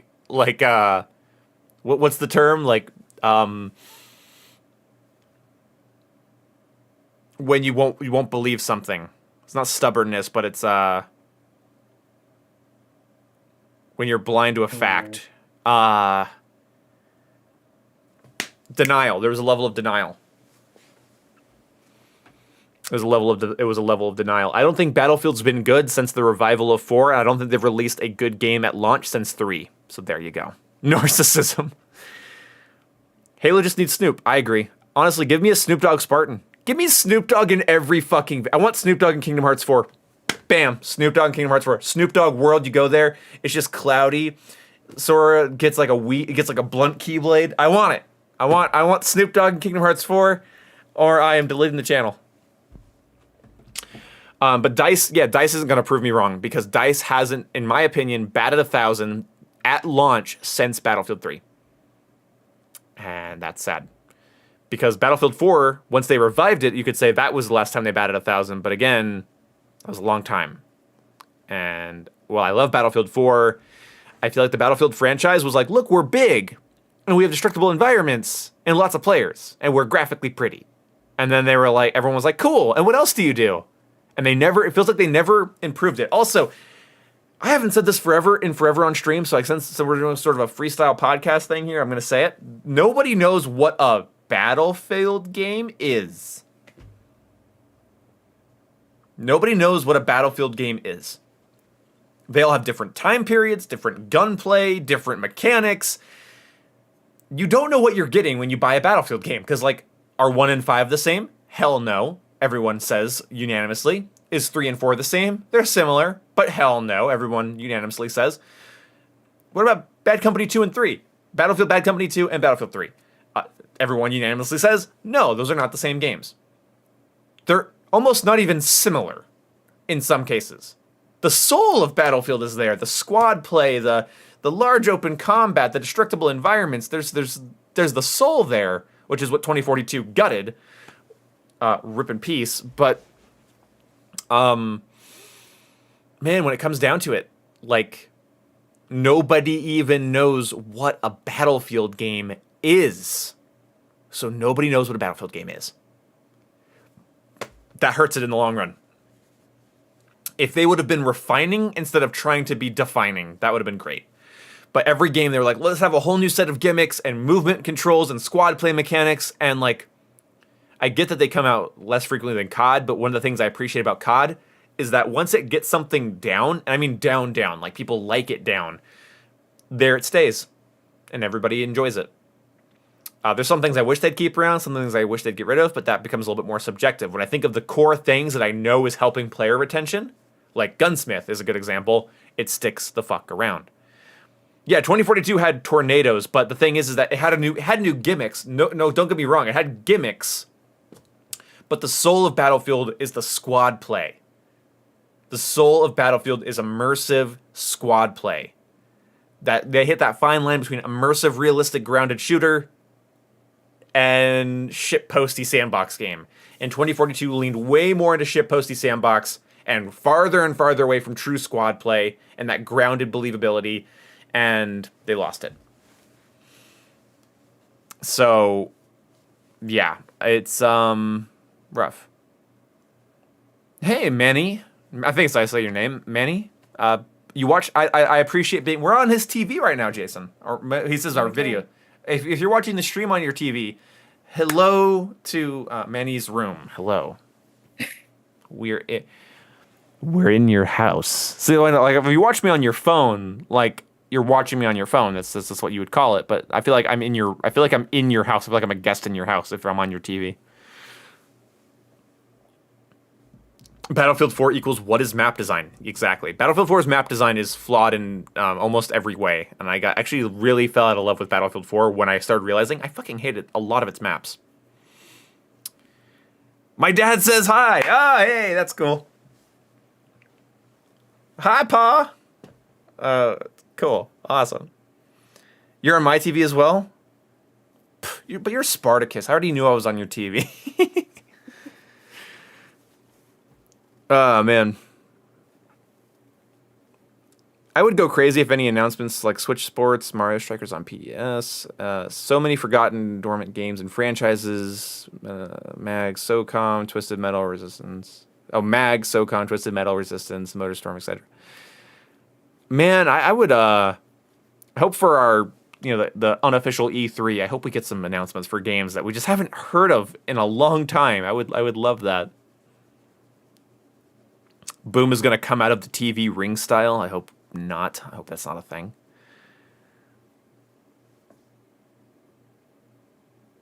I hear you, Lucas, about the Modern Warfare 2019 gun animations. I've seen you like having like a fit over there with it. I'm gonna be real. I read so many comments about it. I'm kind of with you. Like for everybody that like tells me I'm crappy for playing Modern Warfare 2019. I get these like superiority people like, I'm glad you respect a game that's actually good, like Modern Warfare, and it's like they're really up their own ass about it. And gun animations are often brought up, so I hear you. Imagine Quake with kill streaks. I'd be down. I mean, it would be the worst thing in the world. I think as an option, it'd be kind of fun. I went crazy for Mario Strikers, and it was an hour before I calmed down, so I probably need 9/11. I need not. Oh, not, I read that as 9/11. 911 on standby for TV shows. For shows now.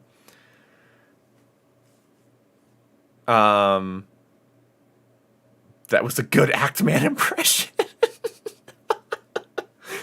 Oh, that's funny. Oh my god. Come on, Lucas. Let Quake have kill streaks. Let it get in on the fun. Kill streaks are gameplay, especially if they're controllable. I'd say if they controlled like super cool power weapons, I think it'd be fine, but not like, look, I have a chopper gunner hovering above the map and it's shooting all of you. I don't think Quake would need that. Yeah, he needs another 9/11 to happen.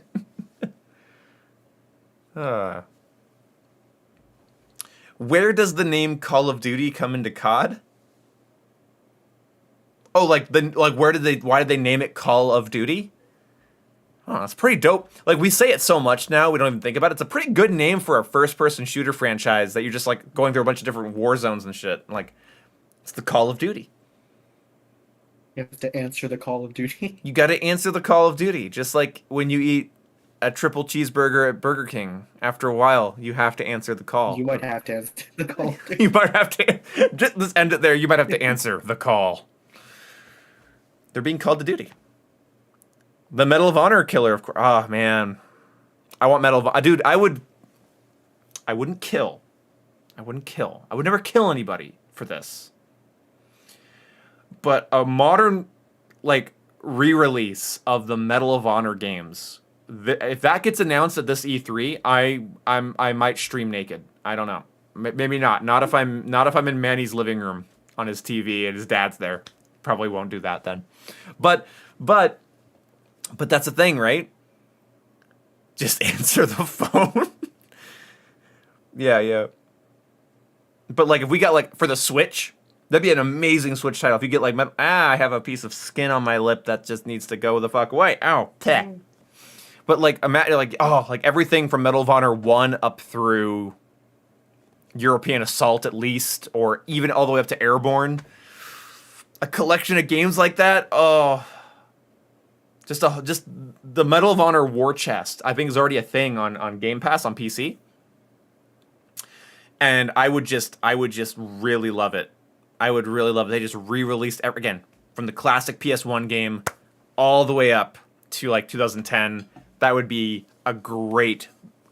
I would stream all of those games. Every single one of them. Pacific Assault, Rising Sun, Vanguard, European Assault, Airborne. Oh, no. Frontline. Oh my god. If I could stream Frontline again. I streamed it. I struggled through streaming it on an emulator years ago. I would totally do it again on the Switch. Oh my god. Well, that's the thing is... modern COD's biggest pitfall. I'm sorry.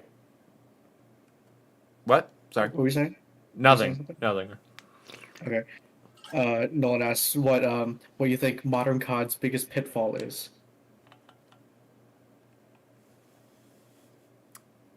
Attempting to be relevant instead of iconic.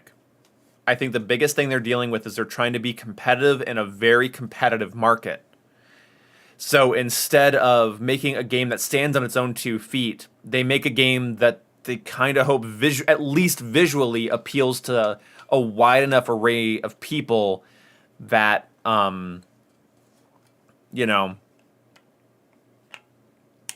it ends up feeling tacky. So they include all these crazy skins and Attack on Titan stuff and slasher movie characters, and they start adding in weirder and weirder stuff. And I think it's a cry to be relevant. It's a cry to get people to write about them. It's a cry to get people to talk about them instead of play them almost. And it's this thing where I think if Call of Duty took a deep breath and realized it's the biggest dog on the playground, and that the competitive nature of the FPS genre isn't going to change, take a deep breath and just play to your strengths. If you have a modern combat game, make the best modern combat game you can. Be Insurgency Sandstorm with better controls. Just eat, sleep, and breathe that aesthetic. If you're going to make a Cold War conspiracy game, fully play into that aesthetic tone and theme and don't let it go. If you're going to make a World War II game, make a full-on World War II game and do not let that theme and aesthetic and vibe go. As soon as you start to trail off from that, you get a lesser product. You get something that just doesn't fucking work. You get something that sadly doesn't work. So trying to be hip. Yeah, I would say trying to be hip is exactly right, Dine Bear. Like that's what it is. That's not Snoop Dogg. Snoop Dogg's fine. You leave Snoop Dogg out of this. He's a gift. Sorry, go ahead. It's interesting because I never really thought about it. Like Call of Duty is like the top selling game. Like almost every year it comes out. Like why do they feel the need to even trend chase to begin with? Yeah, if they're already outselling everything by such huge amounts. And that's the thing. Like I'm wondering, there's a corporate. You get these we don't think of them as human, but imagine if you're in those boardrooms. Let's just make it simple for everyone. You're in a boardroom and you have to make decisions for COD. We keep trend chasing. We keep sort of trend copying, and we keep trying to provide hype through things that people already know. We're trying to be hip with the kids, and we're top dog. It's hard if you're still top dog after doing that. You're not getting laughed off stage for it. Vanguard might be the beginning of the end for that, because I think people. Well, okay, but the thing is, like why? I'm just wondering why they would feel the need to start doing it in the first place. Because they kind of already were. Because even though Call of Duty was revolutionary, it was also doing what they knew already worked, in terms of time periods and settings. Like, think about it. Like, Black Ops 2 was the first time that they went, and Ghosts and Advanced Warfare were the first CODs where they were diverge off of the, period piece, modern combat stuff. Because, Black Ops, everything from COD 4 up through until Black Ops 2 was all modern combat or period piece. And then Black Ops 2 comes out, and we're in 2025, it's the near future. And then we have Ghost, which is apocalyptic, and then Advanced Warfare, which is far future, and then Black Ops 3, which is farther future, and then Infinite Warfare, which is farther future. And then we go back to World War II, and we get our first period piece game in a decade. So, that's what's, I think, really hard. But they already, with their settings, they were very, very safe. Mechanically, they knew what to do. But, hell, this started all the way back in Ghost, man. With the announcer packs, which weren't a big deal. But then, character packs and microtransactions. Black Ops 2 even. Black Ops 2 had the bacon camo and stuff. And they're trying to be funny. And they're trying to, have, poke some humor into their game.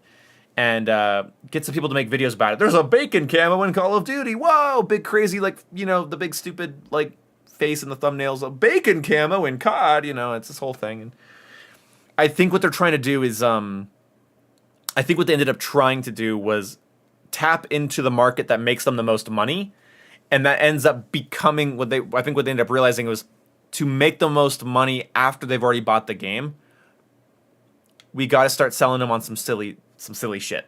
We got to start selling some meme-worthy, like, head-turning talk of the internet shit, and that's how we're gonna get this going. And because again, if you have a Modern Warfare game, and every aesthetic and everything reeks of Modern Warfare, no one's gonna talk about it. But then when Tracer packs came out in Modern Warfare 2019, remember that the internet was like, they light up the room when you fire. The color that you're firing. We all bought them, and we played laser tag in the dark with our tracer guns because it was new. It's like, here's this gritty modern combat game, and then here's you with your pink tracer M4 firing at me in the dark, and it's fun. So we even bought into the silliness a little bit, but I started rationalizing, like, I know you can get different colored tracers, so like I guess it's fine. But the more I thought about it, like, yeah, it was just a way for them to, like, generate some talk. And that's why towards the end of every game's life cycle in COD, they start pumping characters in. And we saw this with Vanguard. They did it too early. People were still in the mood for a World War II game when the Armored Titan was added. Do you have other social medias? Yeah, all linked in the description. Yeah, so memes and so it generates traction in a very competitive industry. I think they started doing it because they wanted to make money, and they found that was the way. The thing is that now they're still making a shit ton of money. They're still beating the competition, and they're doing that at the same time. So if you're a business guy, you don't rock that boat. You're making money, you're top dog, and you're being a silly, cringy piece of shit. Keep being a silly, cringy piece of shit. You're outselling everything. So whatever the causation was doesn't matter. For them now, it is a correlation. What game would you kill to be made? A Kingdom Hearts 1 and 2 remake in the Unreal Engine. I would kill for that. I'd kill Jason for it right now. If I could go to his house and just kill him, I would do that for those remakes. I was nodding in agreement until that part. You were like, oh yeah, those would be great to see remade. What? I'm dying? Sounds weird, but why not remake games that were around during the PS2 original Xbox era? A lot of good games came out back then. That's what I'm saying. Where's Republic Commando? Give me remastered Republic Commando, remastered Kingdom Hearts. Let me look through. I have some old games installed. Oh man, remake all the old Splinter. If you can't make a new Splinter Cell, fine. Remaster the first 4 games in Unreal Engine. I just made you like $1 billion. Thank you. Hey, Alistair. Sorry I haven't been active in the chat. Lurking. Congrats on 58K. Aw, thank you, buddy. Sorry I haven't been very active in chat this stream, but I'm I saw something in chat earlier. I am reading a donation. What is your ultimate Sorry. production value goal for What is your videos and ultimate streams? production value goal for videos and streams? More of this. I like this. I like this as a format. I really like this as a format. In terms of production, I just want to get to the point where I can make relevant videos about my opinion, my unfiltered opinion, that are entertaining. It's a very vague goal. Also, I want to do I think I want to do more of a podcast stuff because I really like this. I can sit here, I could do this for 5 hours a day. I feel like I could. I have all the thoughts in my head. I have the topics. I think my throat would give out before my heart does when it comes to it. I really like doing this. And I like having a Jason here to bounce off of and take up the slack when I'm out of breath from rambling for too long. But what question were you going to read? I just saw I hope Cold War's score tree system never returns, and I don't disagree. Yeah, I agree with that 100%.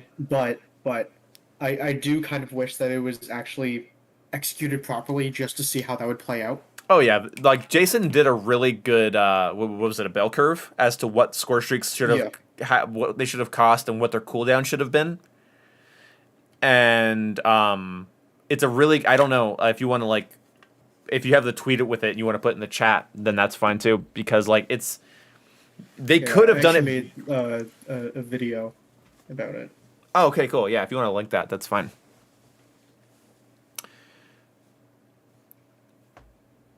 Well, thanks, Alistair, and thank you so much for your donation, buddy. I really appreciate you. But yeah, it's like with the whole like Cold War Score Street thing. Like I think I don't think like looking back on it now, I don't think it would have ended up like giving the desired effect like in the long term. Sure. But it's just actually doing it properly, like it might have worked. I don't know. But there's the link to the video that I made about it. It was just a little like clip from a stream that I did when I was still in school. So There you go.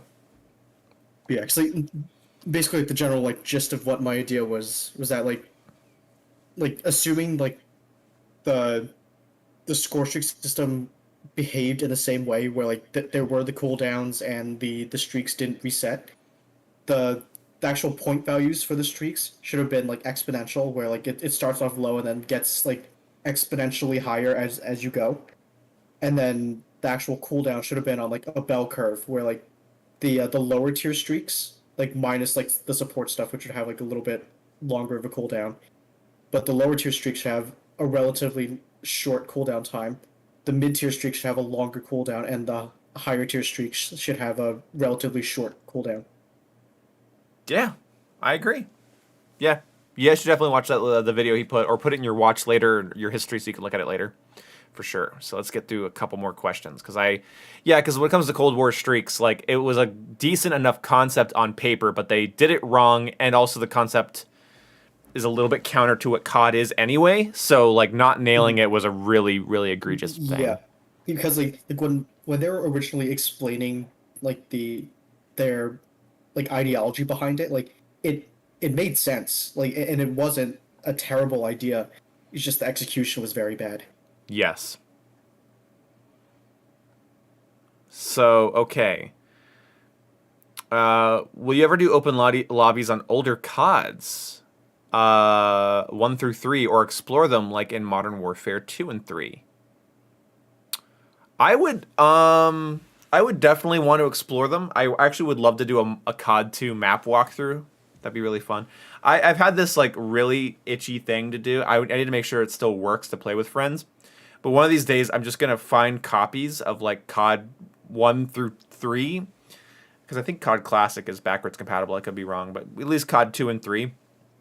I want to put them. I want all my friends to own COD 2 and 3 on Xbox, so we can like goof around in them, because I really love those games, and I haven't had somebody to shoot in COD 2 in like a decade, so that's been sucky. So yeah, bring back Spyro with Elijah Wood. Yeah. Overrated character in Modern Warfare 2019. Kruger. Fuck Kruger. Anyone who played as Kruger was a sweaty little shit. And wait, where is this fucking camera at? Where this guy? There we go. That's weird. I have to point at my main monitor to point at you. That's wrong. This guy, fucking Kruger. Shitty people wear riot shields on their back and whatever. Yes, please bring. I would love a Simpsons Hit and Run remake for sure. If they added movement to a pick 10 system, like you can't have slide unless if you want. Oh, like you set up your character's movement options. That's a bit messy. I think certain things should enhance your movement options, like slide farther or sprint longer or sprint faster, but like not whether or not you can or can't. I think everyone should have the same things accessible to them. What is a stupid gamer to you? That's a hard one.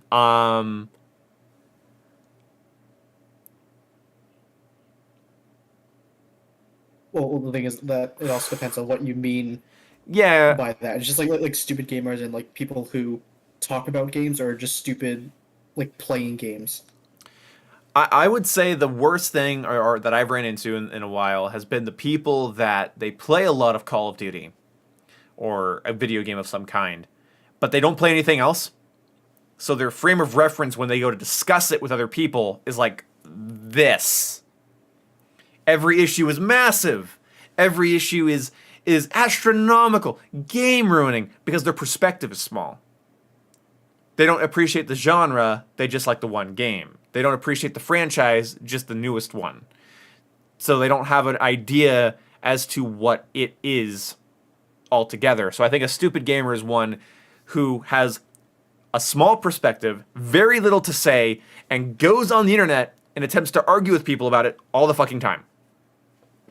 So there, that's my opinion on a stupid gamer. That's because when I say stupid gamer, I don't know if they're really a stupid person, but as a gamer, I don't enjoy talking to them, and I find most of what they say to be stupid, so that's what comes to mind when I read that. I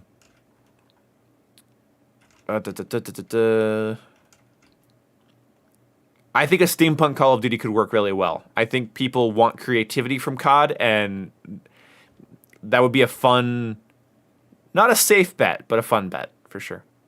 Yeah, like I actually think if Sledgehammer got put on like making that game, I think they would do a pretty good job. Yeah.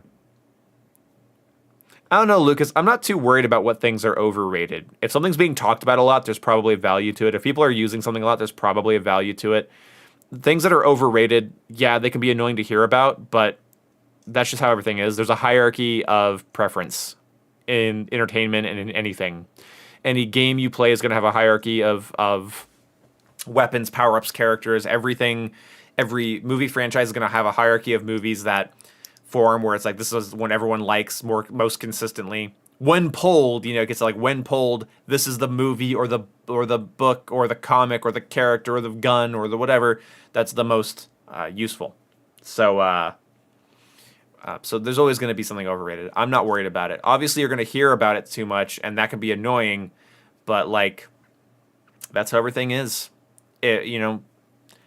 People say like, oh, well, the MCU's overrated. I'm like, no, they're just really, really popular. And so people go and watch them and they talk about them. And I find, and I'm not shitting on you, Lucas, but I'd rather hang out with somebody who enjoys overrated shit than somebody who thinks they're like smarter than the people that like the overrated shit. It's like, it's overrated. There's probably a reason. Humans like stuff with value. They like detail. They like character. They like fun. And whatever brings that is, there you go. So, like, music. There's underrated music out there. But one of the reasons it's underrated is it's hard to listen to. You have to be in a frame of mind for it. It's more specific. It's sadder. It's darker. It's sexier. It's violenter. It's not something you hear in Walmart when you're shopping. It's not something that... Kyle and I have a genre of music we call, because we have a store around here called Fred Meyer music. You know what Fred Meyer music is? It's Maroon 5. And anything like Maroon 5. If it sounds like Jason Derulo or Maroon 5 or anything like that, or Maroon 5, it's Fred Meyer music. And it's annoying, but like, hey, look, if I'm partying with people, right? I'm not going to play Secret Boy by, what's that? I can't remember that fucking band's name. I just found them out. German synth pop, I think is what it's called. It's like dark German synth pop. There's a song called Secret Boy, and it's dark. And it's dark. You got your engagement ring at the Fred Meyer jewelers? Oh my god, I mastered saying jewelry, but I can't say jewelers. Oh fuck. Seriously? That's such a hit to my confidence as a human being. God damn it. I've been my entire life I've struggled with the word jewelry. But I can't say jewelers now. God, did I get it? It sounded right. That sounded right. I read there's a frozen meal called like meat bowls or something. I walked by quickly in the store today and I read it as meat bowels, and I almost stopped and bought one because I'm like, meat bowels. I was like, oh, they're bowls, whatever. End One. The band is called End One. They have a song called Secret Boy, and it's just really cool beat and everything, but the lyrics of this German guy, he's just like, everybody wants a secret girl, everybody wants a secret boy, and but like with the beat and everything, it's really cool. Like you walk to it, you're like, yeah, this is awesome. But if I'm going downstairs, like have a barbecue with my family, like, hey, play some music, I'm not gonna put on like dark German synth pop and be like, hey, you like this? Look how underrated my music is. No, they're gonna get Everybody Wants to Rule the World by Tears for Fears, and we're all gonna bop out to it because it's a jam. It's not. No one cares how underrated your shit is. There's a time and place for everything. I'm not talking to you specifically, Lucas, and also, but like, I have a problem with this because like, I like underrated shit. I love underrated shit, but like, I'm not gonna look at like a big like Fast and Furious. Everyone makes fun of Fast and Furious. I don't care about Fast and Furious. I'll say I don't care because I've never really watched much of them, and they're not my thing. But there are people that are mad that it even exists. It's like, bro, these are dudes. These are dudes. Okay, they're not men. They're not boys. They're dudes, and they go to fucking theaters, and with their girlfriends or their other dude friends, and they go and watch Fast and Furious, and they're just stoked to see explosions and muscles. There's a pretty good reason why they've made so many of them. Yeah, like you don't have to like it, but respect that. Like, this is the thing too. Like, so movie reviewers, I've talked about this before. Like, they get all anal. They're like, "Oh, this movie's so terrible. Look at how bad this is." And I'm like, movies are not always meant to be watched huddled over a laptop screen, judging every single frame. They're meant to be watched on a couch with someone you care about, you fucks. Like, some of you are so goddamn lonely.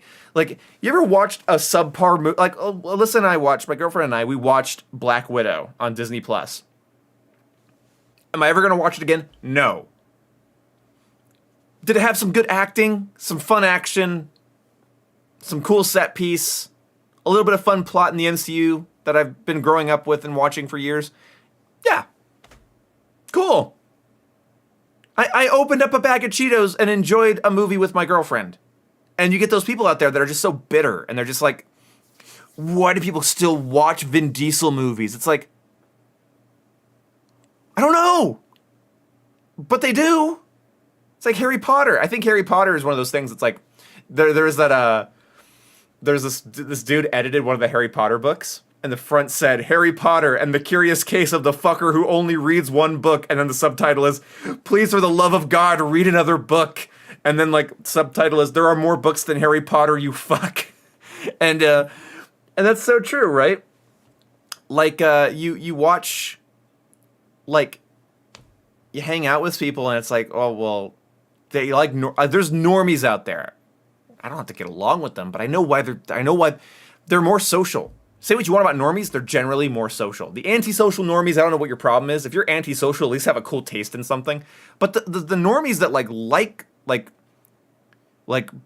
bread and butter movies and Hollywood blockbusters and overplayed music, you put on Call Me Maybe, and they're like, oh my God, yes, Queen. Like, you get those people. It's like, yeah, but they have someone they're saying yes, Queen too. Like, they have a friend and they're jamming, and it played when they were in high school, and they danced to it at prom, and they had a life, and the song was culturally relevant to them. And fuck you, shut up.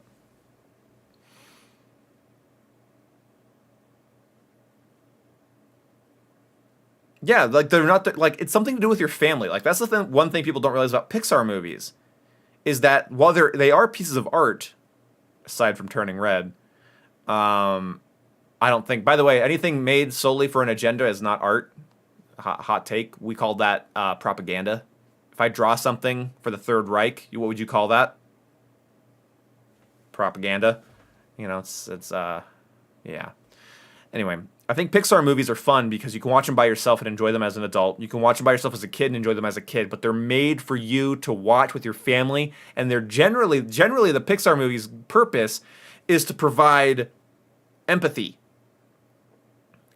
Like, usually that's the plot. That's like the plot of all of them, and you can start to like appreciate your family members. Like, if you're a kid and you watch a movie like Soul, and you watch it and you have a friend that's a musician, or you have a family friend that's a musician, the kid makes a snap connection. You watch Toy Story and the kid realizes they're gonna grow up, snap connection. You watch a lot of those like the big family movies, the ones that really matter, the ones that everybody talks about. They make a statement. They have an agenda, but mostly it is to entertain and to give the family a broader perspective on things together. And it's also nice because, psychologically speaking, if you have a family, so I grew up in a family of four. It was me, my sister, my mom, and my dad. We're all very different people. And as we've gotten older, and after my dad passed away, it was very obvious we're all very different people.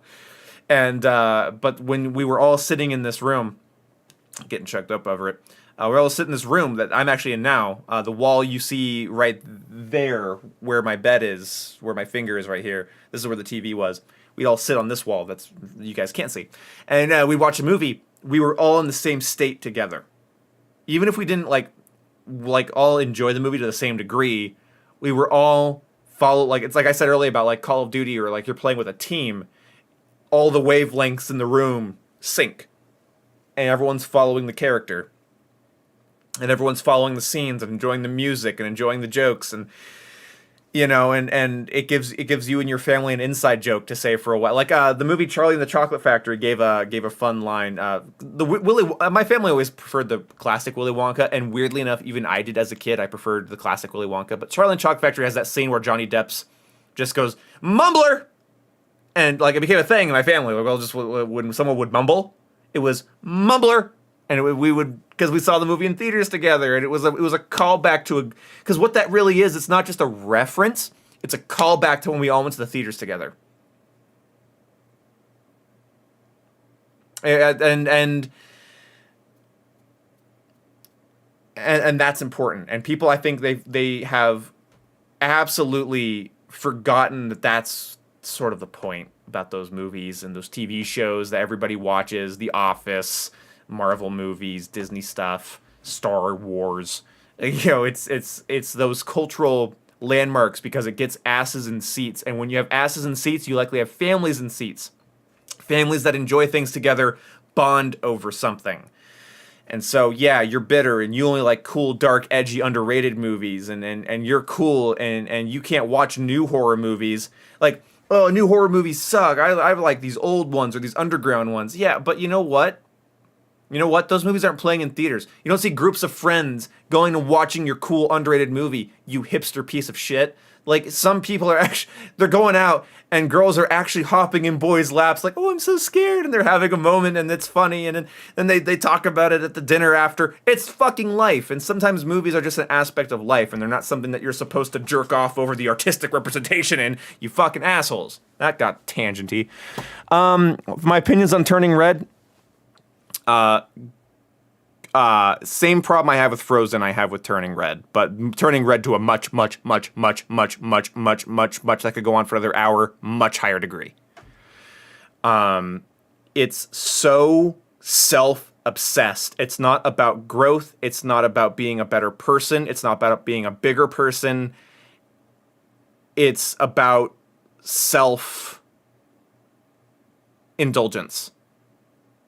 Your feelings, your emotions, instead of everyone. It's too self-indulged. It's too self-indulged for me to appreciate it. And the message is very much so you do you, boo, and I think that's just a shitty message to send to a kid. It might be a great message to hear when you're in your 20s and you need to focus on your career, but a really fucking bad message to a kid that needs to be raised and sculpted. The thing is a lot of the people, and they are very, very open about this, that the people with the ideologies that work in these companies are very, very, very, very much so anti-nuclear family. They're very, very much so anti-establishment and anti-tradition, and that's why I fucking hate that movie. Because it feels like anti-authority, anti-family, anti-tradition.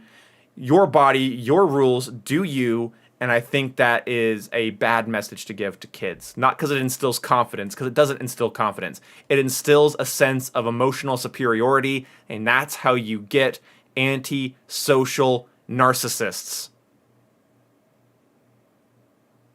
That's how you get them. You want an antisocial narcissist kid? Put them in front of garbage TV that has no message, and then tell them to believe in themselves every time they're sad. No. That's why I like movies like I grew up with like Treasure Planet and Mulan. I idealized cartoon characters that actually had some fucking struggles, that weren't good at what they were doing, that had attitude problems, that were flawed and not told to be themselves, but to be their best selves.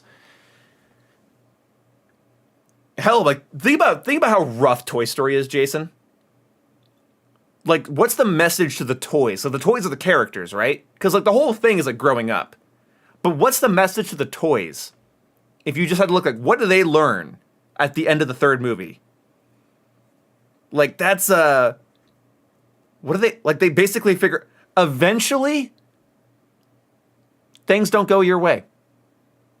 Eventually things end, which is also more of an allegory for growing up, but it's still like those characters are essentially told, you're not needed by this person anymore. You got left the fuck behind, which is a hard thing. So the thing is, you know why parents also cried during Toy Story? It's not because they were nostalgic for their toys. It's because it's the kid going away to college while Woody says, see you later, so long, partner. And what parent can't relate to that? Not being needed anymore. That's rough. And they put it in a kids movie and put asses in seats. And people watched it and they appreciated it, but they don't really think about why. That's okay, but they appreciate it, and that's the important part.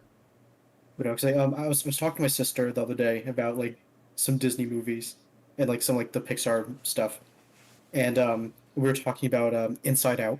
Mm-hmm.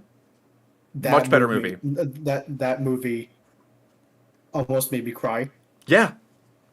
That movie's it's yeah. yeah, and my sister was like really like confused, like yeah, like I watched it a while ago and like it didn't really like do anything, like when like she was like much younger at the time, and like and I was basically saying to her, it's like there's nothing like more like powerful, like at least like for me, like I guess like at the particular time that I did watch it, Yeah. it's just like just the message, like it's okay to be sad.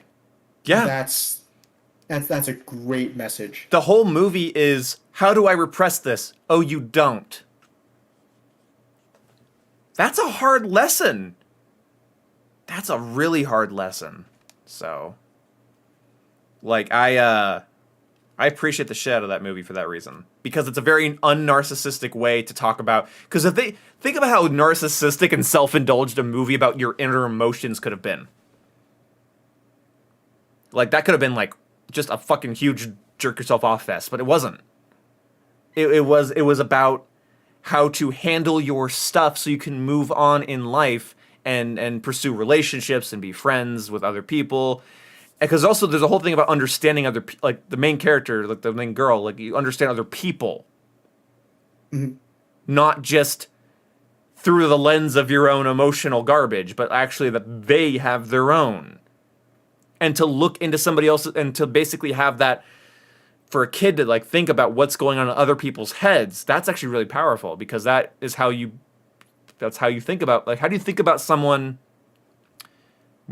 as who they are and not just through your lens? Think through their lens. How do you do that? And the show gives you a really cool visualization of what does it mean to actually be in somebody's shoes? What does that mean? You can't actually go through someone's life or see through their eyeballs. So they do a really good idea. That was really cool that they did that. Mm-hmm. And that's why Pixar makes me sad, is that you get movies that have a coherent value to them that you could just kind of like go like, oh, that's what this is, and that makes sense. Or maybe it's a little deeper than that even. And then you have movies that Pixar puts out and you're like, what am I supposed to get from this? How will this be better? How will this better equip me for the social interactions in my life? Speaking of as a child, because when you're a child, school, house, bedtime, like what are you doing? So how do you broaden a kid's perspective? Because even if you're a kid and you're going around the world, we've known this from like child stars and stuff. They don't have a tight perspective. A wide perspective still, because when you're a kid, you can't absorb nuance in your day-to-day life. So that's what movies are really good at, is giving a kid a new perspective that they carry with them their whole lives. And because it allows them to sit comfortably and safely and get lost in a world that's trying to tell them something through an art form. And you have to be really careful what that fucking kid is being shown, because it'll change their perspective on the world. Maybe the top int. Maybe I will. Hey, Sandwich, thank you for the $1. I still want you to not be donating for a month, but I will have you know I ate Burger King today, and the dude messed up in the best possible, worst way, and gave me a triple burger instead of a double. So I ate nothing but 3 cheese-covered meat patties with bacon, and my arteries are... Okay, they're still working. So, hi. I don't know why I felt the need to tell you I ate Burger King today. But I should tell you, you paid for my Burger King and my groceries today, so I really appreciate you, buddy.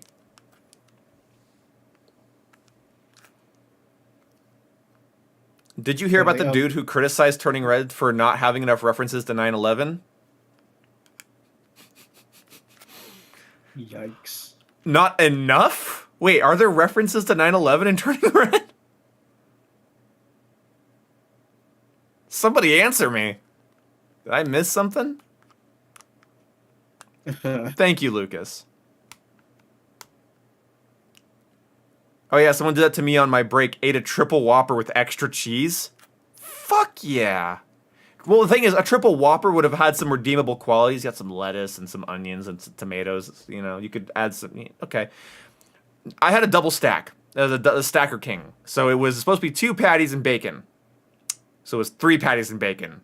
Again, there was not one nutritionally redeeming quality of my meal. Oh,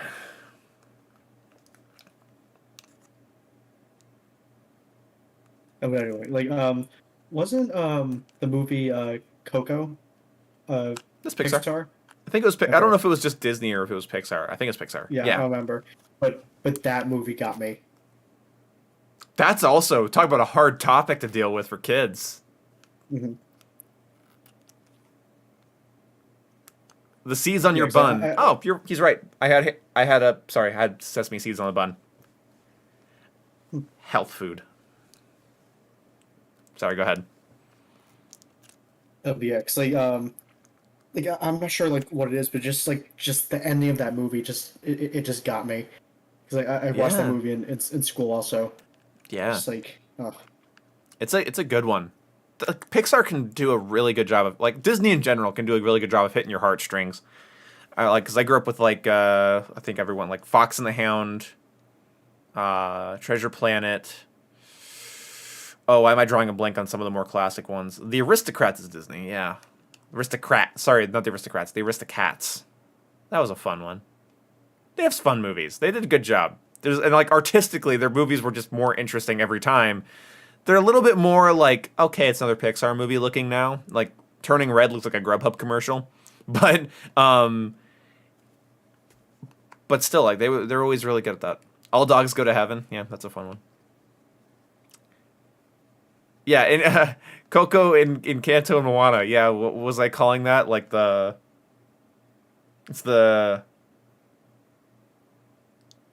Oh, I had a joke because my girlfriend's Hispanic, and I was making a joke that they made like the MCU, but the M stands for multicultural or something like that.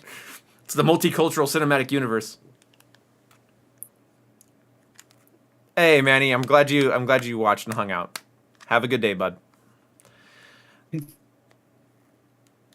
BK closes at 3 a.m. I don't know how people can order like 10 Whoppers at 2 a.m. I mean, like, you and like, so 10 Whoppers at that time, you probably think like construction workers or people that are staying up late to do like filing. Or also it's like, it's also like maybe just a bunch of college students that are staying up late studying. Yeah, studying. Or like now people are getting out of school, so they're like just staying up late in general now. So you have party food. You're supplying food to like parties and shit. That is interesting, Sandwich. 10 Whoppers is just a good meal prep for the week. Honestly, you got your veggies, you got your carbs, you got your protein. Honestly, I should just buy 10 Whoppers and just bag them, put them in the fridge. My girlfriend. True, Nico. What's that? It's a bunch of stone dudes. Yeah. Man, so I'm so right now downstairs in my house there are apparently edibles that my sister brought over from Oregon, and you know what my feelings on this are? They keep telling me I should try one. Every day, I'm told I should try one. And I would love to know Why I live in a family of peer pressurers. I would love to know why. Every time I won't eat something, or anytime I won't do something, they're just like, come on. Come on. Whether it's like a sugary thing or something they made and whatever. And it's like, you know, I don't know about that. It's frustrating because they keep telling me to have them. But like,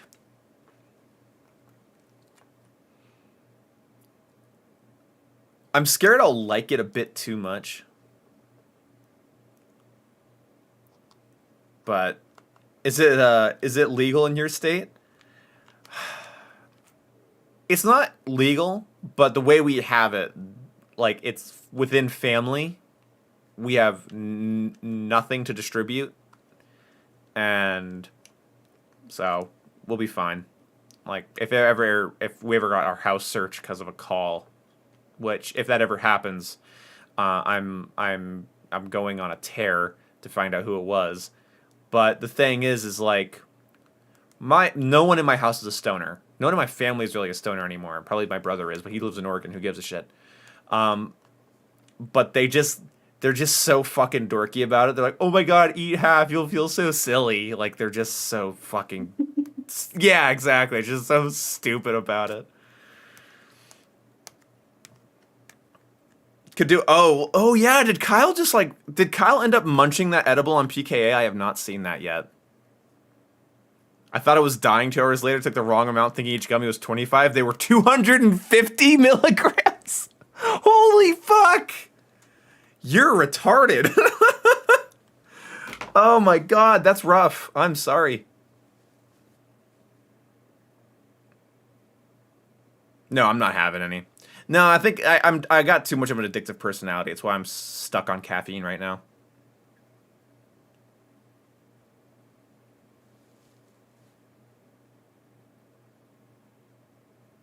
Yeah, like I don't know. That's the thing is like I don't want something that balances me. I want to balance myself. I even stopped taking my L-Dopa, Macunaparians. I stopped taking as much L-theanine.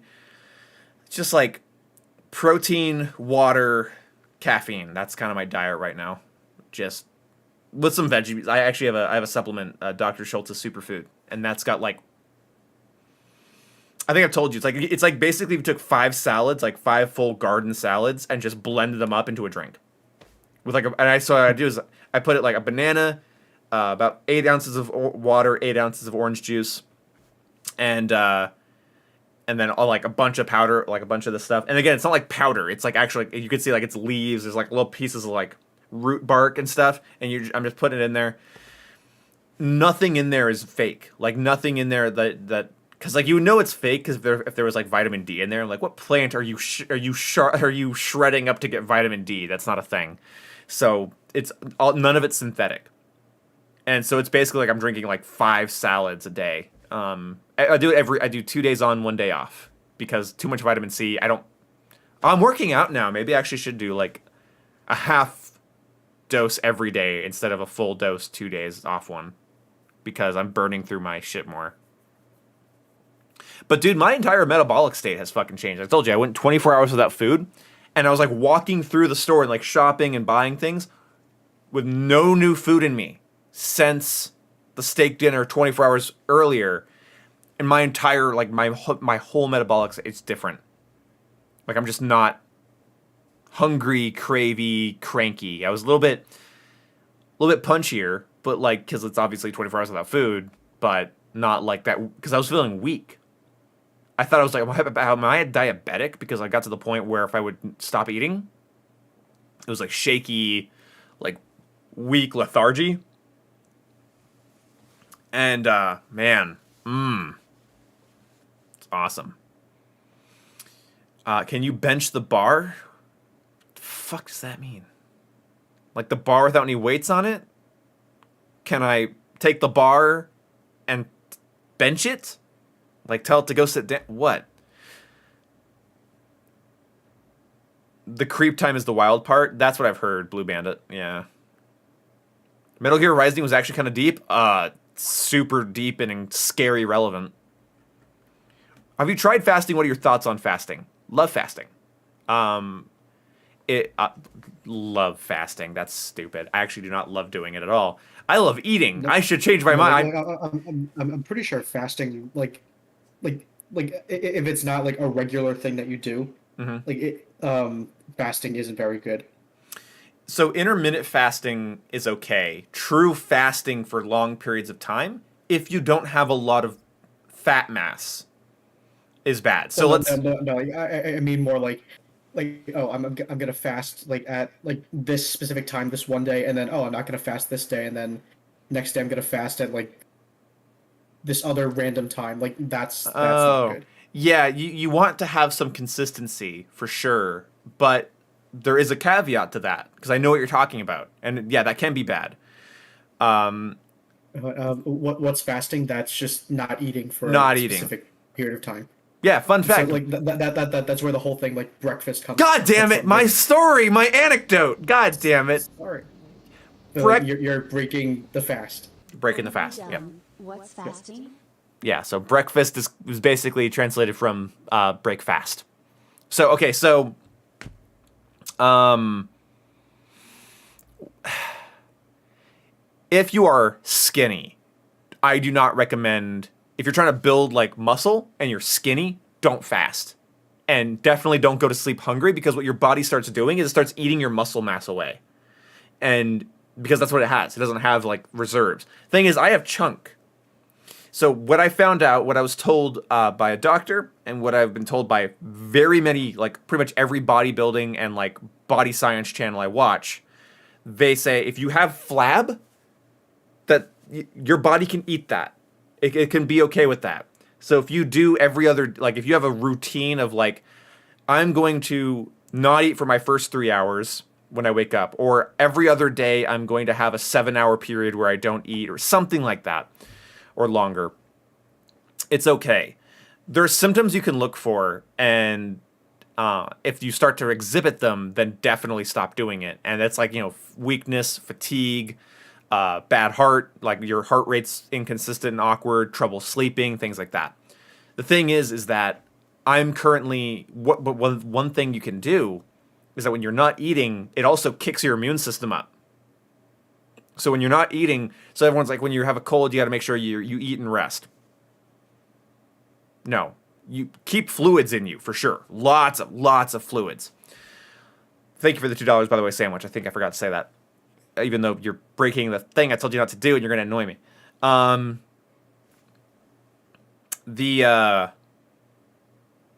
You can put fluids in, but when you don't eat, it puts your body in this emergency repair state where it starts searching, and your body starts sort of essentially searching for sustenance. And what it does when it's doing that is it comes across viruses easier. That's basically how it was told to me. This could be wrong, so I'm not a doctor. Don't quote me on it. But it was interesting to find out that that's interesting. I'm not because like if never you heard that before. yeah, if you don't, so if you eat too much when you're sick, first of all, most foods that we eat cause inflammation. That's why like broth is good, because broth, like a good like healthy broth could be nice. But if you're eating like toast and breads and carbohydrates and gluten, that's inflammatory. And if you're sick, you don't want inflammation like anywhere. So when you don't eat, it puts your body into a recovery state. That's why we can last for so long without food, but not without water. Because our bodies go into a recovery state. And that recovery state, our immune system is heightened because our stress level goes up. So this is what happens. So if you right now, Jason, if you worked out every day for a year, without missing a day, you did like a 2 hour exercise every day for a year. I guarantee you on day 365, if you stopped and then just like for the next week didn't work out, you'd get sick. Promise.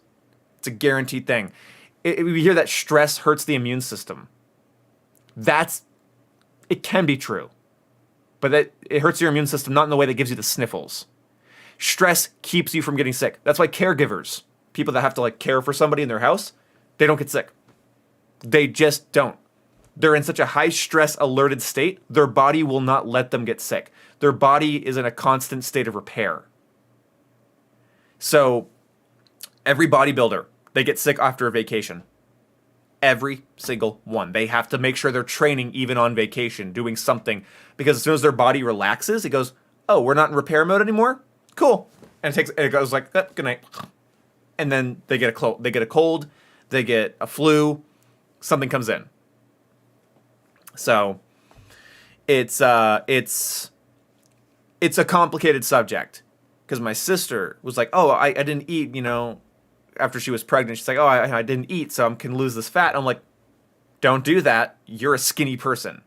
All the weight you have was from the baby, and that's gonna go away naturally. Don't not eat, because your body's gonna start eating your muscle mass, and you're not gonna be thinner. You're going to be weaker, and that's bad." Yeah, it's it's like going off that for a second. It's like basically how metabolism works. That like sort of the order that like the body goes in. It's like carbohydrates, then fats, then proteins, which is like the muscles.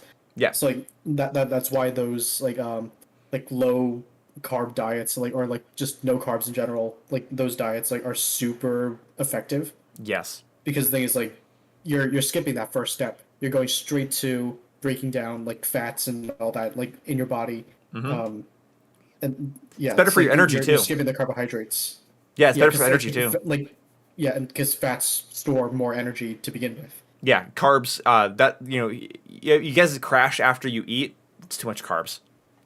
Genuinely, you won't crash if you have a protein-rich meal, like I'm talking like broccoli and steak. You're probably not going to crash. If you have pasta, good luck. See you in the morning. Like it's rough. But the thing is certain carbohydrates are good for like short things. Like if I was going to do a sprint, I'd want carbs. Mike Tyson, before he used to go into the ring, he used to eat a whole Hershey's chocolate bar and a big glass of orange juice right before the fight, because like it's a boxing match. It's not hours and hours and hours, So just that boost of like sugar rush, and then the crash will probably happen around the time that the fight's already over. Especially it's Mike Tyson, so like the fight's gonna be over pretty fucking quick. So like that's kind of cool. Thanksgiving, yeah, exactly. But yeah, no, yeah. If you want a stronger immune system, don't fast necessarily, but do stuff. Do stuff that puts your body in repair mode. Because in case you guys don't know, this is something that it's so stupid. I don't want to sound condescending if you already know it. But like if you're working out, thank you, Sandwich. That better be. I'm holding you to your word. I will time you out if you go back on your word. Thank you so much. Chill the fuck out. I love you, buddy. Thank you. Thank you for owning Burger King, because you made an amazing, horrible sandwich today. But if you want a strong immune system, like put your body through some stress, because the thing is that so if I wanted to build like a bicep, like if I want to build, that cast a shadow. Oh my God, that's awesome. Anyway, so like if you want to build muscle right here, so what that is that your body's tearing it down and healing it. It's tearing and healing. That's what building up muscle is. It's ripping it out and healing it up. It's like if you play guitar, you have those really strong calluses on your fingers. It's from busting it up and healing, busting, healing, busting, healing. People that walk barefoot in the rocks and the snow and whatever, they don't give a shit. Their feet are constantly getting hurt, heal, hurt, heal, hurt, heal until it's stronger. That's how you make something stronger. You do that, it puts your body into a recovery mode where it's healing. It has to. So, if you're not sick, keep up on protein, do a workout that puts your body in a recovery mode, and get some cardio in so you get your blood moving through your body properly. And there you go. And when you're sick, fluids. Depending on the sickness, there are certain. Look this up, because when I looked it up, I was like, what are the things you should feed? And I couldn't remember all of them, but most of the common illnesses we get benefit from you being so full of fluid that you're full, because then your body just deals with the fluid. It goes into a recovery because it's hungry and it's looking for proteins, but that recovery mode does trigger a form of healing. Now that's the part where this is where you gotta talking out of my ass, because I don't remember. There's a step between I'm hungry and I'm healing your illness, and I don't remember exactly what causes your body to do that. So look that up. Look that up. But no, it's going along with that whole like recovery thing. Like Yeah. it also goes into like working out and all that. Like, and also like since like you're also starting to do like regular workouts, like this is something to just keep in mind. Sure. It's like you do want to have like off days, and you don't want to basically do intense workouts like Every day? Hell every no. single day. No, so Yeah, so like, Saturday. Sorry, I did cut you off, but like Saturday and today was already. I took it a little lighter than I did because I started on Thursday. So Thursday, Friday was intense, and then this weekend because I was hurt. Like I was whining to you guys, I was hurt. So I took it. I cut everything in half this weekend, and then I'm not sore today. By the way, I was gonna say if you haven't noticed, I'm whined. I'm not sore at all today. I can tell that I've been doing stuff, but I'm not like dude, sitting down, I was like grabbing the side of the bathtub, like trying to sit down, like, okay, like trying to like sit down and take a shit. And yeah, or like sitting up in bed, my stomach just like felt like it was going to collapse. So like, no, I hear you. Yeah. Cause you don't want to, cause you'll just break, cause you don't give it a recovery period. And then, so you're breaking. Exactly. Because like whenever you're doing like intense workout stuff, you're getting like little tiny micro tears in your Right. in your muscles, and you want to let that like recover and heal. Mm-hmm. And if you're working out like every single day, Yeah. then you're not giving it that proper time, and you're just gonna doing tons of damage. So yeah, that's why like, so during cool off days, don't do nothing though. Like you got to do like something, like take a walk. Walking's not bad. Take a walk, lift some lighter weights. Like I think you guys can maybe see, it's really hard to see, but in the corner right there are my little 2-pound weights that I'll play with those while I'm like watching a podcast. Cause like they won't actually like kill me. And so I can just kind of do this while I'm sitting here and I can just like watch a podcast and whatever. And those are pretty fun for that. So no, I appreciate your concern. Yeah. Cause I was worried about that. Cause I was like, oh my God, am I just sore now forever? I just like thought like, am I sore forever now? It's like, no, you're not sore forever. And again, like I thought that yesterday. Cause again, I was like, oh, I got to stand up. Oh, okay. And like, it was awful. And now it's like, I can go up and I can go down and I don't complain. Also, look at that. Dude, look at this. Look at this. Look, this is a large. 2 years ago, this would have had to have been a double XL for me to actually be comfortable in it. Like, this would have had to have been a double XL. And not just because of my height. Just fucking because I was like too chubby and I'm finding out you're almost 300 pounds is a really bad awakening. See you later, Carlos. Come on, Boom? What do you mean, come on, Boom?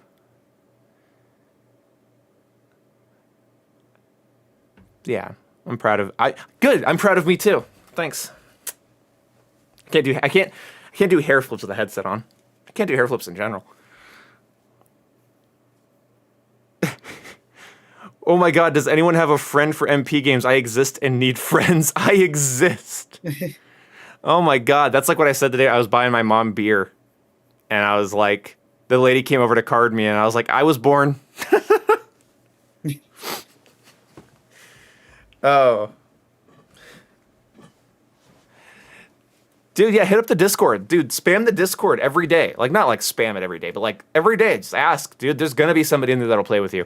If you're in a Discord with hundreds of people that are like-minded enough to watch a retard like me, there's tons of people that are going to be playing the same games.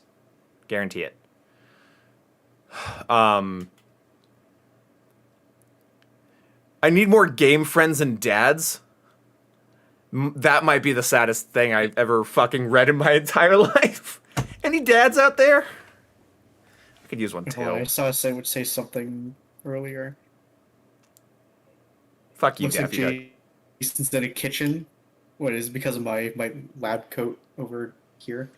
That does kind of look like the inside. Like when I was growing up, it looked like our pantry inner door looked like your door right there. Yeah. Yeah, because that's not an apron. That's a lab coat. I don't know. I think you'd look cute in an apron. No.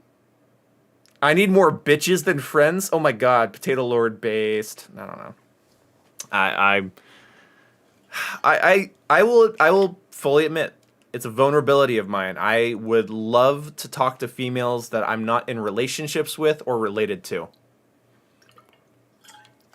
Jason's a scientist? Yes. Yeah. He specializes in studying your mom, dude. Ha. I don't want a I'm a gamer. science guy. I want a gamer girl. I don't want a gamer girl. I want a gamer dad.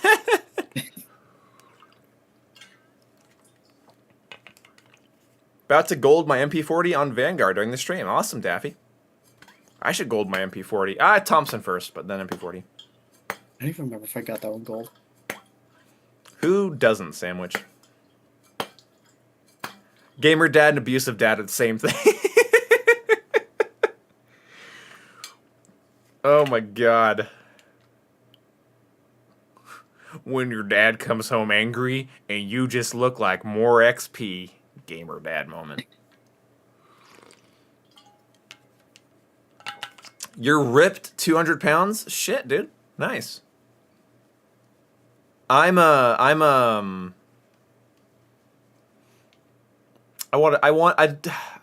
if I want to be ripped. I definitely want to be toned. I want to have pronounced. I want to be less of tub. I look like a tub of stuff. I look like something that would have the name Kirkland on the side of it. I don't like that. It looks like I could pour myself into stuff. I'll tell you though, if anyone wants motivation to work out again or for the first time or anything, 4 days in, there's a difference in my posture and I looked at myself in the mirror without any clothes on and I was like, this is the same like weight, but there's a different feel to it. It's just different. You're using your body. When you use your body, you get confidence. You stand differently. You hold yourself differently. I notice I'm walking differently, so like I can't stop now. And I'm gonna be really obnoxious to all my friends about it and talk about it a lot, like I did with the no sugar as well. Because the more I talk about it, the more they'll check me. So if I talk about how I'm working out and not eating sugar, then if one day like they ask me, did you work out today? And I say no, they can be like, well then, what was with all the chatting? And I can feel shitty, and that's good. So that's why I do that. That's why I make fun of fat people at Walmart, just so that if I ever get fat, then I'm a hype. I would rather be being fat. Okay, whatever. Yeah, but being a hypocrite or being that guy where it's like those guys, they judge girls. They're like, oh, that girl's like a 4. And I'm like, you're like a 1. So, like, I don't know what you're on about. You're fat, ugly, and smells bad. So I don't really know why you're judging TV women. I swear, I've seen dudes like patchy facial hair, and they're fat, and they're stupid, and they're like, oh, that girl's so hot. And I'm like, your judgment of her attractiveness matters in what fucking... At a certain point, you gotta look in the mirror, and the cognitive dissonance is gonna fade, and you're just gonna be like, oh god. Well, like, and we have such a... Oh my god, I was not the right lever. I wanted to lean back, and I shot myself. You saw that? I died. Oh my god. Oh no.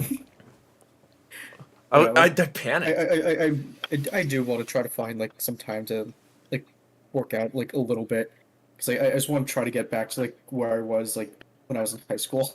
Do you know what's better though than like being? Go ahead. Because I wasn't like super like fit or whatever like in high school. Like I was like thinner. Yeah.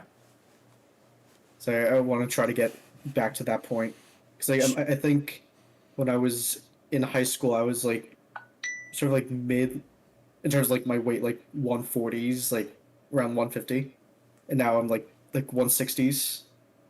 So like I gained a good amount of weight when I went to college. So. Oh, fair. Yeah, I mean, best thing though is like what's more important to you, losing weight? And no, you can't say both. Losing weight or stamina. Because I'll tell you what sucks, in my opinion, worse than anything like weight related. Shitty stamina. Okay. Stamina in terms of what?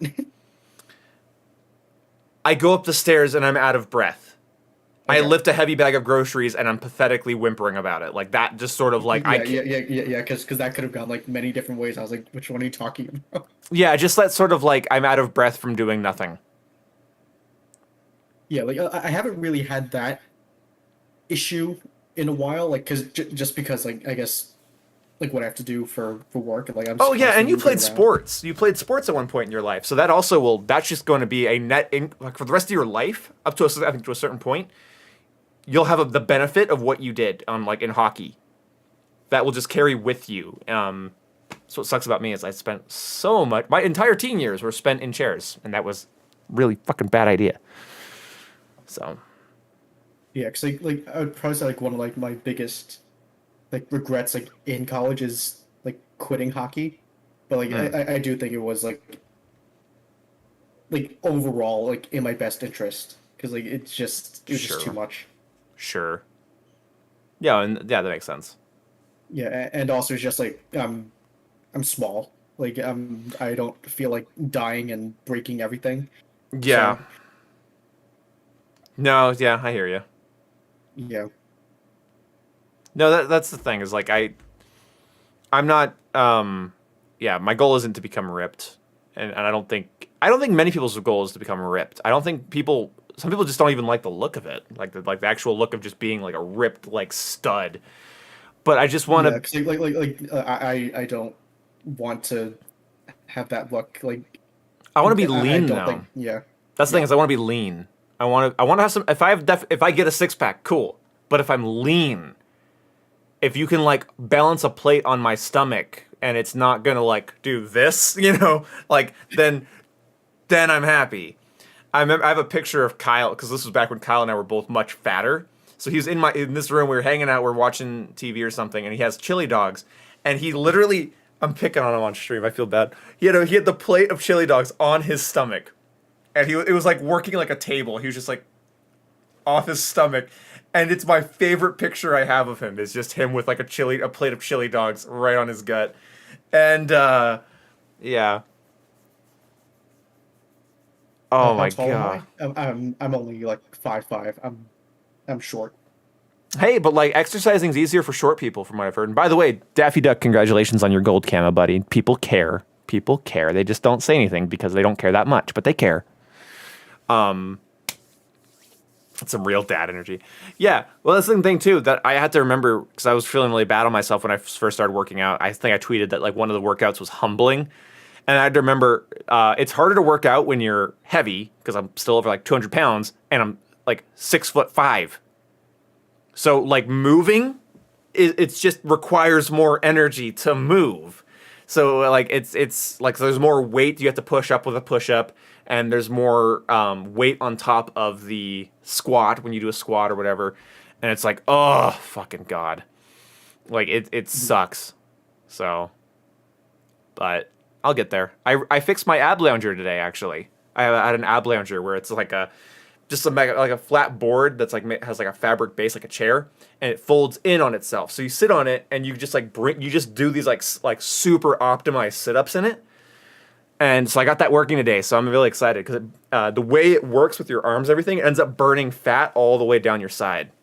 So I got that fixed. Like I actually got all the pieces for that. I went around the house. I was like, I'm putting this thing together. I'm unfolding it in my room every day, and I'm gonna just use it for like 20 minutes. So we'll see how that goes. I want to be able to, by this time next year, I want to be able to post a shirtless pic of myself on Twitter and feel good about it. That's my goal. That's a really hard goal, man. At my best, I've never wanted to do that, so I want to do it. 5'8" average height. What are you talking about? That's not short. That's not that short. I'm Actually, 205 and 5'7". I'm I have a pretty post. sure Oh, 5'8" average height. Blue Bandit, Texas is a vet. Third year in Iraq, my ass was 180 but built and cut. Now I'm just fat. Oh man. Well, dude, what division were you in? Like what branch and what were you doing? That's cool. For those of you that don't know, a lot of my family was vets, and so even my aunt, I had to remember this the other day. My aunt was National Guard, too. So like that was another one. It was Air Force, National Guard, Army, and Marines. So that's all the people that I know. And then I got a Vietnam Army dude here and a Korean War Marine dude across the street from me. It's awesome. It's 11B Station Fort Hurt. Okay, cool. Nice. Army guy. Yeah, my dad was an Army guy. Cool, cool. Hold on, Potato Lord. How old are you again? Being 110 pounds and 5'8" isn't too bad. That's not bad. That really, I think that's a little Underweight? like, slightly underweight. Yeah. Yeah, I think you should go for a 150. Yeah, I would probably say like somewhere between 130 and 150. Right. That would be like average weight. Oh. Like for the height, 17. Okay. Yeah, like I think that's like a little bit underweight. You sounds like you needed some you need some triple cheeseburgers, buddy. That's what you need. 3 deployments to Iraq. I was from in 06 to the end of 2012. Wow, 3 deployments. Well, I don't say thank you for your service because I've found that pisses some people off when you say it. So I'm gonna say I think that's rad. That's what you're getting from me. I think that's rad.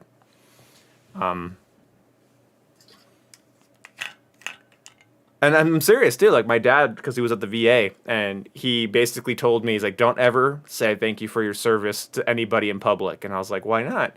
And he's like, "I was in a waiting room with like 20 other dudes, and they all agreed, I hate it. I hate it. Stop thanking me. You can say cool. You can ask stories. Do not say thank you." And I'm like, and these guys were like ranging in the VA there from Korean War to like Iraq and Afghanistan, and they were like, "Stop fucking thanking me for my going fucking through." And I'm like, that was okay. So I, as you know, my dad said don't, so I don't do it. 100% from the VA. Need to hit the gym again. Helps with the mental shit too. Keeps the mind busy. Yeah, man.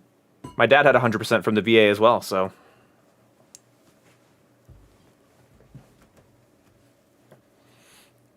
Oh my God, did Lenny just come in here and say, I love you? Thank you. I have monkey arms. You have a 6'9" wingspan? What the fuck? Yeah, because I'm pretty sure wingspan should be like What is... should be close to what your height is. So like if God, how long are your arms? Hold on, I need a tape measure. This is fucked. That fucked me up more than anything else. We got a war vet in the chat, and that's what ends up fucking me up. Where the hell is my goddamn tape measure? But I'm pretty sure like your like wingspan and height should be very close. That doesn't even sound right. It doesn't sound right, but like, I'm pretty sure like that's what it's supposed to be. Like on average. Average. So I think I did that in the one of my like high school math classes. Is this the one time my tape measure is not going to be in my goddamn drawer where it's supposed to be? I'm gonna throw a hissy. I was on a team for COD sponsored by Mountain Up Clothing. We were all vets, help people with PTSD through streaming and gaming. Oh, that's cool. Super cool, actually. That shit hits home for me, man. Very cool. I'm gonna be real. I'm too much probably of a pussy for combat, but if I could just like go like get in with a group of guys and just like I want to just go through basic and not get like enlisted. Like I just want to go through basic, meet cool people, test myself, either prevail or get kicked out because I suck, and then just say I have as a life experience. I think you can. I think I've talked about this before, and somebody was like, "You can. There's this program X and Y, and you can do this thing." So that might be a thing. But like I would love to. Not just like an ROTC thing, like an actual like do like Army basic, and also just kind of like get an idea of like what oh, you know, I think there are like things where the military does where they repeat old school military training, so you can go through like a thing that gives you like World War II military training or like Vietnam. I would love to go through Army training from when my dad got drafted. Or did he enlist? That's my mom. That's actually a fuzzy memory for me. But yeah, I would love to do that and just go through that and be like, Because like my dad at 18 was like getting shot at when like me at 18 was getting shot at in Call of Duty, and so like I'd love to see if I could do it. It'd be really fun. I say fun as a relative term. Fucking where the hell's this tape measure at? Well, I'm a tape measure out. God damn it. Well, the stream's gone downhill. I have no tape measure. Fuck. A few months after war was with two other. When the war was war, the other two were hugs and kisses. Nice. Well.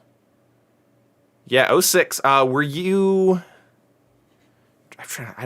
My Afghanistan and Iraq geography knowledge is about 0. So I actually don't know. I know some of the names of the battles, but I don't want to sound like an idiot and say the wrong one. Any specific battles, though? Because then, okay, if you tell me a battle that you were in, then I can... It's gone. It doesn't exist anymore. If you can tell me a battle you were in, then that'd be cool. Boom, quickscoping on the benches of Normandy. You see, like, I don't know if you meant to write benches, but that is a really funny joke if you did mean to write benches.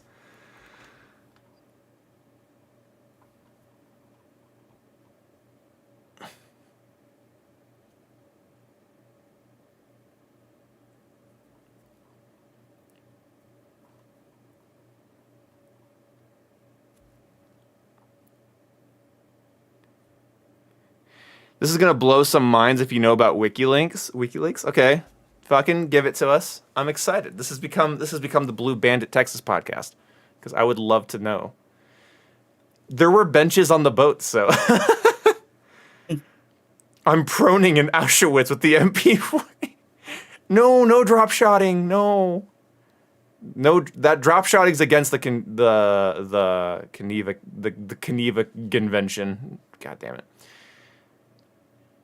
You know that video WikiLeaks with the Apaches taking shit after shooting people down? Oh, yeah. Vaguely, I know about the story. What did you do? Boom saying, put me in Sarge. Let's see. I don't know what color to get for the Just the Text Premium hoodie. What's your favorite color? What's your favorite color to wear? Because like my favorite color is like blue. I have a couple blue shirts, but I look best in good old black. I'm gonna look like such a fucking idiot when I get my hair dyed black, Jason. This fashion with my black hair, I'm gonna get made fun of. It's gonna be miserable. And I might drop out of the idea if I see what it looks like. I might just get it temporary first. That mission was a massive push to take over the village, and our company was the point that to the movement on the ground. Okay, yeah. Well, I'm gonna be getting a haircut, and I'm gonna try to lose a lot of weight before I do it. So I hope I don't look like emo Tobey Maguire. But that might be the best case scenario is emo Tobey Maguire. So like whatever. You know, I remember in college, I was convinced to dye my hair. To what? Black? So no, my hair's already black. To purple? No, so my freshman year in college, I was friends with this one girl, and she was and one of my roommates was also like convinced to dye his hair. So I was like, you know what, fuck it, like I'll do it too. Because of the girl? So, like, what? Because of the girl? Maybe. Okay. So so my friend's hair was like sort of like brownish. So like they tried dyeing his hair. They dyed his hair black. That's what they did for him. But since my hair is already black, they were like, you know what, we're gonna try to go blonde. So have I not seen pictures of this? No, you haven't. But okay, so me and the girl ended up going to CVS to try to find like a good like hair dye, and we ended up finding like a hair dye that was like so blonde that it was basically just white. Since Yeah. we figured since my hair is so dark like black, that's the one I would probably do the most. Mm-hmm. So basically after like everything they followed the instructions, they did everything that they were supposed to. My hair ended up turning out this like super like rusty like brown color, and like it was nowhere near blonde. Oh. Can I Yeah, so I see? had like rusty like brown hair Can I see? for a couple months. Can I see? Hold on, Can I see? hold on. Okay. I need to find Okay. a Okay. picture. Okay. So also, while Jason was telling this story that actually way more like somehow enthralled me more, I looked up. I looked up. I looked up Operation Arrowhead Ripper, and by the way, super awesome name. But apparently, Arrowhead Ripper defeated Al Qaeda. Al Qaeda in Bakuba. Bakuba? Bakuba might be how that's pronounced. During the operation, the Al Qaeda emir of Bakuba was killed along with over 100 other insurgents. 424 suspected insurgents were detained, 129 weapon caches were captured or destroyed, 250 improvised explosive devices IEDs were found and reduced, including 38 house-borne IEDs and 12 vehicle-borne IEDs. Holy shit, that is cool. Well, Sorry, tip for Jason: don't wear white color shirts with a light complexion. I normally don't wear white shirts. I'm just wearing an undershirt. oh my god, really- he didn't pass the drip test, and that's the whole reason this video chat started. It's in his undershirt. Jason doesn't wear white t-shirts. Yeah, I very rarely wear white shirts. He understands the basic concept of contrast, I'm sure. Yeah, 'cause like most of my clothes are like darker colors. So, What color are your eyes? I actually don't know this. brown. You gotta get a nice brown jacket. Bring out the eyes. Oh, I actually have a really nice a gray jacket that I bought pretty recently. Does But that I wore it like all the time. does it bring out your eyes? I think I've seen that jacket actually in pictures. Does it bring out your eyes though? This is the gayest thing about me. I I've don't learned know, how to but it looks. Yeah, I it know. looks good. Nobody knows. This is the gayest thing about me right now. I actually know how to bring out your eyes. Okay. Like, well, yeah. Well, that's why I want to get, dude. That's why I have light blue eyes. They're almost gray looking, and I forgot about this. Hold on. what's I forgot up? about this picture. Oh, Jake's gonna be so mad. Just so everyone knows, our air support fucking rocked that mission and had to because the ground fight was fucking nuts. Hell yeah, dude. So the second one was how you said it. So then it was Bakuba, yeah. Cool, dude. Like God. that shit's cool to me. Is Did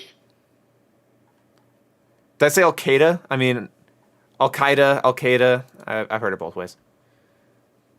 where the fuck is this picture? Well, dude, very cool. Mad respect. Come on, man. I gotta send the Hold on, picture Trent. over the Discord, and then I can pull it up easily. Hold on. Enough about me. This is your stream, dude. I've been listening to military podcasts and stuff a lot recently. Listening to stuff like from like Jocko Willink and other people he talks to from the military. So it's like a kind of an interest thing of mine right now. So you enthralled me, and that's cool because now I got to learn about an operation I did not know the name of. Over 100 insurgents taken out and 424 detained. That is fucking insane. That is not. Amazing. That's more people than live in my subdivision. Like I have a big subdivision. That's more than what lives here. So like I'm thinking of all the people in my subdivision being gathered in an area, and that's like blowing my fucking mind. Gaming stuff. We talked a lot about gaming stuff. We've talked about other stuff as well. Right now we're kind of winding down, and Jason and I are talking about hair colors. And so anyway, I know how to bring out my eyes. So while Jason figures this out, so like my hair color and my eye color are poorly combined. I have dirty blonde hair and I have light blue eyes. And every time my hair is dark and wet, or my hair was dark and wet, my eyes pop, like they pop. And every girl in my family and every girl I've met since say I look really cool with dark hair. Like I remember when I was a bit younger, I had a hoodie, not a hoodie, a beanie, and it was over my messy hair. And so we did a lot of running around and stuff. And then I took it off and I was sweaty and I was, my hair is all like I was a mess. This actually, Jason, this might be why I leave my hair a mess all the time. Because this girl that I thought was really cute was like, oh my God, like your hair looks so good when it's dark, and oh, it looks so good when it's messy. And she was just like all like flattering me, and I was like, like 15 and like, oh, thank you. Yeah. So it was nice. So but I found out later that the dark hair brings out blue eyes. So I'm like, if I dyed my hair black, like my eyes would great. Found you on Twitter. Follow you. If you have any questions, just want to hit me up. Awesome. Easier to talk about now than it was a few years ago. I've been here since '06. Awesome. Very cool, dude. So I found the picture. It's kind of difficult to see the brown hair, because this was after I got a haircut, so you can still kind of see it on the sides. So did you DM it to me? I did it through the Discord chat. Good. Oh hell yeah! You look turtle. You look good there, actually. Yeah, that was my freshman year, before I gained weight. Yeah, so I can see the brown in there. That's kind of cool. Yeah, like very slightly on the sides. Yeah. Dude, you look fine. You can put it on big screen if you want to. I'm not sure if you're doing that. But... Yeah, it's on the main screen. Everyone can see it. Yo, he's holding a dog. A dog. That's good. I'm glad we got to see that. I'm still waiting for my friend Ashley to send me a picture of herself when she had blue hair so I can laugh at it.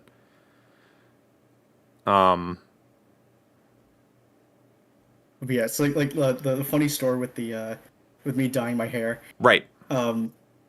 So it stayed like that like rusty like brown color for like a couple months, and when I got like my first haircut afterwards, I basically had like basically down the middle was my original like black hair, and then on the sides was brown. So it looks like a mohawk? Kind of. That's fun. But so that summer, because I did it during the spring of my freshman year, so right at the end of the school year. I ended up getting my customer service job that summer, so I went into the interview with my hair like that. And they said nothing. Really? Like, it wasn't a talking point? They didn't say anything. Wow. If it was like, and it was really funny. So like because my mom was like, oh, you shouldn't have dyed your hair. You're gonna look stupid. You're gonna look stupid. Oh my God. It's like it's too late now. Yeah. Man.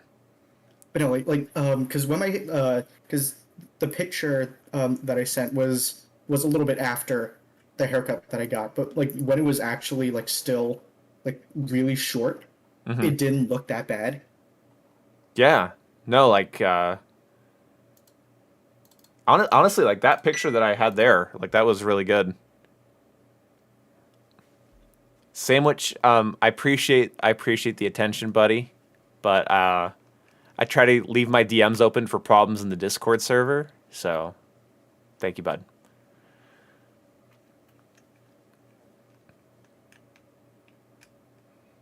I think we're gonna wrap this up because we've been live for 4 hours. You have to go to work tomorrow, and you are staying up for me, and I appreciate you. So I'm just gonna rapid fire through the chat real fast here, and then we'll wrap it up with some credits. So I'm gonna see. Here are my thoughts with Halo Infinite. Halo right now, a BR would help, but it's not a catch-all solution, and more content needs to be the focus. But they have 10 years to complete the game, so I don't think they're gonna take 10 years to finish Halo Infinite. And I also like, I don't know, man. I think it could help get new people in and get revenue flowing, but I don't think it's gonna be what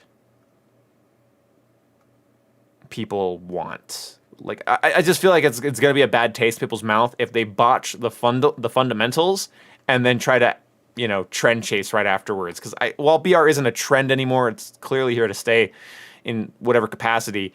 It would just feel like Halo not being Halo for the sake of bringing in new fans to Halo, and that's a bad thing to have. Yes, they do, Nico. I agree. Battle Royales, yeah, investing Battle Royales are getting stale to the point where it's like, I don't think it's the idea. I don't think it's the $1 million idea that it was. Oh yeah, it didn't save Battlefield 5. That's true. Then again, that is a $60 game, not a free to play. So there is that to be taken into account. So yeah, I think it's going to wrap it up. I do want to thank everybody, and especially Jason, for staying up and co-hosting this. I wasn't going to ask you because I know I was starting late, but I'm glad you wanted me to call you because it's been fun to have you. And I want to do more stuff like this, just in general. Oh, you're going to be behind the credits. That's awesome. Look at you. So I want to thank Alistair, Spartacus, it's attacking me. Vincent Starn, It's Me Poise, God Howard, Grizzgoes Postal, Carlos Hathcock, and Sandwich.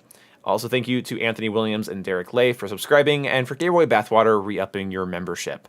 I also want to thank you guys so much for getting me to 58,000 subscribers.